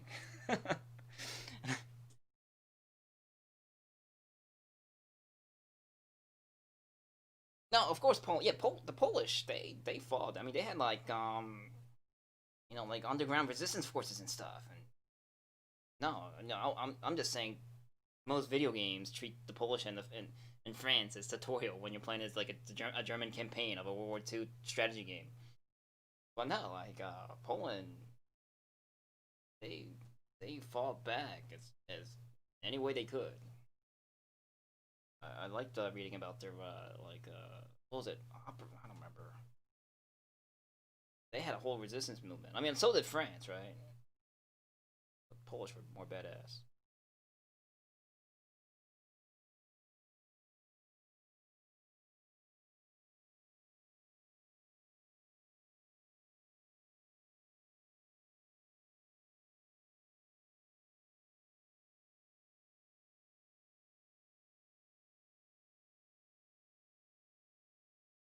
Yeah, well, it's not just Sunstrike. Although, like, I think the older Sunstrikes maybe, but it's not like what was that game? Panzer General. Panzer General was fun. I remember I played Panzer General, even though that game was like horrendously hard. Because you're expected to like beat it on a timetable, otherwise, like you'll be overwhelmed. But that game allows you to change history in a cool way, like when you play the German campaign, like you can actually like invade the United States and shit, and you have to like go and take Washington D.C. Kind of like a very Gihren's ambition-ish to it. Then you have like sending like German paratroopers down into the U.S. It's pretty cool. But freaking Panzer General was a hard ass game. Probably cheated to get through that game. It's for free somewhere.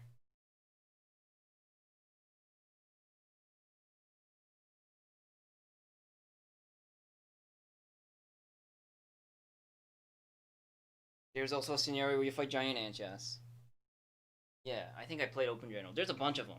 There's a bunch of different, like, free Panzer Generals.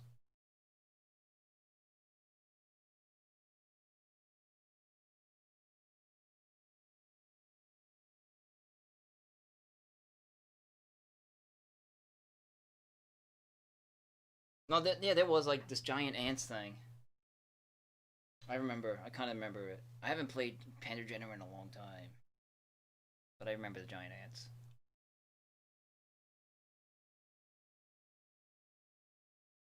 I think, like, Command and Conquer. I think their giant ants came from Panzer General. I thought those two were connected. Like in Command and Conquer, there's like a, I'm not sure if it was like a mod resource or whatever, like editor resource, but you can fight giant ants in Command and Conquer. I thought that came from Panzer General.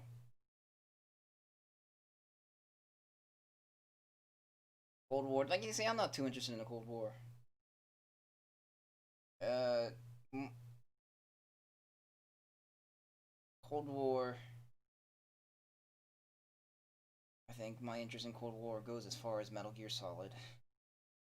Metal Gear Solid talks about the Cold War. That's good enough. With Kojima science and Kojima history.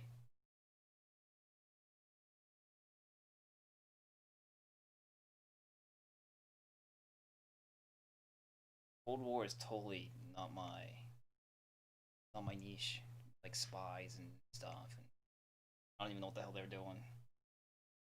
I like hot war. I really need a Cold War.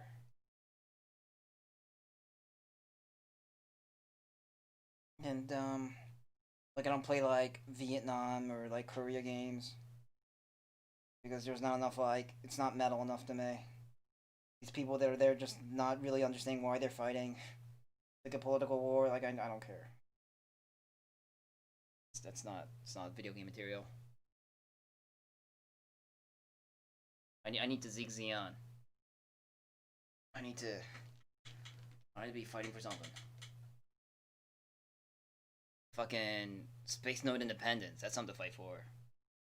Right? Fucking space is ours. Fuck off Earth. Let's send robots, giant Zaku's, and we're gonna take your ships. And we're gonna blow them up.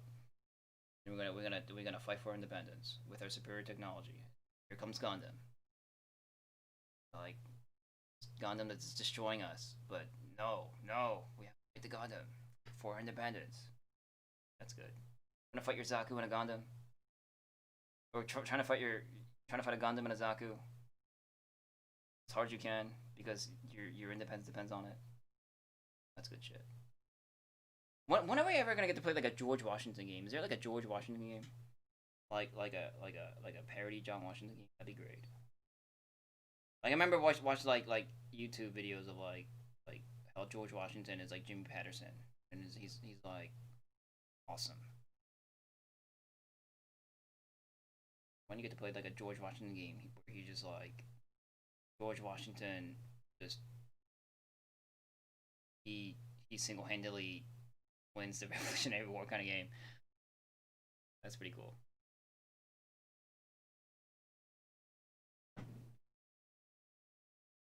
Well, who cares what Garen defines it as? It's this guy piloting the Zaku. That's what I'm talking about.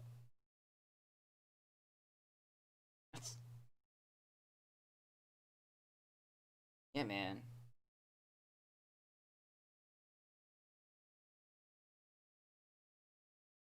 Like every world leader wants to annex something.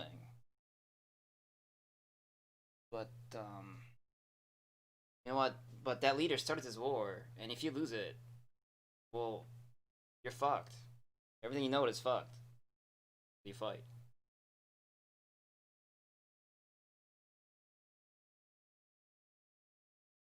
Contrary to something like, you know, the Vietnam conflict or war, where I'm an American soldier, I'm in this jungle. What am I doing here? If I die, what happens? I just die. You know? That'll just make me miserable as a player. I don't know what I'm fighting for. Just so I'm melting in napalm. Why? I don't know. Why are children blowing themselves up and killing my comrades? Do I shoot the children? Like, what are we doing? You know, like that kind of thing. Maybe fighting is the Viet Cong, but the Viet Cong were evil bastards. I don't want to play the Viet Cong. They were a little too extremist.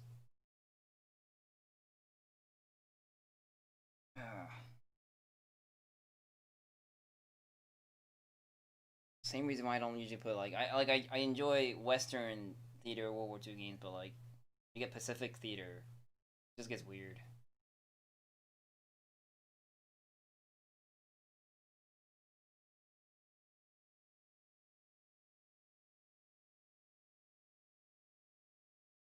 Yeah, see, I don't like moral ambiguity. Well, it's not, to me. It's not necessary. I don't need video games questioning my moral ethics.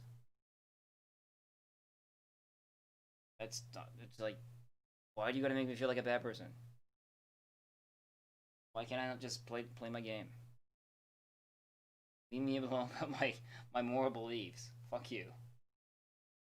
What? So, are you gonna judge me, game, because I shot that child? What? You gonna judge me now? I can't shoot the kid? You're letting me shoot the kid. He has a bomb. What, am I a bad person now for shooting the kid? You know, like, fuck you, game.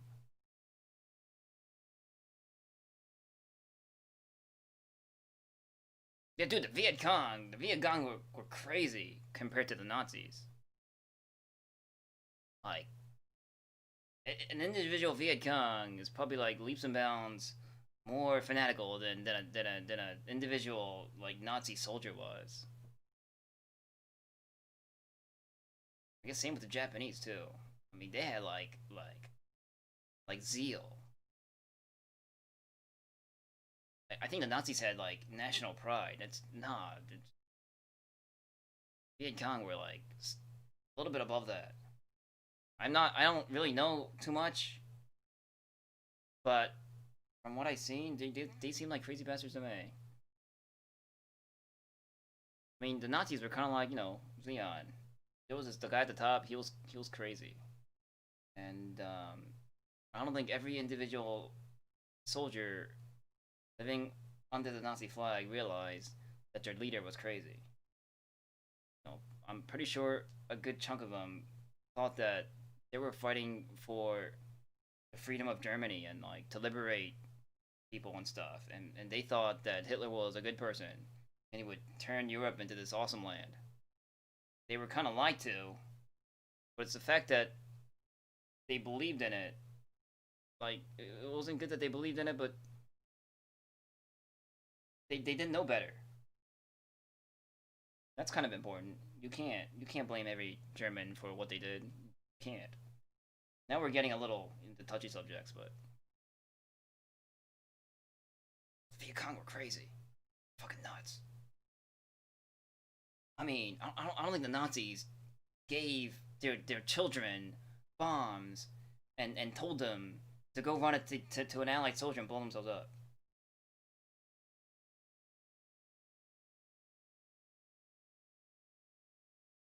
Shoot to me, like, you can't know that. You weren't there. You like talk like you know so much, but you weren't there. You read your, like, you know, you watch your, like, history shit and read your history books, but, like, who wrote that? You don't know. How you gonna, like, tell me, like, what every single, like, infantry person in World War II thought? Like, you can't. No, you can't. You don't have the right to. It's just not. I won't let you say, like, oh no, but I know these things. No, you don't. You might think you do, but lots of people think they do, and that's fine. But I still won't believe you. Nor will I take your, like, word for it. That to me is like same as believing Hitler was a good person. It's no. Yeah, we have records and stuff, but whatever. Did you read them? Did you take these records and, like, read them? Did you personally take these records and read them? Did you, I don't know, put all these records together and read them yourself? No, you didn't. You were just told these things. That's the same thing as believing in Hitler. It kind of is. So, that's just what I think. It's like you have to think the opposite. On the flip side, it's like it's the same thing as the Germans that believed in Hitler. Like, alright, so you're told about these documents on TV or on the internet or whatever. You know what? If Hitler had the internet, he'd probably do the same thing. Look what China's doing right now about the COVID-19. It's like you can't believe everything. I have a hard time believing that, like the entire country of Germany, all the young men that fought in the war, like, believed in killing Jews was good, and fought to kill Jews. Like, I can't believe that. There's no way you're gonna tell me that, like a majority of the German population picked up a gun and fought for Germany because they thought killing Jews was good. That's impossible. They were tricked, like, into defending something that they thought was right, but in fact, at the top, this guy was messed up. And when they realized, they sobbed. And it was really sad. I feel bad for them. They thought they were defending their family, that they were defending their homeland. In the end, the guy at the top was a fucking nutcase. That sucks. It's a very sad story.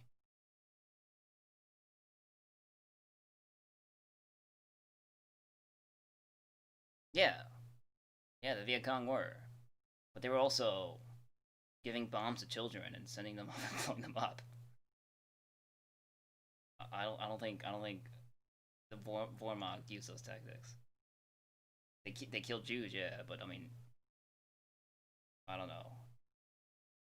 Did they strap bombs into the vaginas of their females so that when the Americans moved in and went to fuck their wives, they'd explode? No.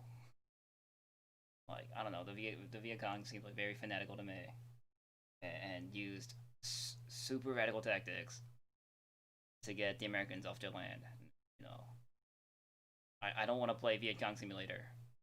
Viet Cong Simulator is very different than German Army Simulator in World War II. Okay, so Viet Cong, you get your, like, you get your Soviet rifle and your AK-47.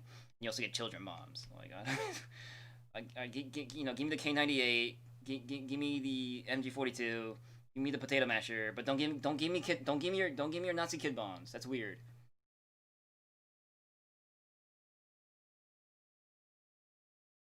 Yeah, it's just unfortunate history. It was an unfortunate time in history. We didn't have Twitter. We didn't have social media. Like back then, social media might have been nice. Nowadays, it's kind of being used for other ridiculous bad things. But if someone was able to tweet a picture of Auschwitz and distribute it to Germany, to German people, like things would have been different. Things would have been different. There would have been many gasps. The entirety of the fucking population of Germany would have been like, gasp. The fuck? Then Hitler will be retweeting, fake news! Fake news! Oh shit, fake news! You know, would have been different. Well, they were. But, then, you know, there were the people that knew of all the bad things that were happening in Germany, but were okay with. There was much of them, as there probably was the resistance group, and then they were squashed.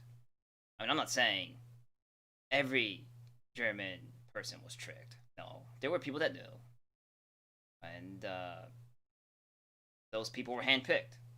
They were evil bastards. Hitler handpicked evil bastards. I mean, that's what he did. Like, all right, so how do you feel about killing kittens? Oh, I'm okay with killing kittens. You're hired. How do you feel about killing puppies? Ja, good. Oh, you're hired. You know, like, they did that. I'm sure he did that. And then the question is like, well, then you don't mind killing German resistance groups? Oh, ja. Totally cool. Okay, then go. Like, you know, I'm sure. You know, just as much as there was crazy nutcases that experimented on malnourished prisoners for like science, kind of like our Dr. Fuller in Call Cthulhu. You know, there were those, but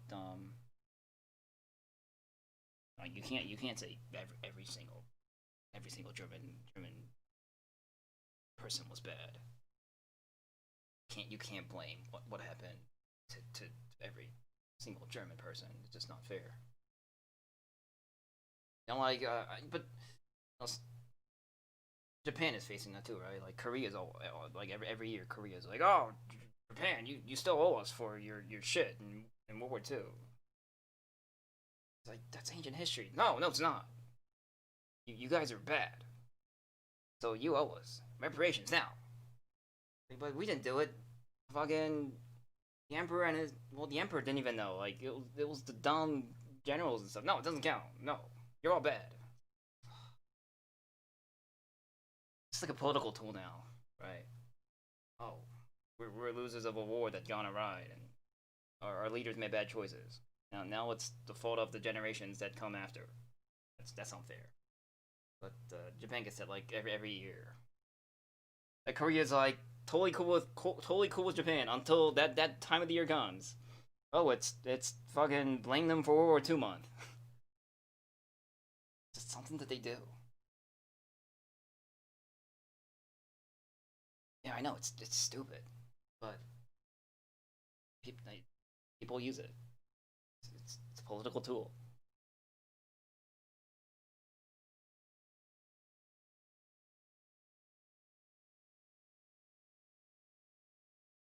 Yeah, mass shooting of villages, and I'm sure people got sanity points for doing it too. Some were okay, but I'm sure there were others that weren't. But you know what? They were all doing it, and you know what? If they didn't do it, they'd probably get shot or something, or they were probably sent to the Gestapo. They're never seen again, and they didn't do it. Then their family will be killed or something. Like, you know, they realize slowly. But guess what? That's why the Germans lost, because it so happened that America just had more gusto and money. Well, money too. Actually, money played a bigger part. I'm sure the people lost their will to fight because they just slowly started understanding that what they were doing was It's not worth it anymore. It's all really all sad.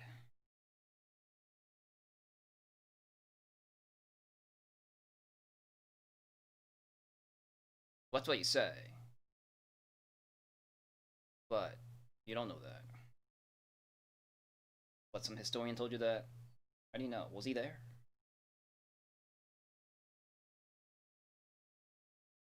Rape of Nanking. Oh, they see, like, all that stuff is, like, weird. All that stuff is just... That's where, like, the Vietnam conflict and stuff, I'm not really into it. It's just... What was happening? Like, it was all, like, political crap. It was all... Yeah, it was, like, right? It was just communist versus democracy. Like, who had the bigger dick? And these common folks paid their price for their political systems swinging their dicks around. It was very bad. Like, it's kind of happening now with China and now with this, like, this coronavirus thing kind of bringing shit out of closets.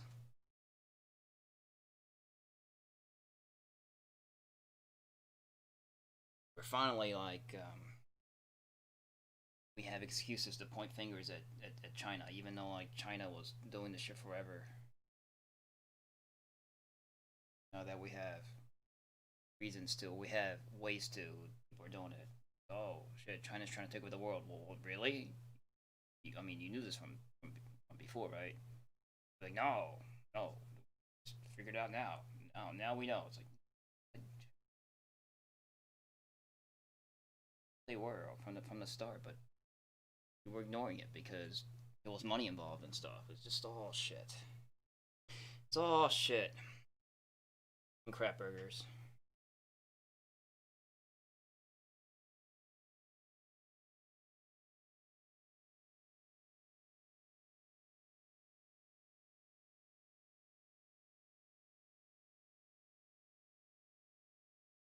Why you're bringing up a topic about Japan invading China?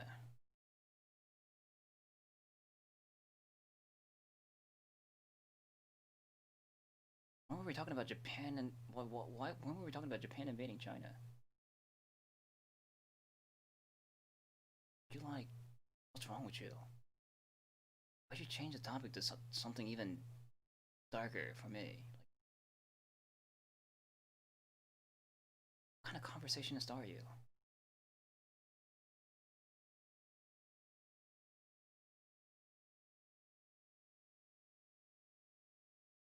How am I supposed to respond to that? Did you not think? Okay, I'll just nod my head. Okay. Okay. All right. Way to be awkward. Okay. Okay. Oh yeah. Okay. Cool, man.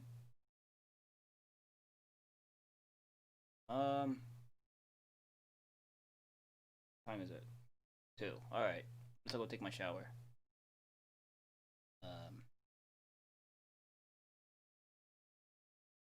Okay.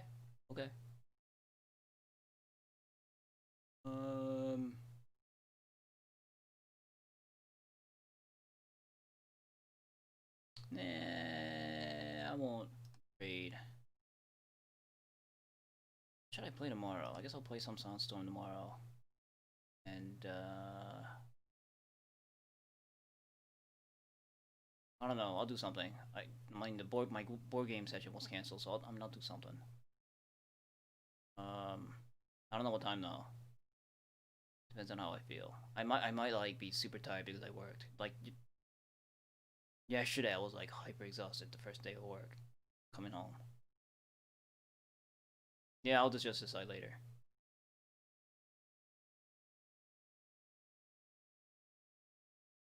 All right, shoot the memes autistic. That's cool. Shoot to me.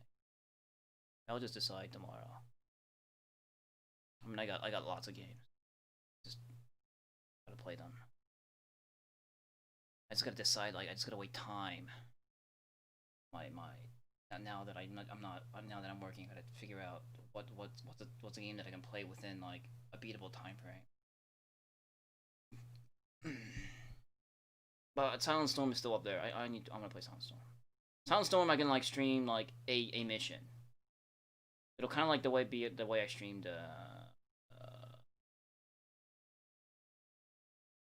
I don't want to mention Gieren's Ambition because then people will be like, oh, you haven't played that game. But you know, Gieren's Ambition, I like streamed a turn. It's probably like how I'm gonna stream Silent Storm. I'm probably gonna stream like a mission. Because each mission takes like between like 2 to 3 hours. But that'll mean that like I'll need to find like an all-day game to play. I need to find like another like fun RPG to play. Yeah. Gieren's Ambition, it's got too hard. I gotta like now that I like put too much. I like stayed away from it so long. I don't think I'll be able to like take on all those like big trays. I'm afraid. It's okay, shoot the maim. I'm used to it. No, our friendship hasn't broken.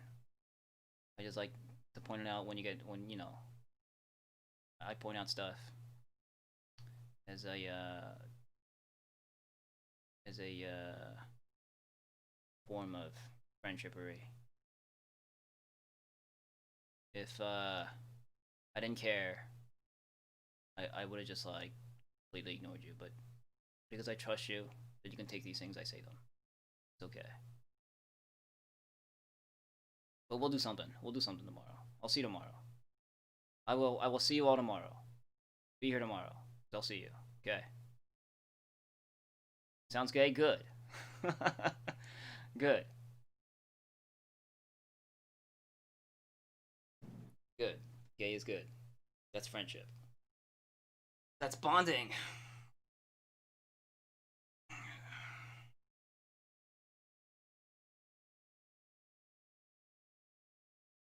Mom, shoot to me. I'm not gonna give my dick to you.